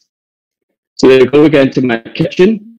One of the great things about when I had this flat was only one previous owner, so to speak. there's a 50-year-old oven, which in today's crisis is the most uneconomical thing on the planet. But as I mentioned, it only had one owner before me, so everything was tiled, but it was in original condition. So as the agent was telling me it needed a complete refurbishment, to me it was like I could only describe as a bit of a dusty museum. So I set about refurbishing it as much as I could. I'm demonstrating not the most glamorous part of my kitchen, which is a gashi unit. Now the gashi was a refuse disposal system and designed by a French guy called Louis Gashi. And it was a disposal system that was designed to complement, if you like, the dryer disposal, and it works a little bit like a toilet. But there's miles of these massive pipes, if you like, that run through the Barbican and end up in the basement. And some flats have them removed because they could be a bit smelly. If you look down, there's my gutter. So back to another half floor, and this is where you'll start to see the expanse of the flat. Yellow banister, original, not originally yellow, originally white. And my bathroom. Hello, everybody. And all these mirrors, etc., and the tiles and all that are original. And what I find incredible about the Barbican is it's so solid. It's such an amazingly hard building, if you like. And it really came out of somewhere in lockdown. We were living and working there, just me and my girlfriend, and it proved fit for purpose, so to speak. The unique little sink, which is unique to the Barbican. And then we've got another half flight to the other side. So where we have tranquility of the Barbican Lake on the other side. On my bedroom side, we have the hustle and bustle of the city. And I think for me, that's one of the key things to be minded of, is that I live in the city, and it's a wonderful thing to live in the city, and at the weekend it's even better when everybody disappears. And I think I'm going to open my window here and pop out onto my balcony where you can see the building site, courtesy of Deutsche Bank new headquarters. But there's a real contrast, and I think that's what's really interesting about where I live at the moment. A steady reminder of the fact it's in the heart of the city, but at the same time a unique urban village with tranquility on the other side, which seems to me like it's something that this other section, or the up-down flat and the expanse of the flat, really feels important to me. That's just a screen print of a block that was demolished in Barbican. I won't get into that too much. But I think when you look down the stairs in a second, you'll be able to see the length of the flat. The flat's not massive. It's 70 square meters or thereabouts. But it feels big, it feels airy. There's a lot of light floods the flat, and there's a lot of good use of space. And I think the uniqueness of this scissor section or up down masonette creates a real drama. Also, there's a Wi-Fi extension. It's an interesting thing in the Barbican where your Wi-Fi is put through the walls because it's so sturdy and so well built that you don't actually hear anything or your Wi-Fi won't work. So over the last 2 years I became overly familiar with living, working, spending my days here. But it really functions, and I feel really lucky to live here and have this view of massive concrete. And I think that's all I've got to say. I hope you enjoyed the tour. And yes, thank you for having us.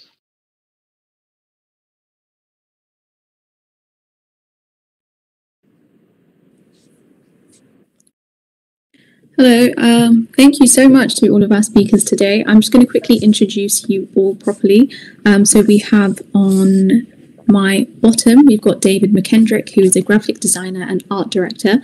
and he's lived in the Barbican and across the Barbican in different apartments for 15 years. He was also once a resident of the Golden Lane estate. On my bottom right, we've got Roland, who is an architectural historian and regeneration consultant. He's mostly retired, and he's been living on the Golden Lane estate for 17 years. There we go. We've got Paul on the right of me. Paul is commissioning editor for The Landscape, which is the journal of the Landscape Institute and a City of London guide. He's lived on the Golden Lane estate for 20 years. Thank you all so much for such an incredible live tours of your apartments. We have been a little choppy today, but I want to thank everyone for bearing with us. We are doing this live, so there are going to be a few glitches across the 12 hours. So yeah, I've got some questions from the audience for you guys. I wanted to ask a first question actually to David, because obviously you've lived in the Barbican, which you've shown us today, but you also lived in Golden Lane estate. So I just wanted to see comparably what it's like living in either of the apartments. Okay, yeah, I touched on it a little bit, and I know Roland very well for the same reason I live in Crescent House in Golden Lane estate. And it's a community there. There's just the buildings themselves draw you into your neighbours, and it feels to me that also I think the demographic of the people that live in Golden Lane seems much more diverse than it does in Barbican. And I've lived in various blocks in the Barbican and I've found it similar. And I don't want to compare or criticise the Barbican because it's got many great things about it, but the sense of community and Golden Lane, having experienced both, is a whole lot stronger, and I miss it, and maybe one day I'll come back if they'll have me. Great. So this is a question for all of you. What do you think architects and planners could learn for the future, the way kind of the design of these apartments are? I think with so many commercial developments these days being done on very small dimensions, they could well study the thought that Chamberlain, Powell and Bond, the architects for both Golden Lane and the Barbican, put into trying to make small spaces work well.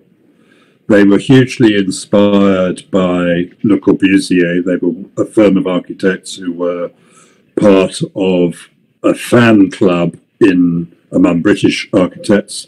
Some people say it was almost like a cult among the younger generation of architects to worship the works of Le Corbusier.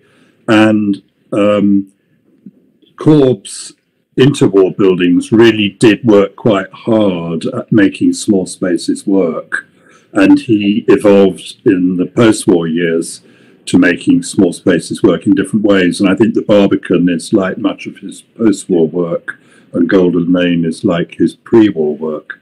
And these days, because of our governments have had a deregulation agenda, trying to liberate capitalism, basically, from planning restrictions and building restrictions, which have had some terrible effects. I mean, the fire in the Tower Block in West London was just the most spectacular. There have been other effects, which is that commercial developers build smaller and smaller and smaller, and they don't think about livability. And they're getting away with smaller and smaller and smaller units, which are becoming really unlivable, in my view. Shall I make a comment? I think they're well designed. It's a very clever use of space. I mean, when I show people the flat that I'm in, there's no space wasted on halls, so there's open plan staircase. Every single flat has a balcony, either an internal balcony in Crescent House, or an external balcony with all the other blocks. Also, although it is, I think, 500 to 550 flats, to my mind, it doesn't feel particularly crowded. So there's a very careful use of external space. And what's interesting is it's one tower block, 6 maisonette blocks, and then Crescent House. So there's a very useful combination of different building types, which works together very elegantly. The other thing which is worth stressing is it's designed with health at its heart. So it's got a publicly, and it's still a publicly accessible swimming pool and tennis courts, 2 community centres, and I think most modern developments do not have any of this, and yet they all mean, for example, there's a big event this afternoon looking at creating new bike facilities, and that event will take place in a freely available community centre, and that seems to me is quite a rare and privileged position to be in, and I think modern developments could certainly learn from that.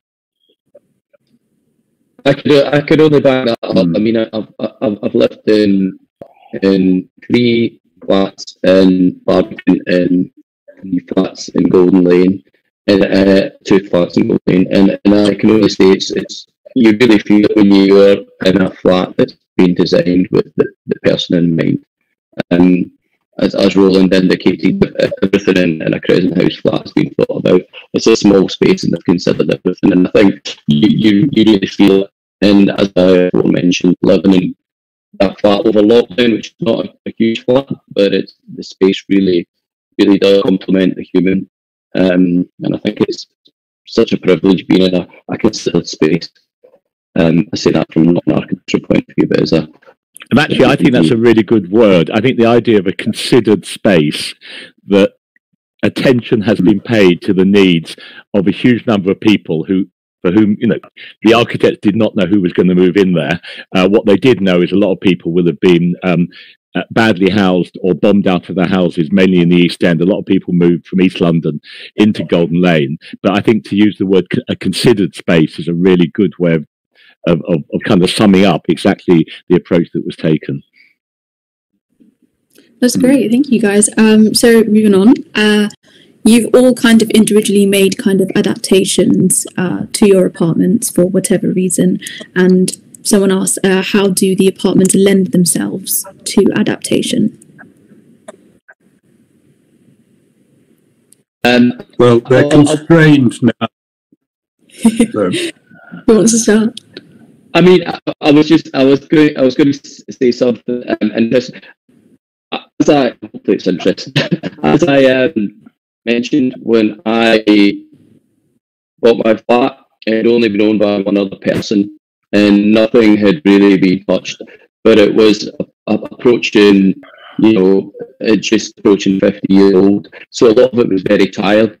But the Barbican has got this very unique place called Barbican Storage, where if you do decide to take out your kitchen or take out your bathroom, there's a storage where you can take all your old taps or old units or old work surfaces and put them in there. And as a resident, if you decide to reinstall it, which I did, and various bits of tires, you can go pick and choose for various elements. So although I didn't essentially modify it in any kind of way, I refurbished it, and that's one thing that's quite a community feel in Barbican, is that people really appreciate the interior of it, and some people preserve it, some people try and respectfully preserve it.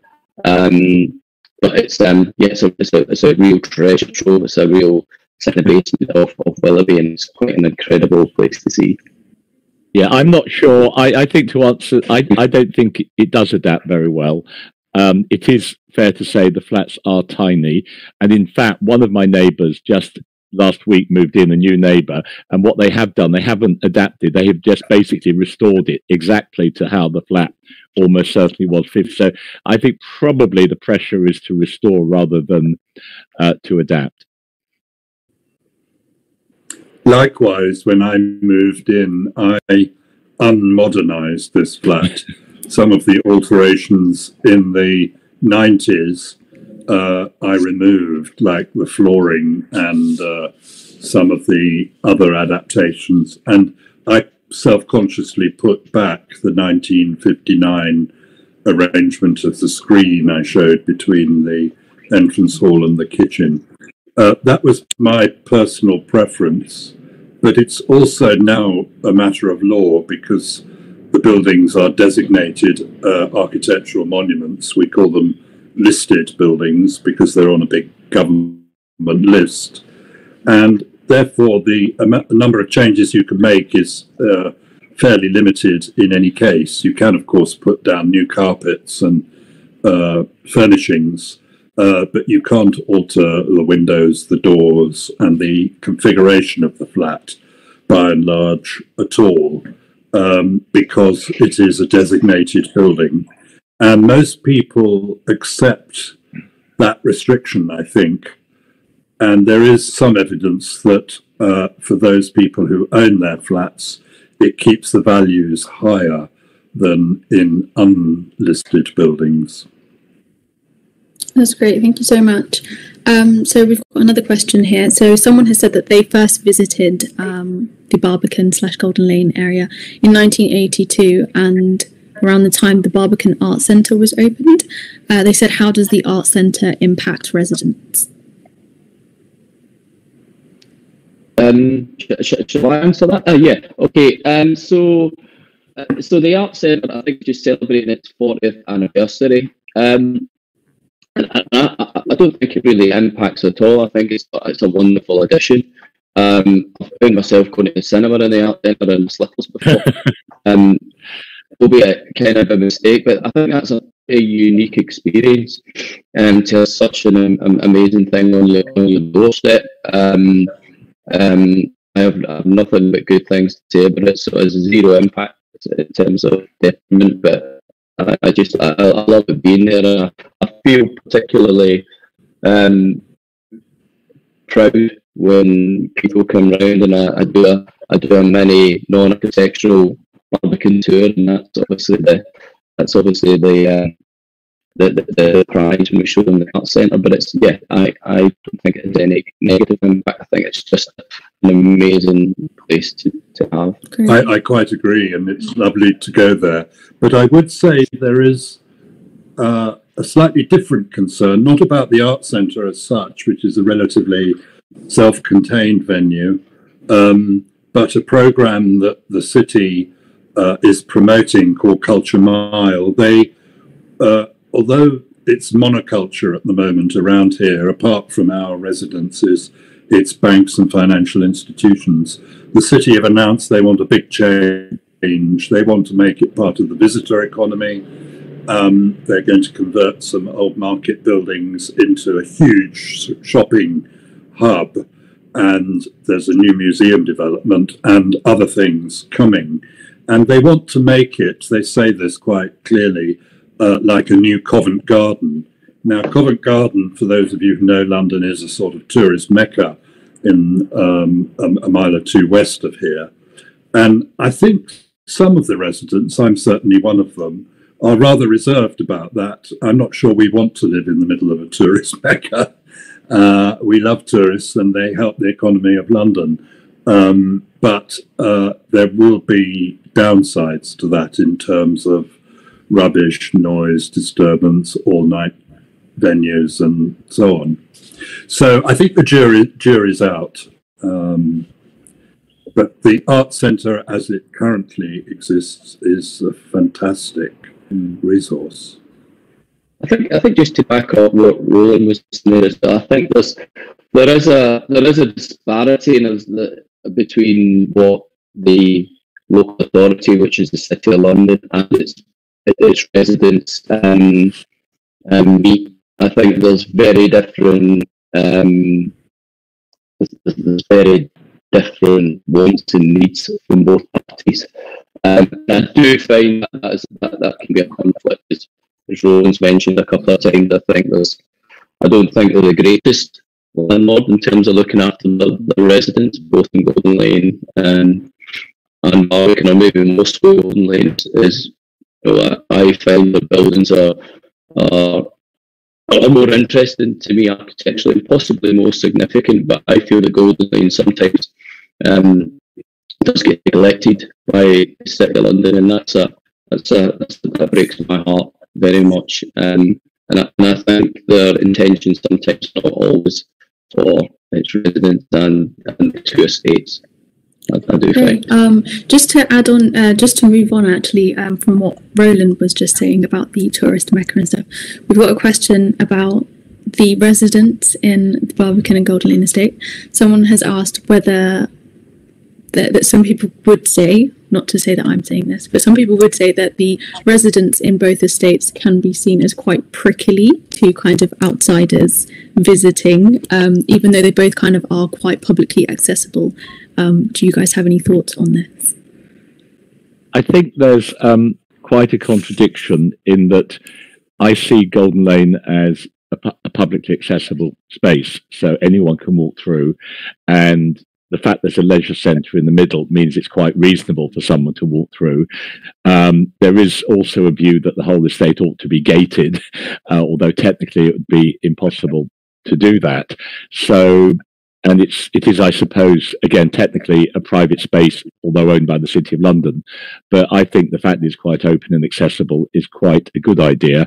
I'm not sure if you can generalise about the level of prickliness of 2,500 people living here. So I know quite a lot of people who are certainly not prickly at all. So I think I might reject that suggestion. I hope we're not prickly, but it does sound as though the question has had a bad experience with a prickly neighbour of ours. There are occasionally issues about skateboarding, because both of the estates are quite attractive to skaters. They've got all kinds of surfaces, including ramps, and I rather like skateboarding culture, but skateboarding is jolly noisy in urban settings where the sound of the boards echoes within the buildings. And I know some of my neighbours are prickly, to use a phrase. Some of them are more vocal than prickly, I think, about skateboarders. But I don't think that's unique to this estate. I think that's... Yeah, I find that even though I live there, they're prickly towards me in the Barbican sometimes. So there's a percentage of prickliness, and I find, having experienced both estates, the prickliness, so to speak, comes up a certain notch or two as you go with the Barbican. But I think it's a percentage thing. I think as much as I could welcome a skateboarder on the high walk to the Barbican, I understand that they can be a pain in the ass and noisy. But yeah, prickliness is a probably should be a recognised term. Some of my neighbours. Great, thank you. Oh, I think we seem to. Oh no, we've got Roland back. So I think we've got time for one, maybe two last questions. So we've got a question from someone who's asked, both estates are obviously right in the centre of kind of like the City of London, and like obviously as David showed us, are kind of bordering on one side being super busy with like the city and everything going alongside. How do you think they kind of blend into the surrounding landscape, but also do you feel like there's a lack of green space in both estates? I think I think it's an interesting question because there aren't any large parks. There's 100 very small churchyards and tiny gardens in the city, but no large parks. What's interesting is that Golden Lane has quite a lot of green space, but it's actually not very good. So there's something, the weakest part of the design of the estate, to my mind, is in fact the landscape, which although it's not particularly well maintained, but equally it isn't very inviting. So for example, I've got a large chunk of grass outside my house and I've sat out there twice because it feels overlooked and inappropriate. So on the one hand, it feels quite spacious, and as I said earlier, the estate isn't overcrowded. There's something about the way in which the green spaces in the Golden Lane were designed that hasn't worked. My observation is the green spaces in the Barbican, particularly the enclosed spaces, which seem to me remind me more of a Georgian square, work incredibly beautifully, and the high walkway, which has just got new landscape by landscape architect Nigel Dunnett, is really impressive. So they do work in very different ways. But I don't think there needs to be lots of huge green space. But what I will say is that Great Arthur House, which is the tower block in the middle of the estate, has an absolutely beautiful roof garden on the top, and no one is allowed to go there. So if there is a desire, and this is why not make use of this moment, and in fact we have opened it a couple of times for open house 2 years ago, 3 years ago, but it is quite astonishing that there is a really, really beautiful roof garden right in the middle of the City of London, and absolutely no one, residents or members of the public, are allowed to go up there. Allegedly for safety reasons. Well, whatever, but yes. Yeah. But back to, I mean, I feel like I've got a real contrast. I'm on one side of my apartment. There's extreme tranquility and a lake as such, and on the other side, I do feel a little bit overwhelmed sometimes by the building that's going on in the city of London, the demolition of you know, I'm on authority on it, the demolition of what looked to be like reasonable height, reasonable usage, reasonable looking offices getting demolished, and the building of things. But you know, that's living in the city, and I'm not that. But there is a feeling of claustrophobia sometimes. The buildings get higher around the Barbican. I do feel as if it's been generally smothered by the skyscraper. I think one of the things I think that interests me about the landscapes on both estates is that some people see green space as something they desperately want to use. They want to have a picnic there. They want to sit on the grass. They want their children to play football. And other people see green space as something not quite untouchable, but something you'd look at more than you use.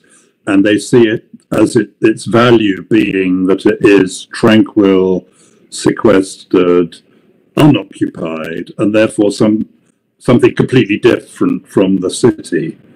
And I think there's always a bit of a tension between the users and the lookers-on as to how the different spaces are to be used.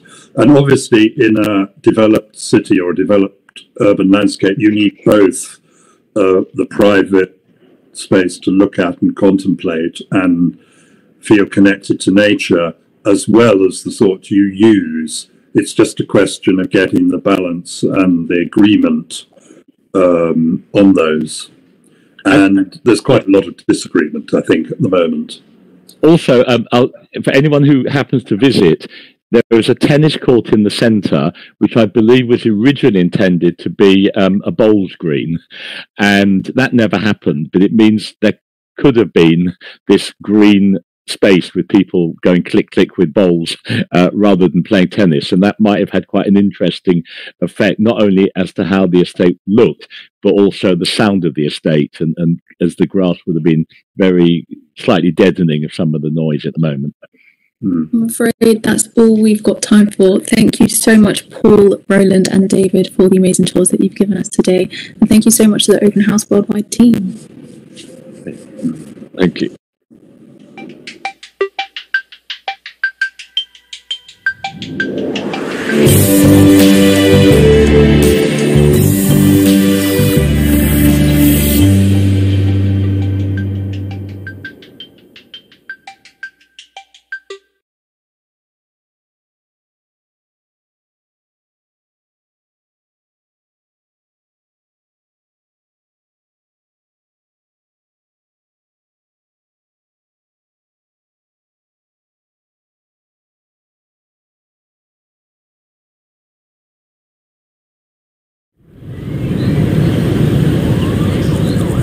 My name is Francis Kere, originally from Burkina Faso, and I am an architect.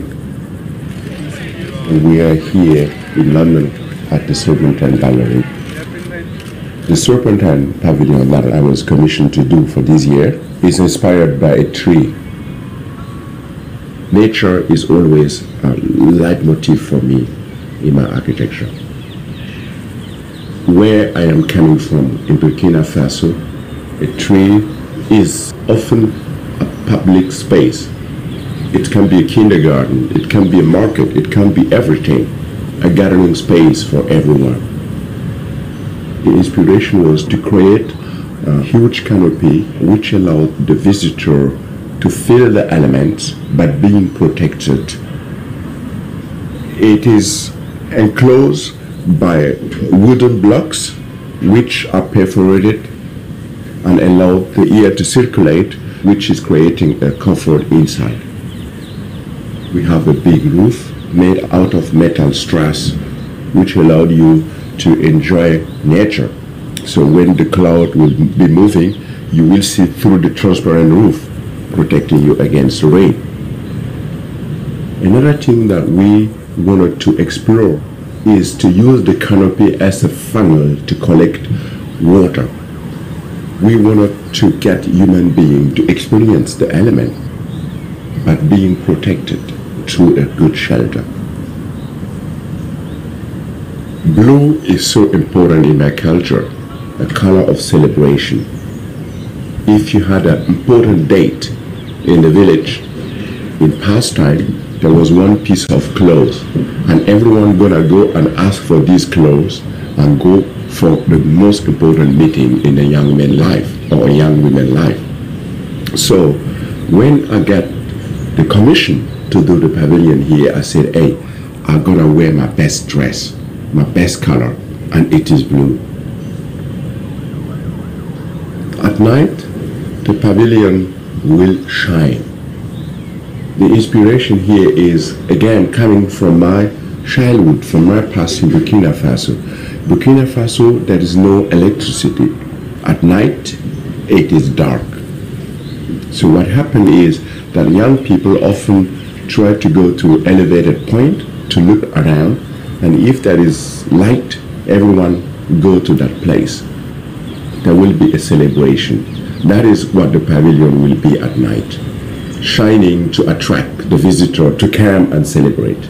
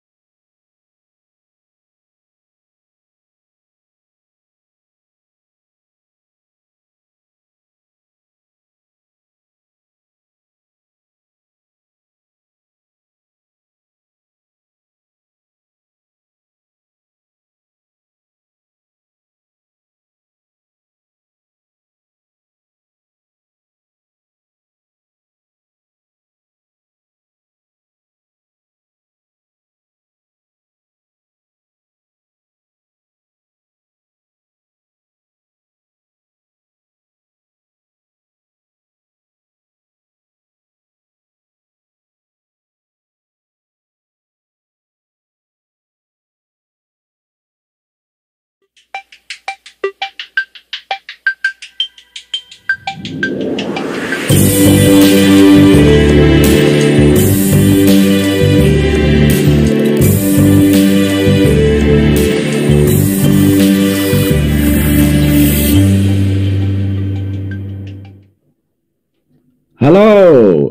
tusen tak, danke schön. Thank you for joining us.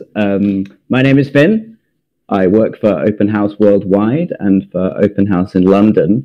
I'm very pleased to be introducing this session, which is titled Creative and Cooperative.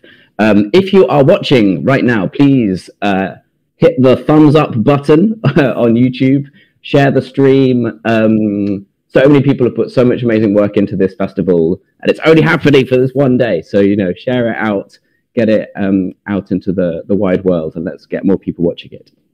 So, for the next session, we're going to look at two really remarkable housing projects. One is quite old, from shortly after World War II. One is quite new, from around just at the start of the pandemic.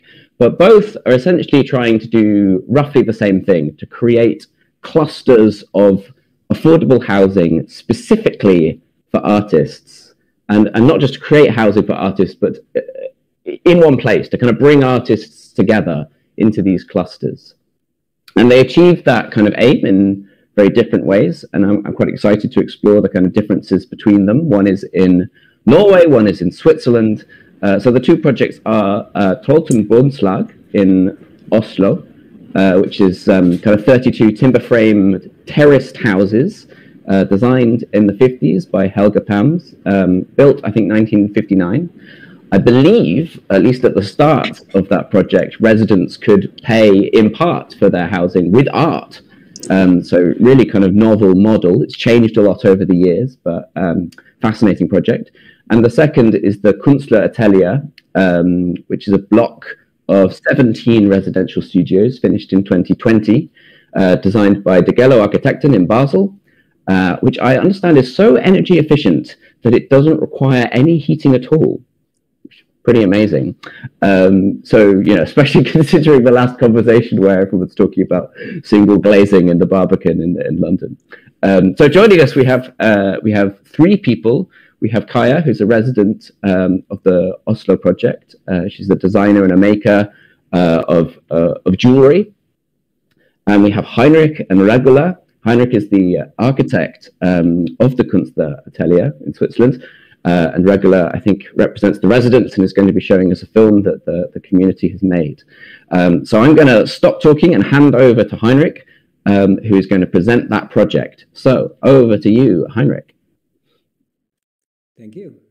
Very nice being here in this session with you. I short explain you what we had as goals for this project. First of all, I think everybody knows what we should do for the climate, what we should not do. We think it's not 5 minutes to 12, it's 12, and we don't have to use any more oil, no gas, no coal.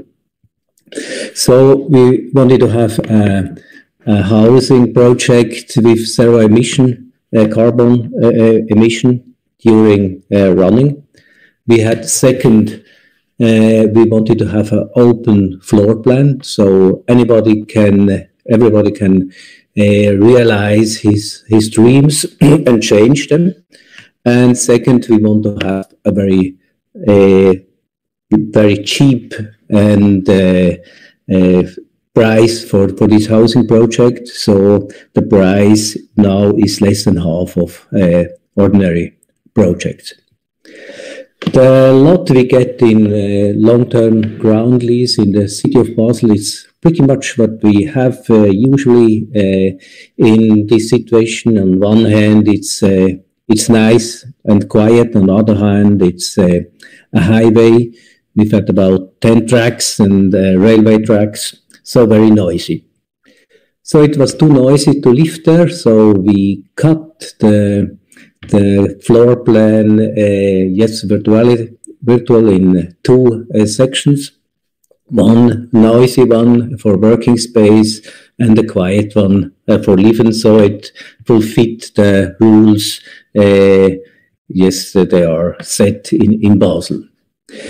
We wanted to have this project very ecologic. We wanted to avoid the gluing materials together. So we made the whole insulation with specialized bricks. You see here, they are very well insulating, but we used 80 centimeters of these bricks to have a very high insulation.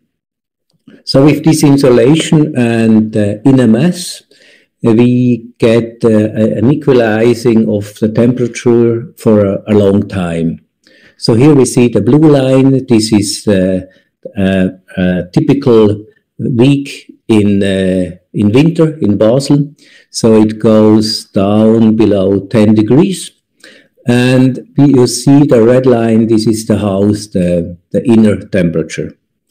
So this mass, this equalizes this up and downs, and so we had an average temperature of 5 degrees here in Basel during winter. So we have a difference of 15 degrees from 5 to 20 instead of below 10 to 20. And this heat gain comes from the daylight, from the sun coming up and down through the windows, and the electric consumption for heating, lighting, computer, and so on. And this makes the temperature then nice inside the house. So this way it looked as the members of the cooperative were getting their facilities. It's empty, 3.5 meter high, and you see this white block. This is the sanitary block, and you could push them wherever you want to. This is possible because of this little box you see there on the bottom. This is a pump for wastewater. And so if you had it on the place you wanted it, you connected the three tubes you see here on this picture. You put the kitchen elements on the other side, and so you have a functional flat. So the people then made their walls as they wanted. Here in this case, a layer of 2 centimeters of wood in between these two elements. So it makes on one side the kitchen, on the other side the bathroom. And these people, a mother with their daughters, they decided to make 3 cubos, one for each, for the clothes below and the bed on the top. And here there comes important things in this project. As you see, this daughter, the elder one here on the sofa, she found after a while it's not so fun to sleep in the same room as with the mother and the sister. And so they made with friends on one Saturday another wall in between 2 of the elements. So now she has her own room and is happy again. We looked also for the building material for, yes, as much ecology as possible. We avoided laminated wood, and we also used, for example, for the railing, this is wood for burning. We took it from the forest. We stuck it here as a railing, and if you damage the house, it's, yes, burning wood as it was meant from the beginning. Also, the walls with this brick, they are plastered with calc inside and outside. You can shred and mill it, and you get sand again in the end. And now, Regular presented you the yes, the inner life, and yes, what the people are doing inside.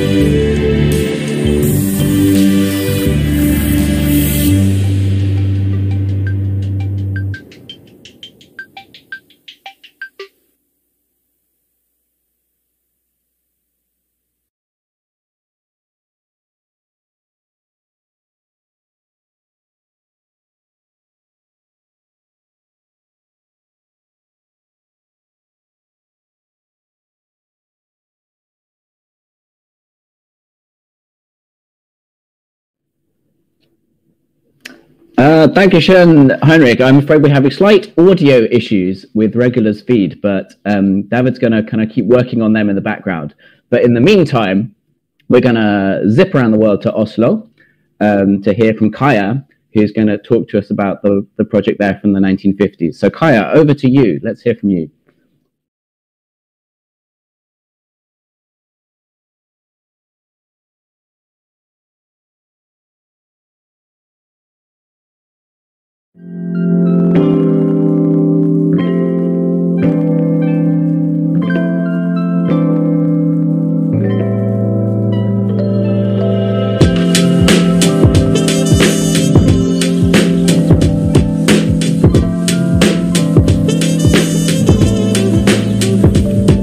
I moved here 12 years ago, or no, almost 13, in 2009. My kids were quite small then, they were like 1 year old and 4 years old. And we had friends living up here, and then we just saw the forest and, you know, the school here and the people, and just realized there was no other places we wanted to live.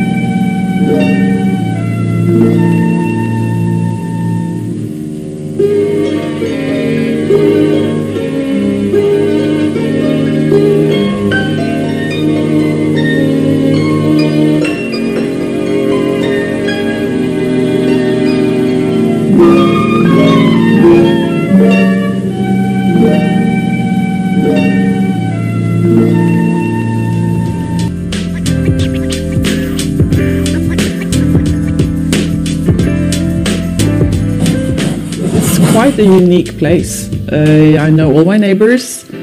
And since I work from home, I have people I can eat lunch with. I walk morning walks almost every morning with various neighbors. And also, if you need stuff, you know, machinery or just a friendly advice, or yeah, it's quite a great pool of knowledge and equipment, and yeah, and just the creative force, really.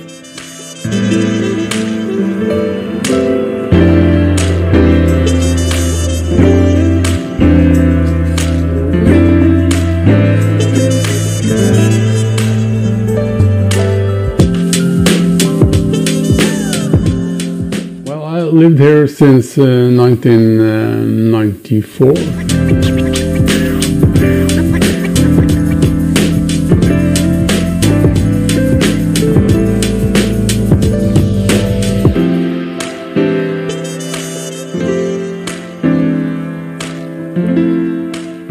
I stretch my days, my working day, all over from very early till very late in the evening, meaning that I do some hours in the studio, then I do some hours in the flat, whatever, baking bread, for example, or washing or whatever. I go maybe walk for a walk in the forest, and then I have some hours in the studio again, and then this continue front and back, you know, in the studio, and I often work in the studio until late in the evening. And then if I had a studio 5 kilometers from here, it wouldn't be possible because the traveling distance is too far. Here, it's very good because of that. I like that there a lot.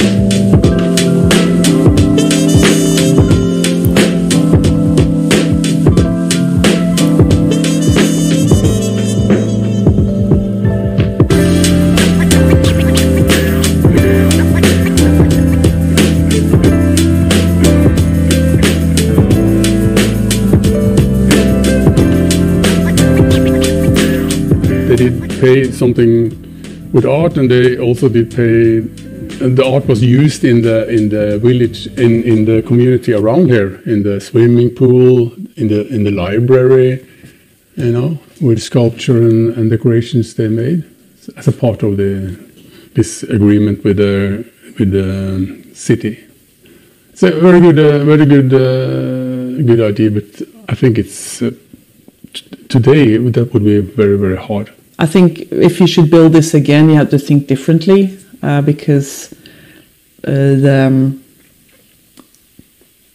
way people work now are quite different. I mean, these houses are, you know, they're made for very sort of traditional artists.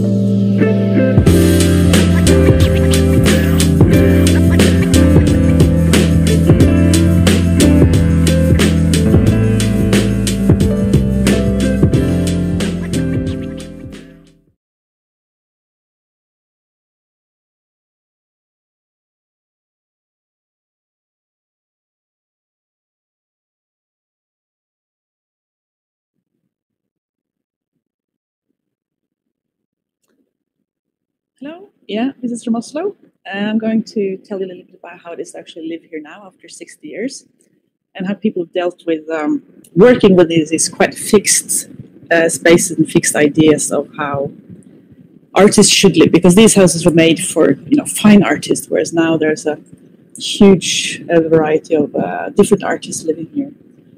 Here you see the original facade. These floor house windows are the original studio windows, and this here with the door here, this is my studio, which is an add-on, which has been added on to make the studio larger and the living space larger. Because originally this was, you know, very old-fashioned thought of who is an artist. So there was these two rows were for graphic artists, and these two rows were for painters, and then the sculptors were here, and the sculptors are the upper class of this community. They got larger living rooms, extra bedroom, larger studios, a door which could be close to the studio, I'm coming back to that, and these big sort of gardens at the back where they could sculpt. This actually never worked, even from the beginning on. This was all a mix. So there has been, of course, sculptors living in the sculptors row, but there's also been painters and drawers. And, yeah. This is the original, the root of the problem, because this little corner here is where the rest of the families were supposed to live. It's 12 square meters, and even in 1959, it was considered as too small for a family. So they solved this by making this open space, or this opening into the studio to make it approved. So imagine the turpentine, the dust, the smell, whatever, and just the fact that the family needed more space. This has been the root of the problem here for, you know, over 60 years, and people have been building and trying to work around this small space here and this open solution. So this is how the houses are looking. So you see this huge, grand studio space. If you look at the kitchen, 9.5 square meters, and that's including, you know, the seating area, the living room, 12 square meters, tiny hall, and you know, reasonable bedrooms, but if you had the third bedroom, you actually had to walk through the front bedroom to reach the back bedroom. So not really 3 bedrooms with privacy. And so yeah, this is how it's very often how it ended up, as a living room instead of a studio. And here, this is Dina Hall. She's a metal artist like me. She's actually moved the whole workshop into the old kitchen. And the original, you see the windows here, this is actually the original solution to bring the light through the house. But this was boarded up quite often because people didn't want to be watched from the kitchen while they were working. And this is another metal artist, and they divided the studio. This is quite common as well. So half the space is the working space, and half the space is turned into a living room. And quite a few people also moved the whole studio into the basement. The crawl space you saw on the previous one, they dug that out. Then you lose the natural light. You have some tiny windows here, but at least you get a big working space to yourself. This is Ingrid Gullgansen, a textile artist. This is a crazy solution, actually one. The previous owner here, he was a sculptor, and he actually took away the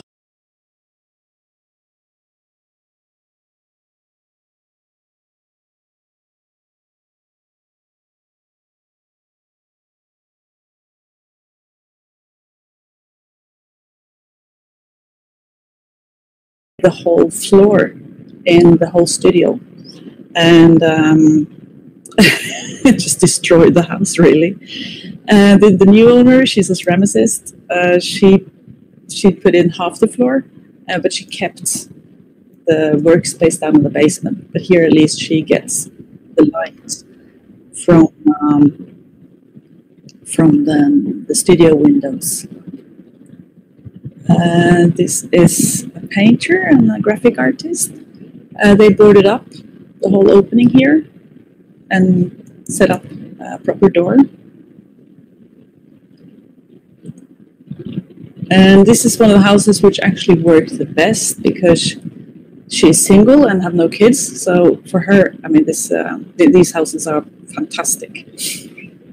And she's a graphic artist. And some people, of course, were a little bit more important from the start on. This is Carl Neschar. He was working with Picasso, and he was married to another painter, so they insisted on having 2 studios, where, of course, Carl Neschar got the larger one. So, with an old building complex, you always have the king, and he was the king here. And this is one of the original sculpture studios. They have the door here, you can see, which you could actually close. They didn't end up with this open solution to the living room. And they also have this door out here to the sculpting garden. And they also have a concrete floor, which makes the whole house or the whole studio a lot more stable than the other ones. This is actually my studio with its previous owner. It's a great deal cleaner now than it used to be. Yeah, so this is sort of a quick run through how it has been to live here over the last 60 years and how people have dealt with it's kind of quite fixed the way of thinking how artists should live and how we actually deal with that.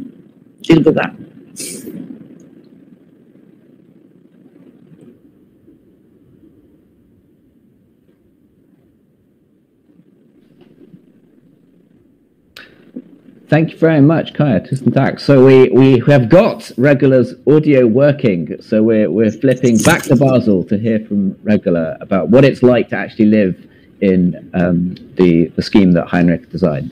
So back over to you, Regula.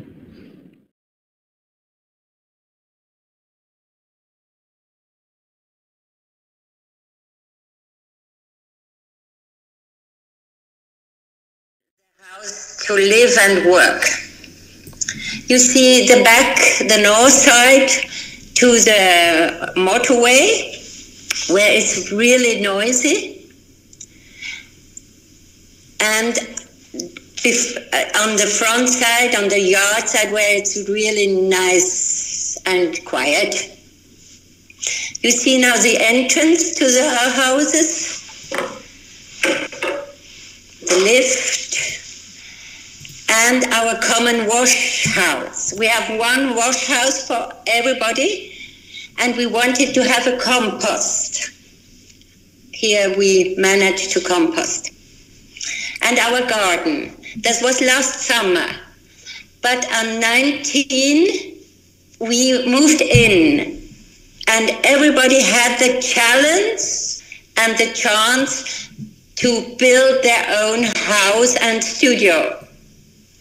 You have again the empty space with the block, sanitary block, one side the kitchen, one side the bath, and the only electric installation.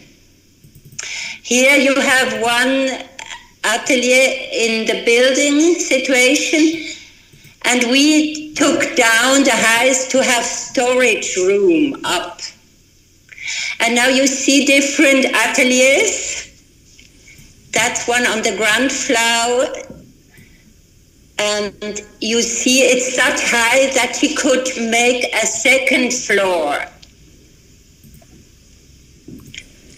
And you see also the outer sitting place where she can sit.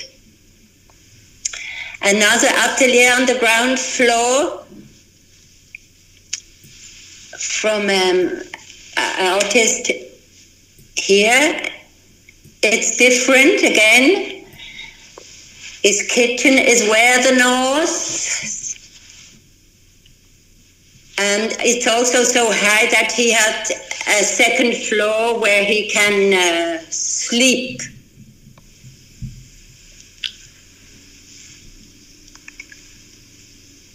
You go up and have a single space there.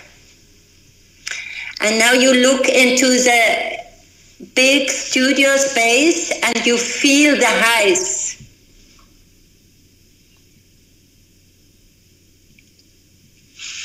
Now we move to the first floor to this woman Heinrich has already spoke about. She has her whole atelier where north with the storage rooms, and it's really very generous. And she can separate with curtains. She can separate the living room from the atelier. And she also sleeps above. And she says she loves to wake up and look into the atelier. And her bath, with a Japanese bath, and their living space where you see how it opens up into the courtyard. And her daughter's room now. And the cat, naturally. And now you see our atelier with a living room on the courtyard and also the sleeping area. And then you move like through a passage in the kitchen to the studio and the workshop, who is the whole part, again, northwest.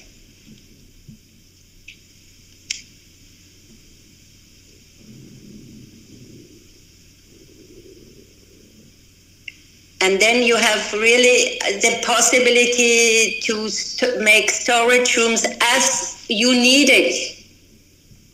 Here, the view over the motorway. Now we move another gate on the third floor. Oh, no.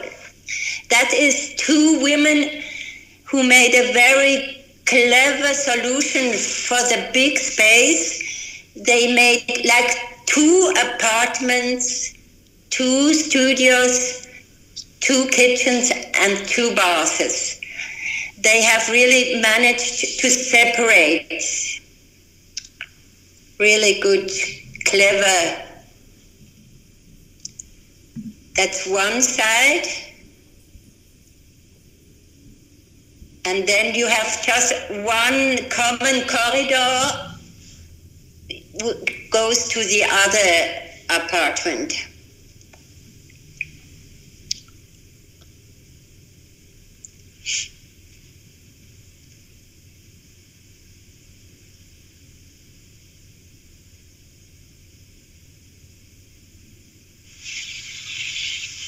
Now we are also going to the 3rd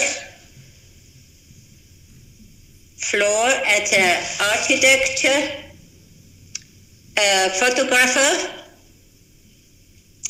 and she has also the whole studio on the north side, and also having the bed high on like a second space floor. And then again, the living room, the room for the daughter on the courtyard side. And here again, we have a little cat. And then the terraces. These are common, but everybody has his own space. And that's a sort of view in the atelier, and we are looking forward to Open House Basel, where we'll open in real. Thank you.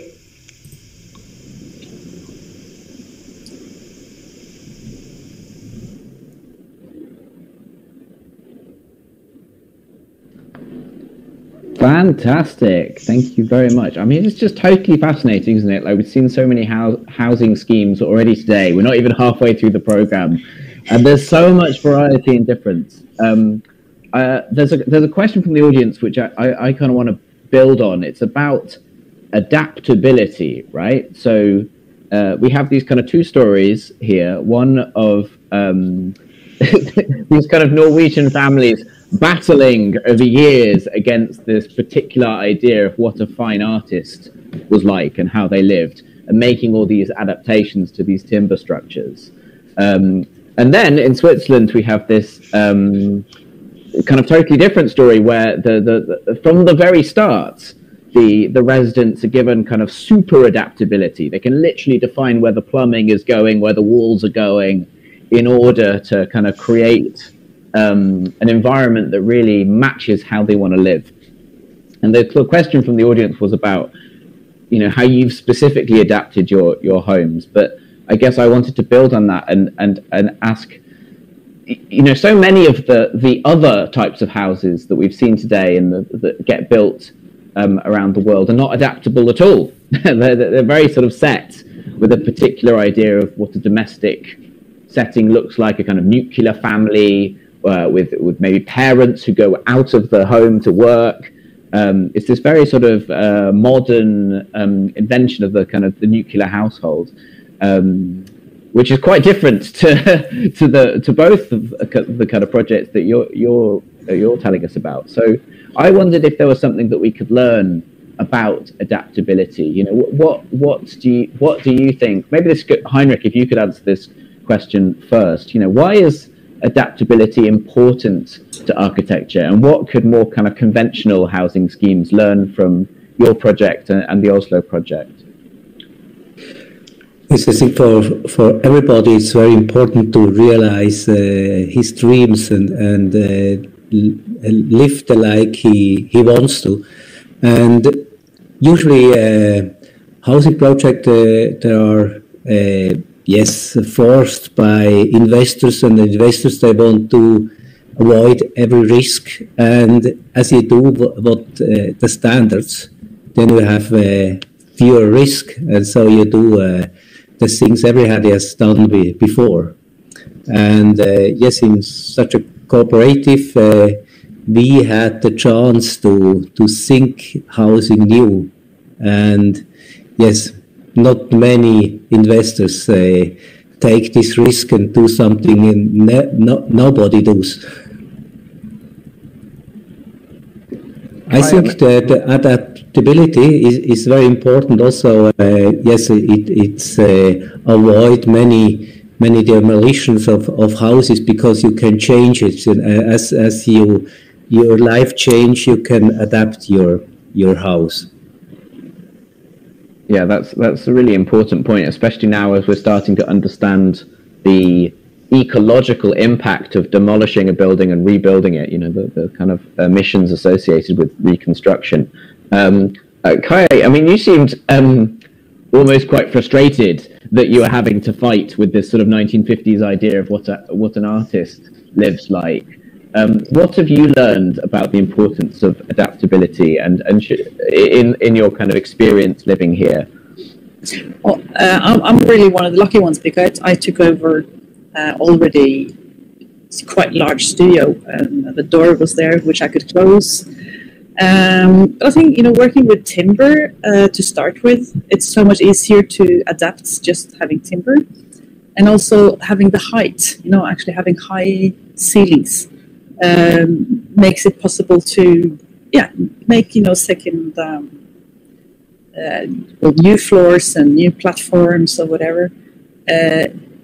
And that's what I've really been missing in all the other houses I've been living in, is the height, you know, just to feel that you have some air over your head.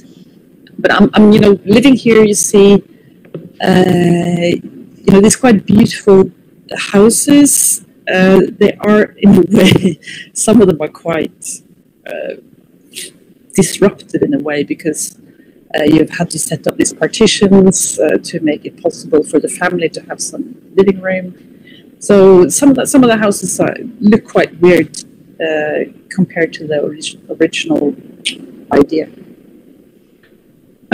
Regularly, you were sort of nodding along to the Kaya's point about height there, which is it's interesting. You know, when I was at architecture school, we talk about adaptability, and often through the lens of the plan. So like, where are the walls? Where's the plumbing? We didn't think so much about height being important to adaptability. Can you just sort of explain why you agree with Kaya that is an important aspect? Because to separate, to look where you want to have a little bit intimate room, where do you have a wide room?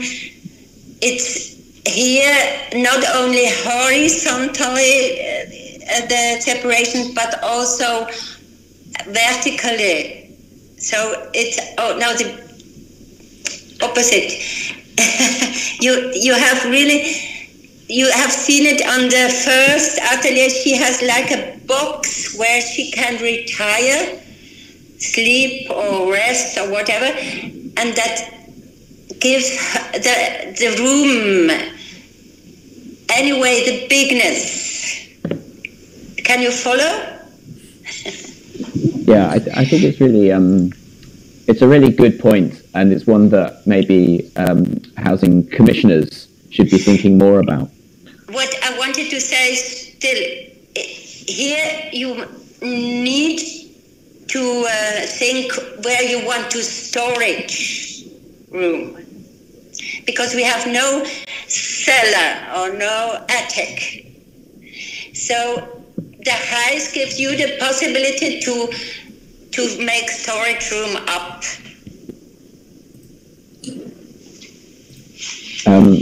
We have another question from the audience, which is has maybe sort of what I've got at the back of my mind as well, which is sort of, where do these things come from? You know, how could we create a project like this in our cities? So the question is, how does living in a dedicated artist complex differ from places you've lived before? And does a sense of community happen organically? How do they actively shape it? So maybe less about architecture, more about the kind of sense of community that that comes from living amongst other sort of similar professionals. Can you talk a little bit about how the community formed? Here in Basel. Yeah. Let's start with Basel. And it was looked after artists who want to work and live on the same place. But the profession of artist is not as it was 70 years before.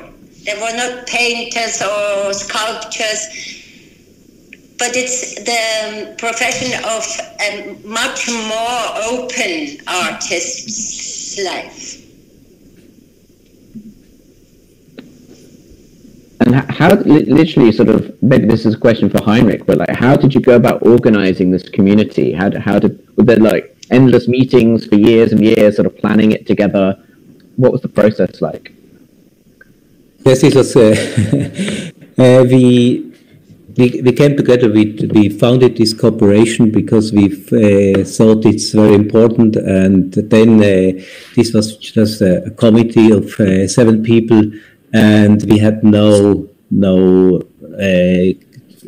members of the cooperative then, and just we decided everything. And yes, most of them in the committee, they didn't want to do live there, so they organized this for the others.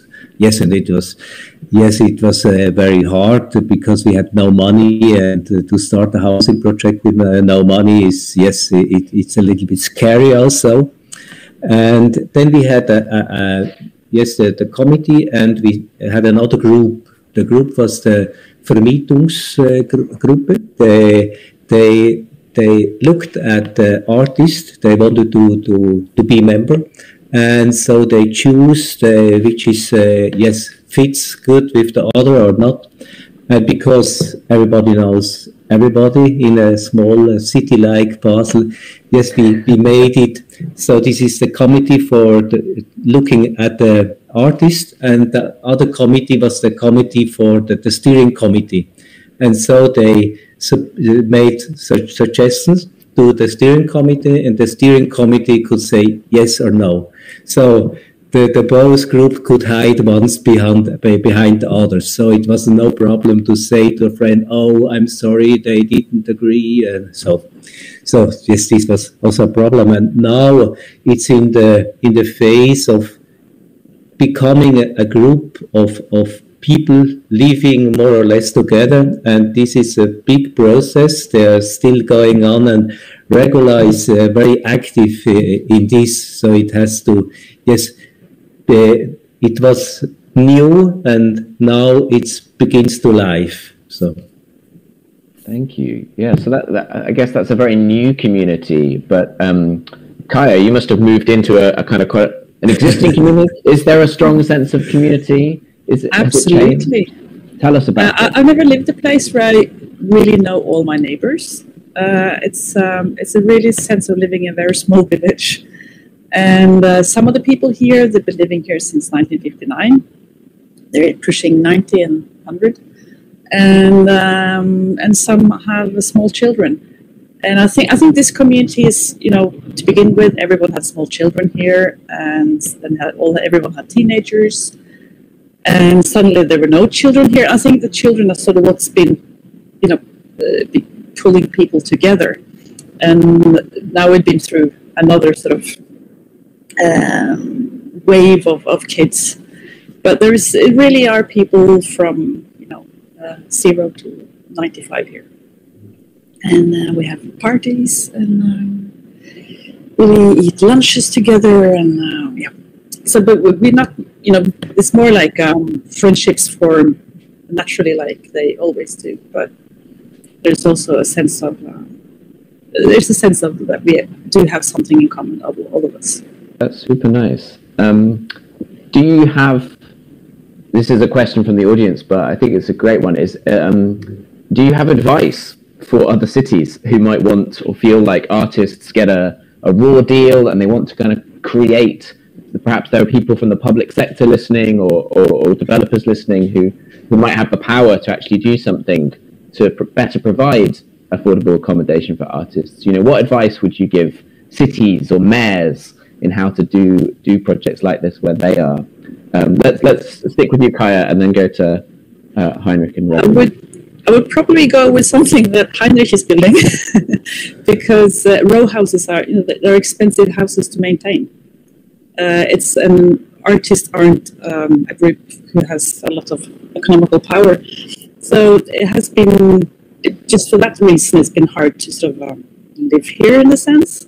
So you have to think about, the cost of maintaining these buildings. And you have to think about should they inherit or not? What do we do with the next generation? Here you can't inherit. And you also have to think about how to make sure that these are affordable in the future. I mean, these houses are not affordable for the up-and-coming artists any longer. That's fascinating. You can't inherit. What an interesting twist.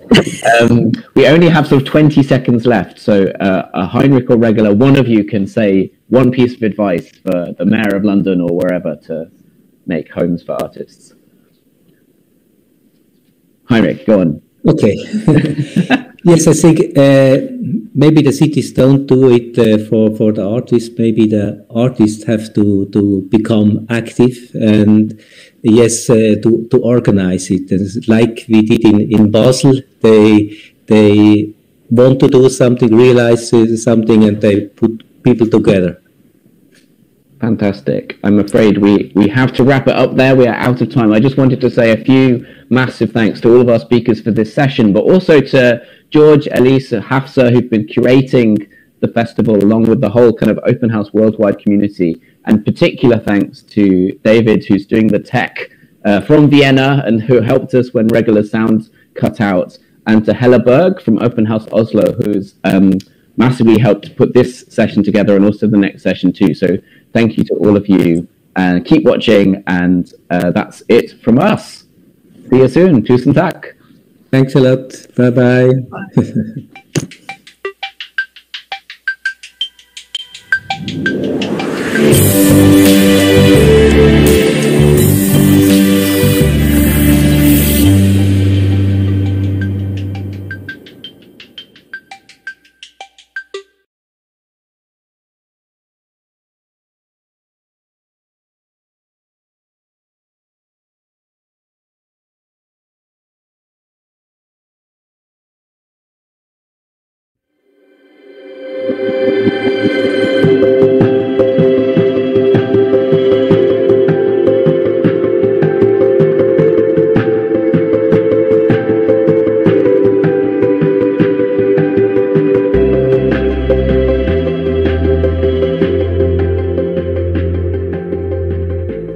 We are meeting a lot of big challenges with urbanization, climate crisis, and so on.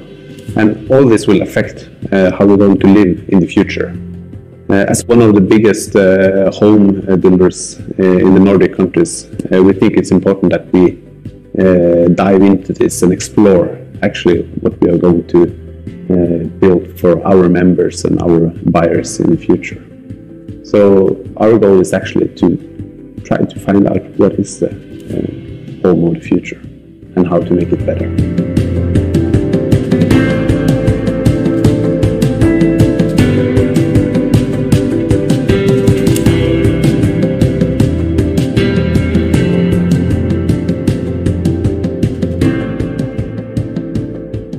LPO architects draw a lot of housing projects, and we feel that the industry tend to be a bit conservative. So when UBOS invited to an innovation competition, we were really eager to be a part of that and test out all of our ideas about the future of living.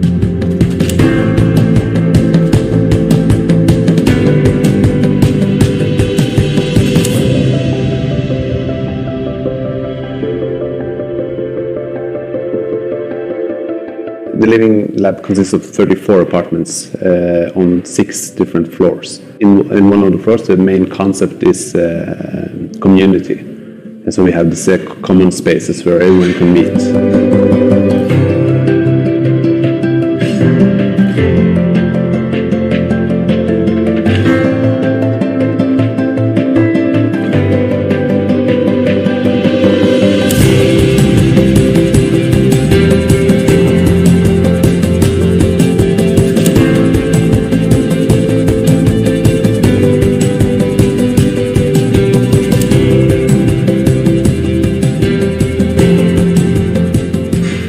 have a floor with the concept of sharing, with the co-living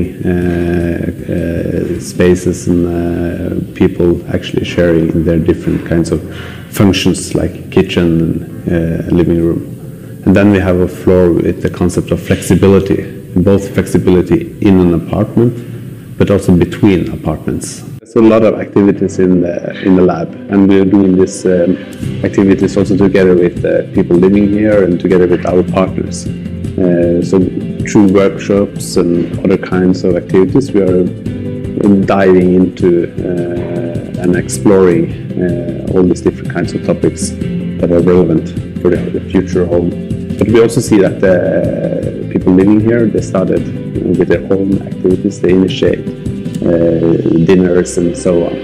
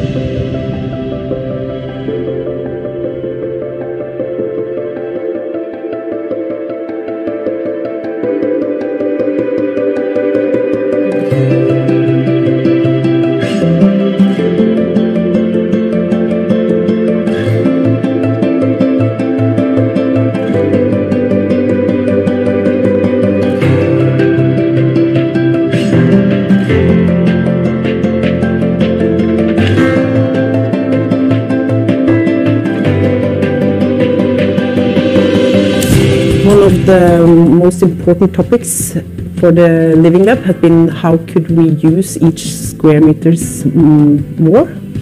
Now the price is getting higher and higher, so the use of each square meter is more and more important. So for example, can you close and shut down your bedroom and use it as a living area when you don't use it?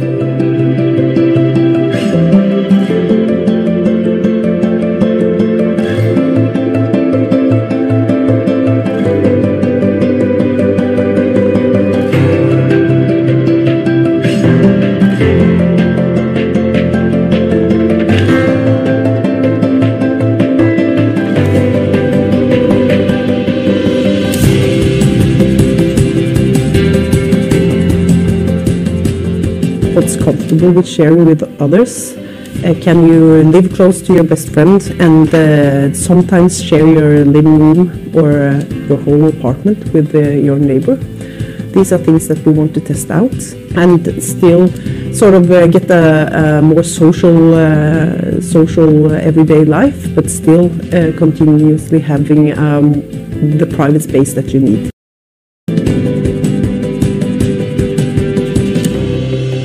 We have a big common area on the top roof terrace. There's been a lot of eager residents that want to grow their own vegetables and use that common area as a social arena.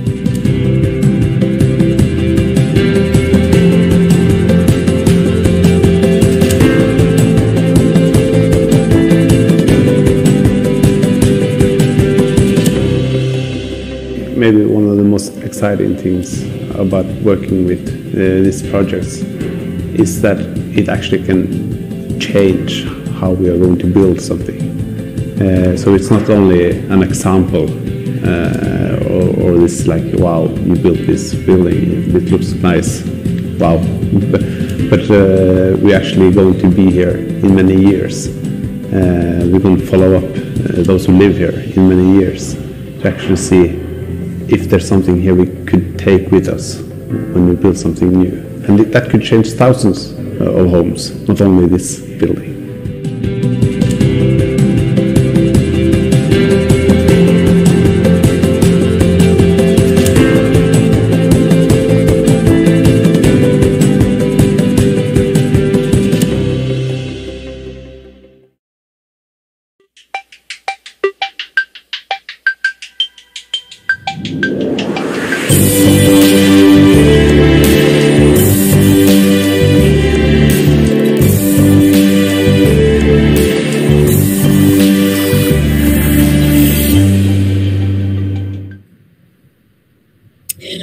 Welcome everybody to Home is Where the Help Is. My name is Natalie Wadick and I'm the director of the Irish Architecture Foundation, and we are the people who deliver Open House Dublin.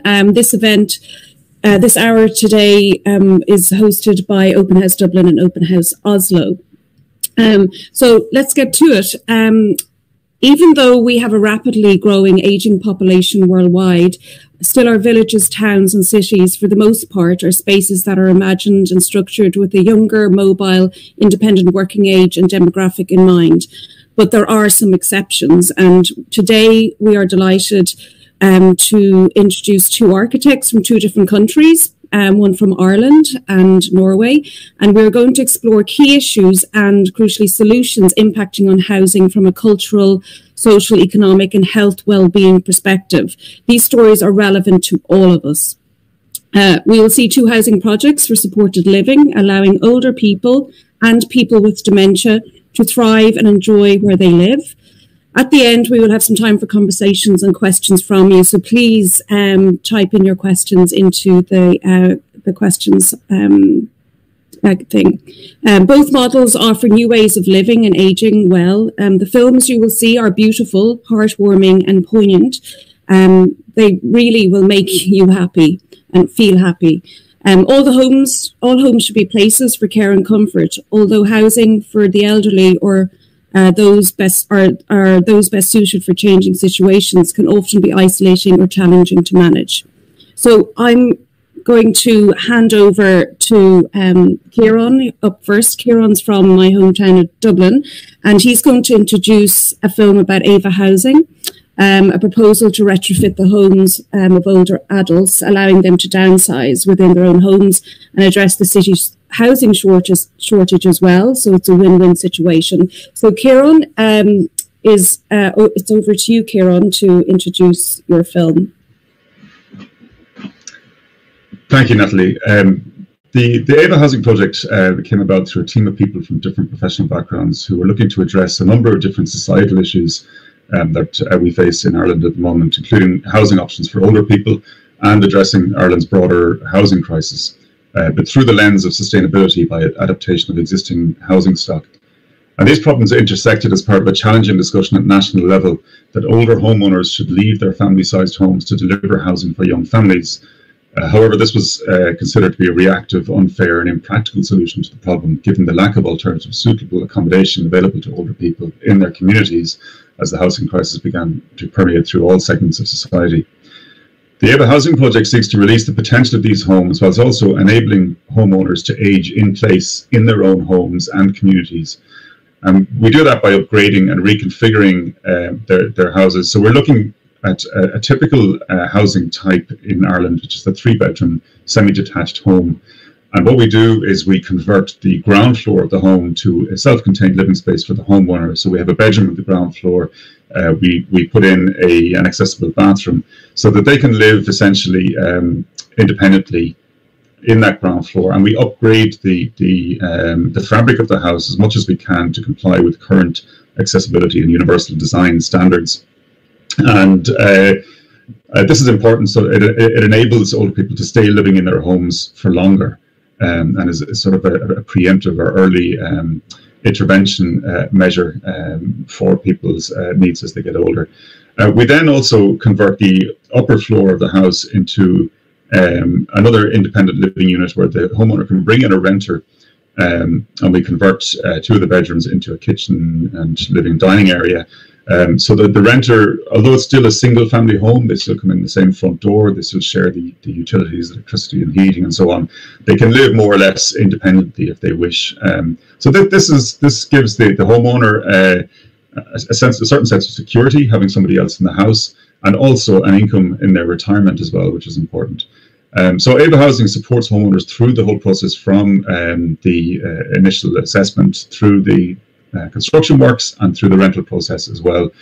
And it aims to support homeowners to live active, healthy lives in their own homes in a built environment that's adapted to their changing needs. So the video you're about to see details the journey of Anne, our first homeowner, through the design, build and rental of her newly adapted home. And since completion of our first 2 pilot houses, we have now received funding from the Irish government to support the upgrade of a further 20 houses and have extended the building works to include energy upgrades. So I'll pass over to the video now.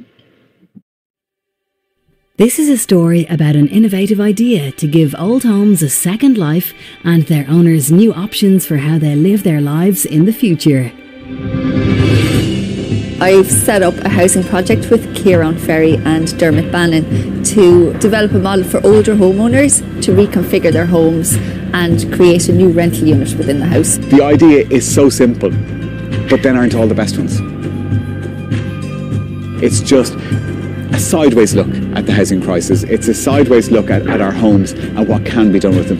And the beauty of the whole thing is that it's reversible. The project has huge potential for expansion. There are 160,000 older people living alone in family-sized homes in Ireland. This project will support homeowners to retrofit their house, matching them with the appropriate renter and supporting them as a rental agency effectively into the future. This is giving something back, I suppose, as well, and this is using the skills that I have to try and contribute to solving some of the societal problems that we're dealing with. So there'll be a kitchen, there'll be a bathroom, there'll be a living space and a bedroom on both floors.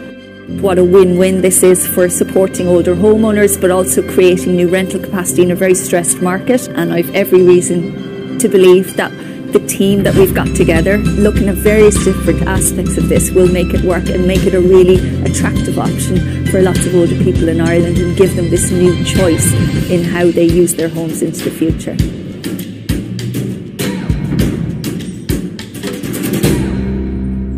Our story begins in the small town of Clondalkin.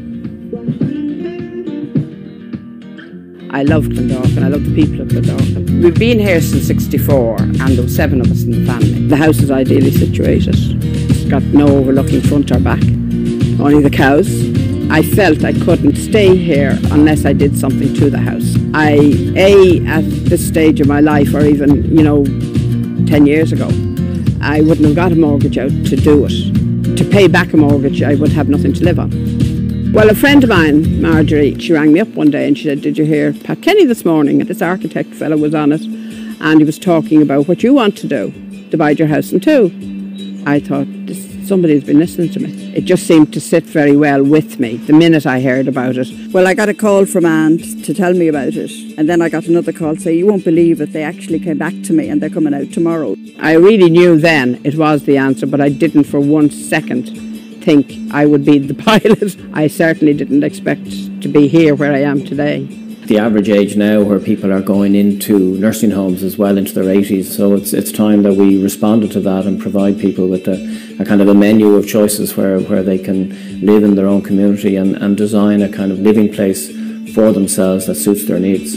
The moment she rang, I just knew from the phone call that she was, the right type of person. She's like confident, she knows what she wants. Her house is just exactly what we're looking for. It's a 3-bed semi-detached and there's a garage on the side which she had already kind of had it in her head that she'd like to get that converted to make a bit more living space. What I want to see for her is that she makes this house her own house, puts her own stamp on it. What we're trying to do here is to upgrade the ground floor of your house so that it can be a self-contained living unit for yourself, which then frees up the first floor of the building so that you can rent out rooms on the first floor. Once construction starts, it's all systems go, and James and his team work closely with Anne. Hi guys. Hi James, how are you? How are you now? Welcome again. How's things? Things are going great. Good, Getting good, very yeah. excited to see all this. Yeah, it's taking shape. Wow. I love the skylight. I absolutely love it. It was definitely 100% the right thing to do, and mainly because of the team that's behind us. Without them, I think I'd be very worried all the time because they provide that very valuable service. The key reason that Bank of Ireland was really interested in getting involved in this partnership was that it answers a lot of questions, both from the ageing in place and the well-being of the older person so that they can continue to thrive in their own communities, and the freeing up of housing stock for renters and potential renters from an affordability perspective. And so from the financial well-being of both sides, with only 40% of Irish people having a private pension, using your home to fund your retirement now starts to become a reality. And now it's time for Anne to see her finished home. Okay, So here's the kitchen. Wow! Oh my God! Oh, this is fabulous. What do you think? Oh, this is just gorgeous. With the upstairs living space finished and Anne settled back in, Claire the renter can make herself at home. I was coming out of the canteen at work one day and just saw on the notice board and the rent. Oh my God, is that for real? When I came in and walked into the house, I mean, Anne is just so welcoming. I just felt totally at home straight away. And this is a wonderful space. I thought it's a really good conversion. It's nice to come home and know that there's someone in the house. Not that we see each other all of the time, but we both know that we can have a chat whenever we want to. And it's just been great. Well, I'm extremely happy where I am now at the moment. I'm very contented because I feel for the first time that this is my home, that it's a home I've created. The lodger Claire, she's moved in now, and I think she's settling in okay. It's been absolutely marvellous. She's a lovely person. The life is good. I'm very lucky, very fortunate. The Ava Housing pilot project was co-funded by the homeowner and Ava Housing, with the support of the Department of Housing, Local Government and Heritage and Bank of Ireland. If you'd like to know more about Ava Housing, please visit our website, avahousing.ie. That was great. Thank you, Kieran. It was so good to see Ava Housing and to hear from Anne and the resident. I love the way she called you that architect fella. That was very good. So, and now moving swiftly on to another architect fella, but from in the mountains outside Oslo, is Johannes Edgen, who will present Carpe Diem Dementia Village, and this is quite a different project. But it's a sensitively designed complex consisting of communal housing units to care for people with dementia. And he will introduce the short film, and then after that we'll all join each other on screen for a conversation. And please don't forget to join in that conversation by putting some questions into the chat. So now over to you, Johannes. Thank you very much. The film we are now about to see is presenting actually a nursing home, Carpe Diem Village. It could have been built as a traditional nursing home, and I think then it would have established itself as an 8 stories high building.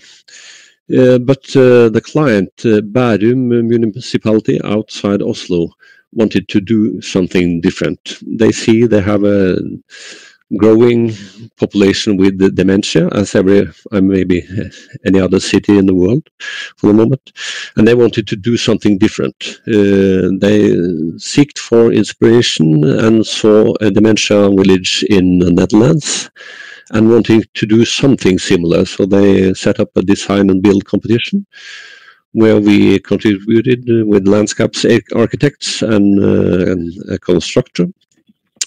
And the result is the village, not the 8-story high building, based upon the ideas of making a framework for people in a very difficult situation to live as close as possible a normal life. So I think I just want to invite you into the Dementia Village, and we'll have a walk and talk about it afterwards.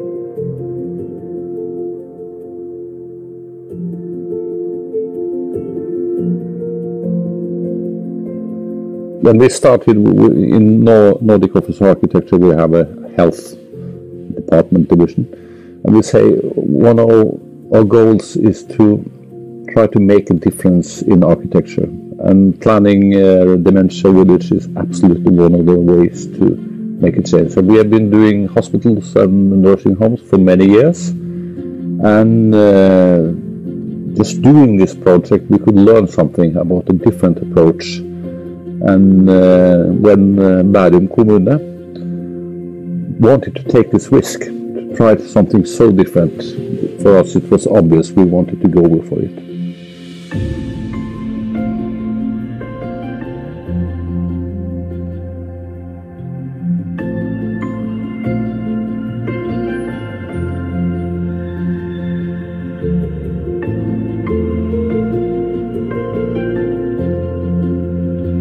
Kanskje den aller største forskjellen på Carpe Diem og på andre sykehjem er det at vi bringer lokalsamfunnet inn I byen, og at det en åpen by, at det ikke et lukket samfunn, selv om beboerne trygt bor I sin egen by, så det ikke et lukket samfunn.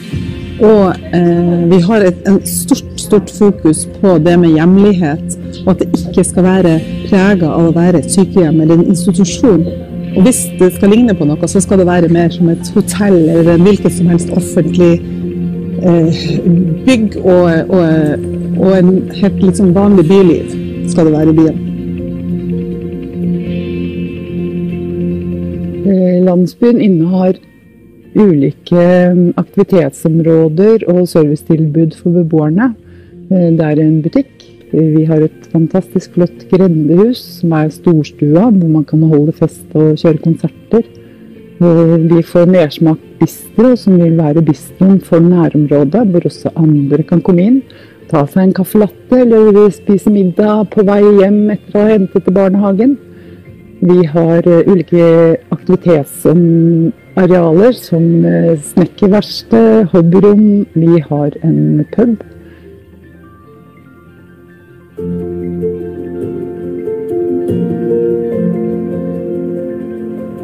Vi har også en helseavdeling som inneholder et treningsrom, frisør og fotpleie.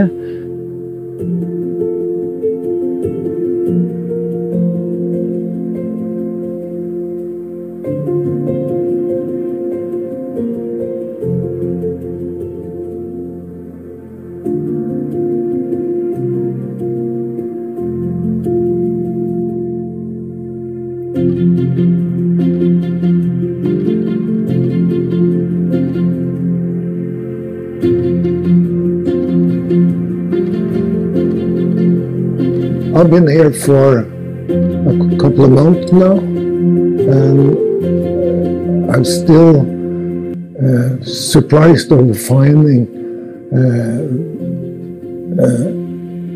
both architecture and solutions of a lot of practical problems, which is built into the whole area. It's just like a big family. It's not the stiff or some hospitals, so they try to steer you into what to do. But here you're pretty free to do not what you want, but within the rules, you're free to go outside, eat. We have various places we can go and rest.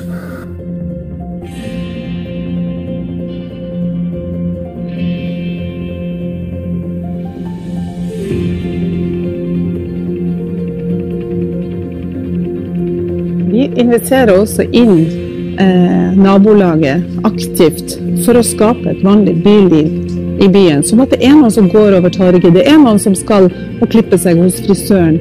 Alt åpent, sånn at man kan komme inn og gjøre de tingene man gjør ellers I et sentrum. Mange har veldig lyst til å komme og se, og så blir de veldig overrasket når de får lov til å komme inn faktisk, og ikke bare se, men å delta I det livet som foregår her. Og det gjør jo også hverdagen for beboerne som bor her I byen litt mer vanlig.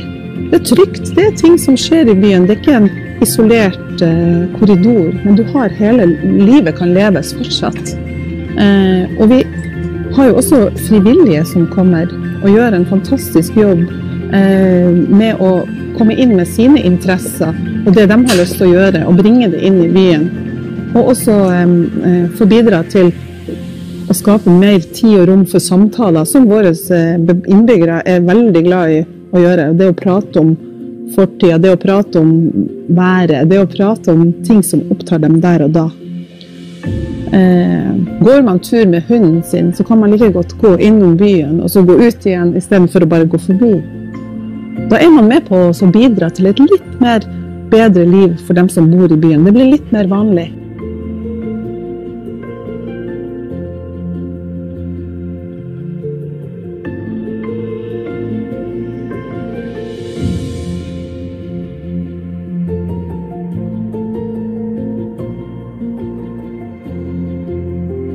I think it's quite challenging to see where life actually brings us at the end. I've been now 3 times at Carpe Diem after it opened. I'm always happy when I'm leaving. Not because I'm proud of what we are doing, maybe that's, but that's not the most important. I met people, happy people.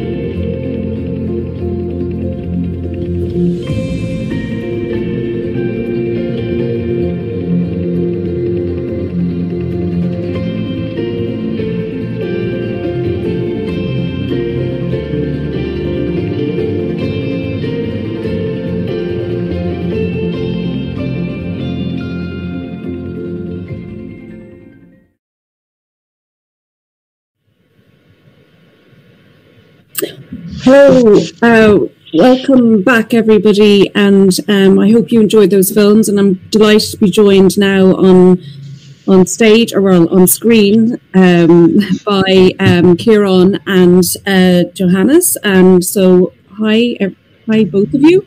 Thank you so much for being here. Thank you for showing and bringing those films with you and sharing both your stories. It's absolutely fantastic, and I just want to maybe just start off making some comments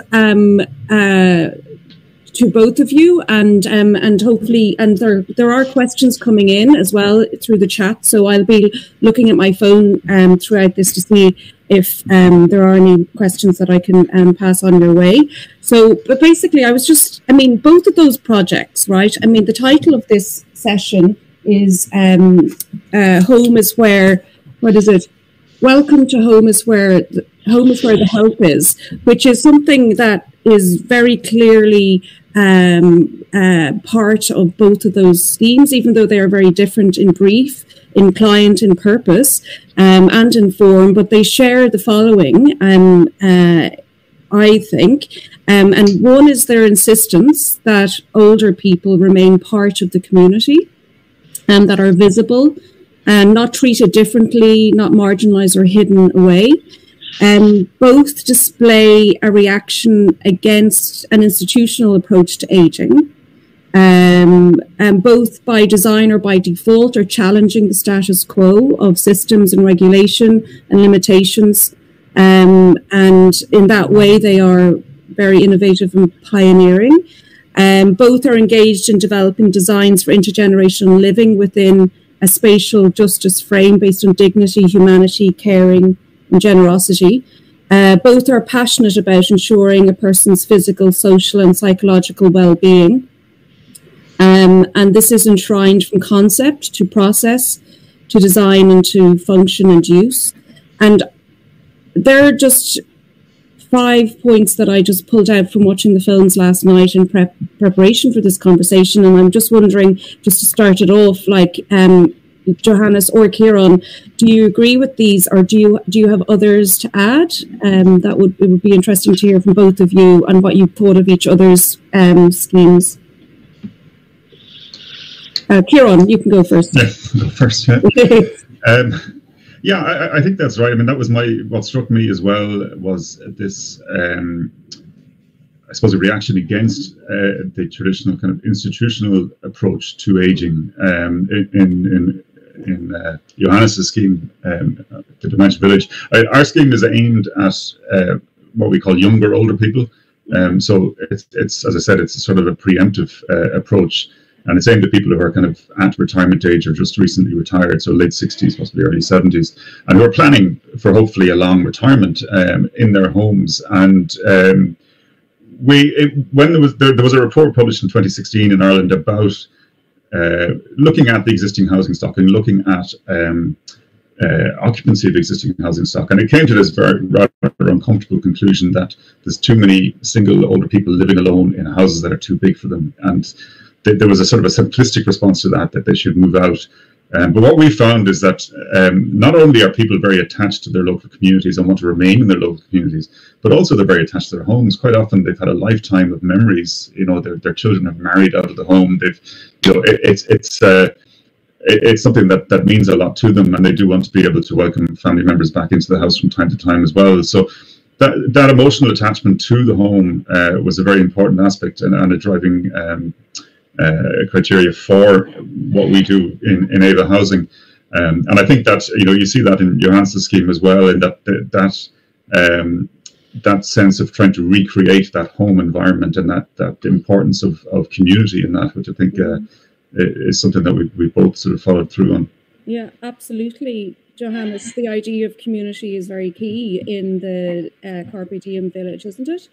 Yes, it is. And I'm very happy that we can see these two projects together, because in many ways we have the same approach. We are sort of creating environment for people in the last part of the life, you could say. And I'm very glad that we can seek different solutions. We couldn't base the future on only dementia village. I think that we actually do something about existing living environments and make them more functional for all the people. And some people will have, call it, stronger needs, more protected, and then dementia village is the good answer.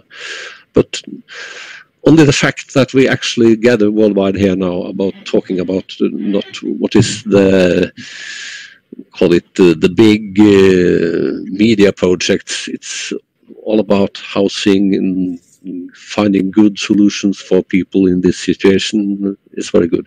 And the Carpe Diem village it's a closed village, but it's open for everybody. It's closed because most of the people in this village have lost some anchors to reality, and it would be a problem. And what happens in normal institution is that they actually are locked inside. Law regulations in Norway says you can't lock people inside, but in fact that's what's happened, because it's dangerous if they just walk out. Here they have access to open spaces, shared spaces, activity, and the fact that the client, the Bærum kommune, the municipality, they want people to come and visit it. Not for a show off, but because the visitors add the same kind of normal day life as you have more easy access to in a housing project. So, and again, I'm very happy we could see those two projects together. Absolutely, absolutely, and it's that kind of generosity of inviting people in and sharing that is really key from both of those projects.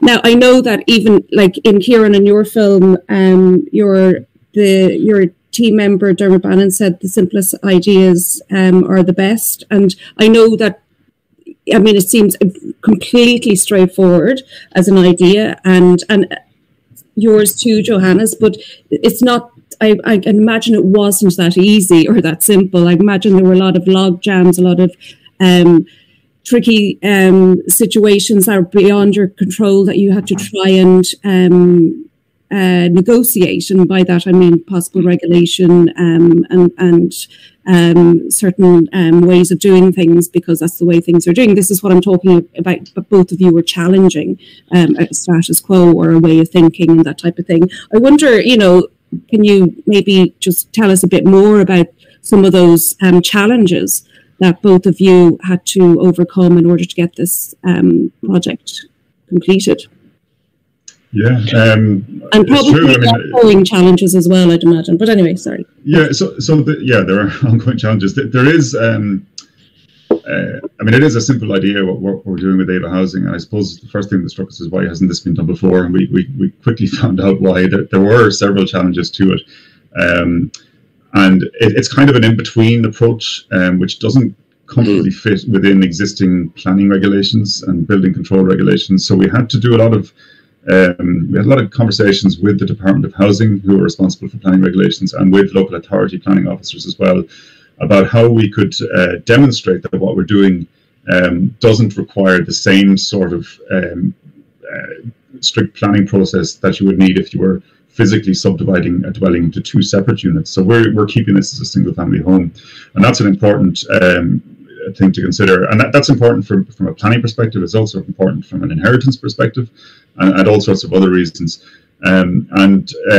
So we did get through all that, and we've designed it in a particular way, not to circumvent the regulations, but to work within the regulations and the exemptions to the planning regulations, and that helps us then with building control as well. So we're dealing with it as a single family home, and the fire safety regulations and so on are much simpler to deal with in that respect.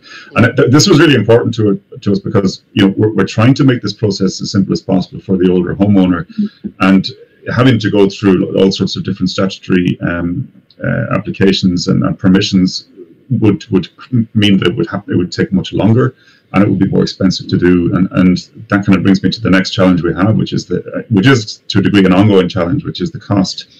We've been very fortunate in that we've had grant funding from the Department of Housing, who have helped us with both the pilots and who have committed to funding further houses. We do ask the homeowner to contribute as well. We think that's important, that the homeowner makes some contribution to it, that they feel that they have a stake in what's happening here, that it's not something that's been handed to them, that they're engaged with it. So that's an important aspect. But the thing then we started to realize was a lot of the houses we're dealing with are quite, they're built in, say, the 50s or 60s or 70s, and they're not very energy efficient. And it didn't seem sensible for us not to do energy upgrades to the homes as well, and that adds additional costs. And that we're working with the Sustainable Energy Authority of Ireland at the moment to try to work as a system of where we can avail of grant funding for improved insulation and potentially renewable energy resources. And this will be important as people age. Having that sort of energy security and being able to keep your house warm easily is important. So that's an ongoing thing that we're dealing with. The costs aren't in our favor at the moment with everything that's happening in the world. So that's going to probably continue to be a challenge. Yeah, and actually, just one more point on that before I go to Johannes is that what you've done for Anne is like you've created a home for her future, not just for her now, but for her future. Yeah. So it's future proofing her house for her, So that's the basic principle of it. Yeah, that it will allow her to remain living in that house for longer than she might otherwise have been able to. Yeah. Johannes, speaking of like challenges and what you had to overcome in order to get this job, I know that when I was talking to you yesterday on the phone, you were so enamored by your client, and working with your client was really, really key. And listening to her and her team and all of that, and to get the right possible outcome for everybody was something that you were very close to in terms of the process and how you got to create this wonderful village for these people. I wonder, can you talk about were there any challenges or opportunities that came out of that, and what you learned from working with them as well? Of course, we had a lot of challenges, as any project. We have a certain economy. We have to keep the project inside the budget. That is always a challenge if you have any budget. The budget for this nursing home is most the same as for a normal one in Norway. We have a relatively small site, although Norway is densely populated, this is the more. We have a site, I think about 18,000 square meters, where we should build 18,000 square meters. And to get all these buildings on the site with the walking paths, the gardens, was a tough job and a demanding client, which is very good. So we spent a lot of time first to understand the client, the site, then maybe the most challenging, to understand the situation for people with dementia. To actually, I had a fantastic team on the job, and I think all of them now are, I think they're proud about to say they understand more about different sides of lives. You saw on the film one of the inhabitants was interviewed. He actually has the same name as me, Eggen, not related. I met him when we were there. And I think that was one of my proudest moments, when he was my guide and he was telling me about the architecture of the village. Yeah. And when I then left, I thought, we achieved something. Yeah, that's fantastic. And also, as I told you, this is a design and build competition. We had the first bid. We thought we had a fantastic solution. The client liked it very much because of the volumes, the outdoor areas, but we hadn't understood the program. So we had to go back to the office, spend a lot of hours redesigning it, and then the client said, yes, this is what we wanted. So I think the client should be very happy they were demanding, or else we maybe wouldn't be sitting here with this project. Exactly. Because, yeah. Exactly. I'm going to go to some questions on that have come through the people out there in our audience. And it actually it's a good segue in from what you were talking about, Johannes, and it's for you. One of our listeners would love to hear more about how Carpe Diem was designed to be open to the neighbourhood outside the village. Yeah, for the inhabitants, this is a village where you shall not. We have to make a main entrance so that you don't get into a situation where everybody wants to go out all the time. At the same time, it has to be inviting. So when you come to the village, it's one door in with a reception area. It's a cafeteria. It's a welcoming area. And when you open the door looking into this hallway, you see out on the inner life of the village. This is the architectural solution, but the most important is that the client is always inviting people to use the building. Local choirs, they have outside fireplace, which the neighboring kindergarten use every day for an hour. So it's a combination of an inviting building, but most of all, a staff inviting you in, and a client that says, use the building, that's a good for us. Yeah, that's fantastic, because there's a canteen or restaurant there you can use. You can, go in and use and stuff like that. If you were going to get married, they would say, okay, you could have this room for free for the marriage. Yeah. But do you have any singers in your family? Then you have to make a concert before you use the room. Fantastic. Yeah, I love it.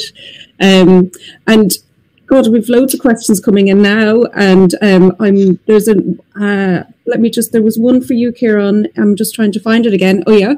And it's about, adapting to the resident. And are there any particular architectural adaptations to the Ava house which are designed to support the older resident? Yeah, there are. I mean, what we do, as I said, is first of all, we convert one of the, there's normally 2 living rooms at the ground floor of a 3-bedroom semi-detached house. So we convert one of those to a bedroom. We widen all the doors so that they can accommodate a wheelchair in the future. We put in a bathroom which is large enough to be an accessible bathroom. We don't go as far as putting in the grab rails that you will see in a disabled access toilet normally, but we facilitate the addition of those at a later stage so it can be adapted. So they're the kind of key things, and that there are other things to do with positions of light switches. Quite often on these older houses, the light switches are quite high, and current regulations they should be down lower. And similarly, sometimes the electrical sockets are too low and need to be raised. So there's usually a bit of work in that. There tends to be a bit of building fabric upgrade as well. Quite often the wiring needs to be redone and the heating system needs to be looked at as well. So these all get looked at as part of the works. Yeah, and the threshold between private and privacy between the tenant and the homeowner, is that standardized, or obviously is that depending on how open the homeowner is to? We've got 2 basic options there, and actually the 2 pilots we've done, each homeowner has chosen a different version of it. So. We did design it initially so that when you come in the front door, that the homeowner has a separate door, so it has a single door off the main entrance hall into their part of the house, so they can close that, and they've got the rest of their rooms beyond that. And then the renter has the upstairs and has the access upstairs. The second pilot home we did, the homeowner wanted to do that, but in the first one in Anne's house in Clondalkin, she actually said, no, I don't really want to close in my hallway. I like the spacious hallway with the stairs going up in it. I don't mind that there's a bit of less privacy there. I'm happy to accept that, to have that more openness in the hallway. So there are 2 different approaches to it, and the 2 homeowners looked at it in different ways, and either works. When we're trying to make sure that the homeowner is comfortable in the house, so we're happy to do either version. And just one more question here on, because it relates to what you're saying, and I have another one for you, Johannes, in a minute, but just from somebody who'd like to know on that train of thought, are you finding there are recurring concepts you have to convince homeowners to consider? Like, for instance, a particular part of their home they may have to give up or share, for example, the garden? Yeah, the garden has been an interesting one. I mean, in Anne's house, there is a bit of a front garden as well, which the renter can access, and has quite a nice orientation. So the homeowner still has exclusive access to the rear garden, but there is a bit of front garden as well that the renter can avail of. But there were other things that come up as well. In our initial design proposals, we had assumed that the front living room would be converted to a bedroom downstairs, and the rear living room would then tie into a kitchen. But Anne chose or decided that actually she preferred to have the bedroom at the back opening onto the garden, which was a different approach to it. And it worked quite well, actually, because then we had a bedroom above a bedroom and a living room above a living room. So it helped with issues of sound transference between the two residents in the house. Okay. Thank you. And Johannes, just a question for you, and it relates to something you were saying a bit earlier about hearing from the residents there, the person who had your namesake. But somebody here has asked, how do you approach designing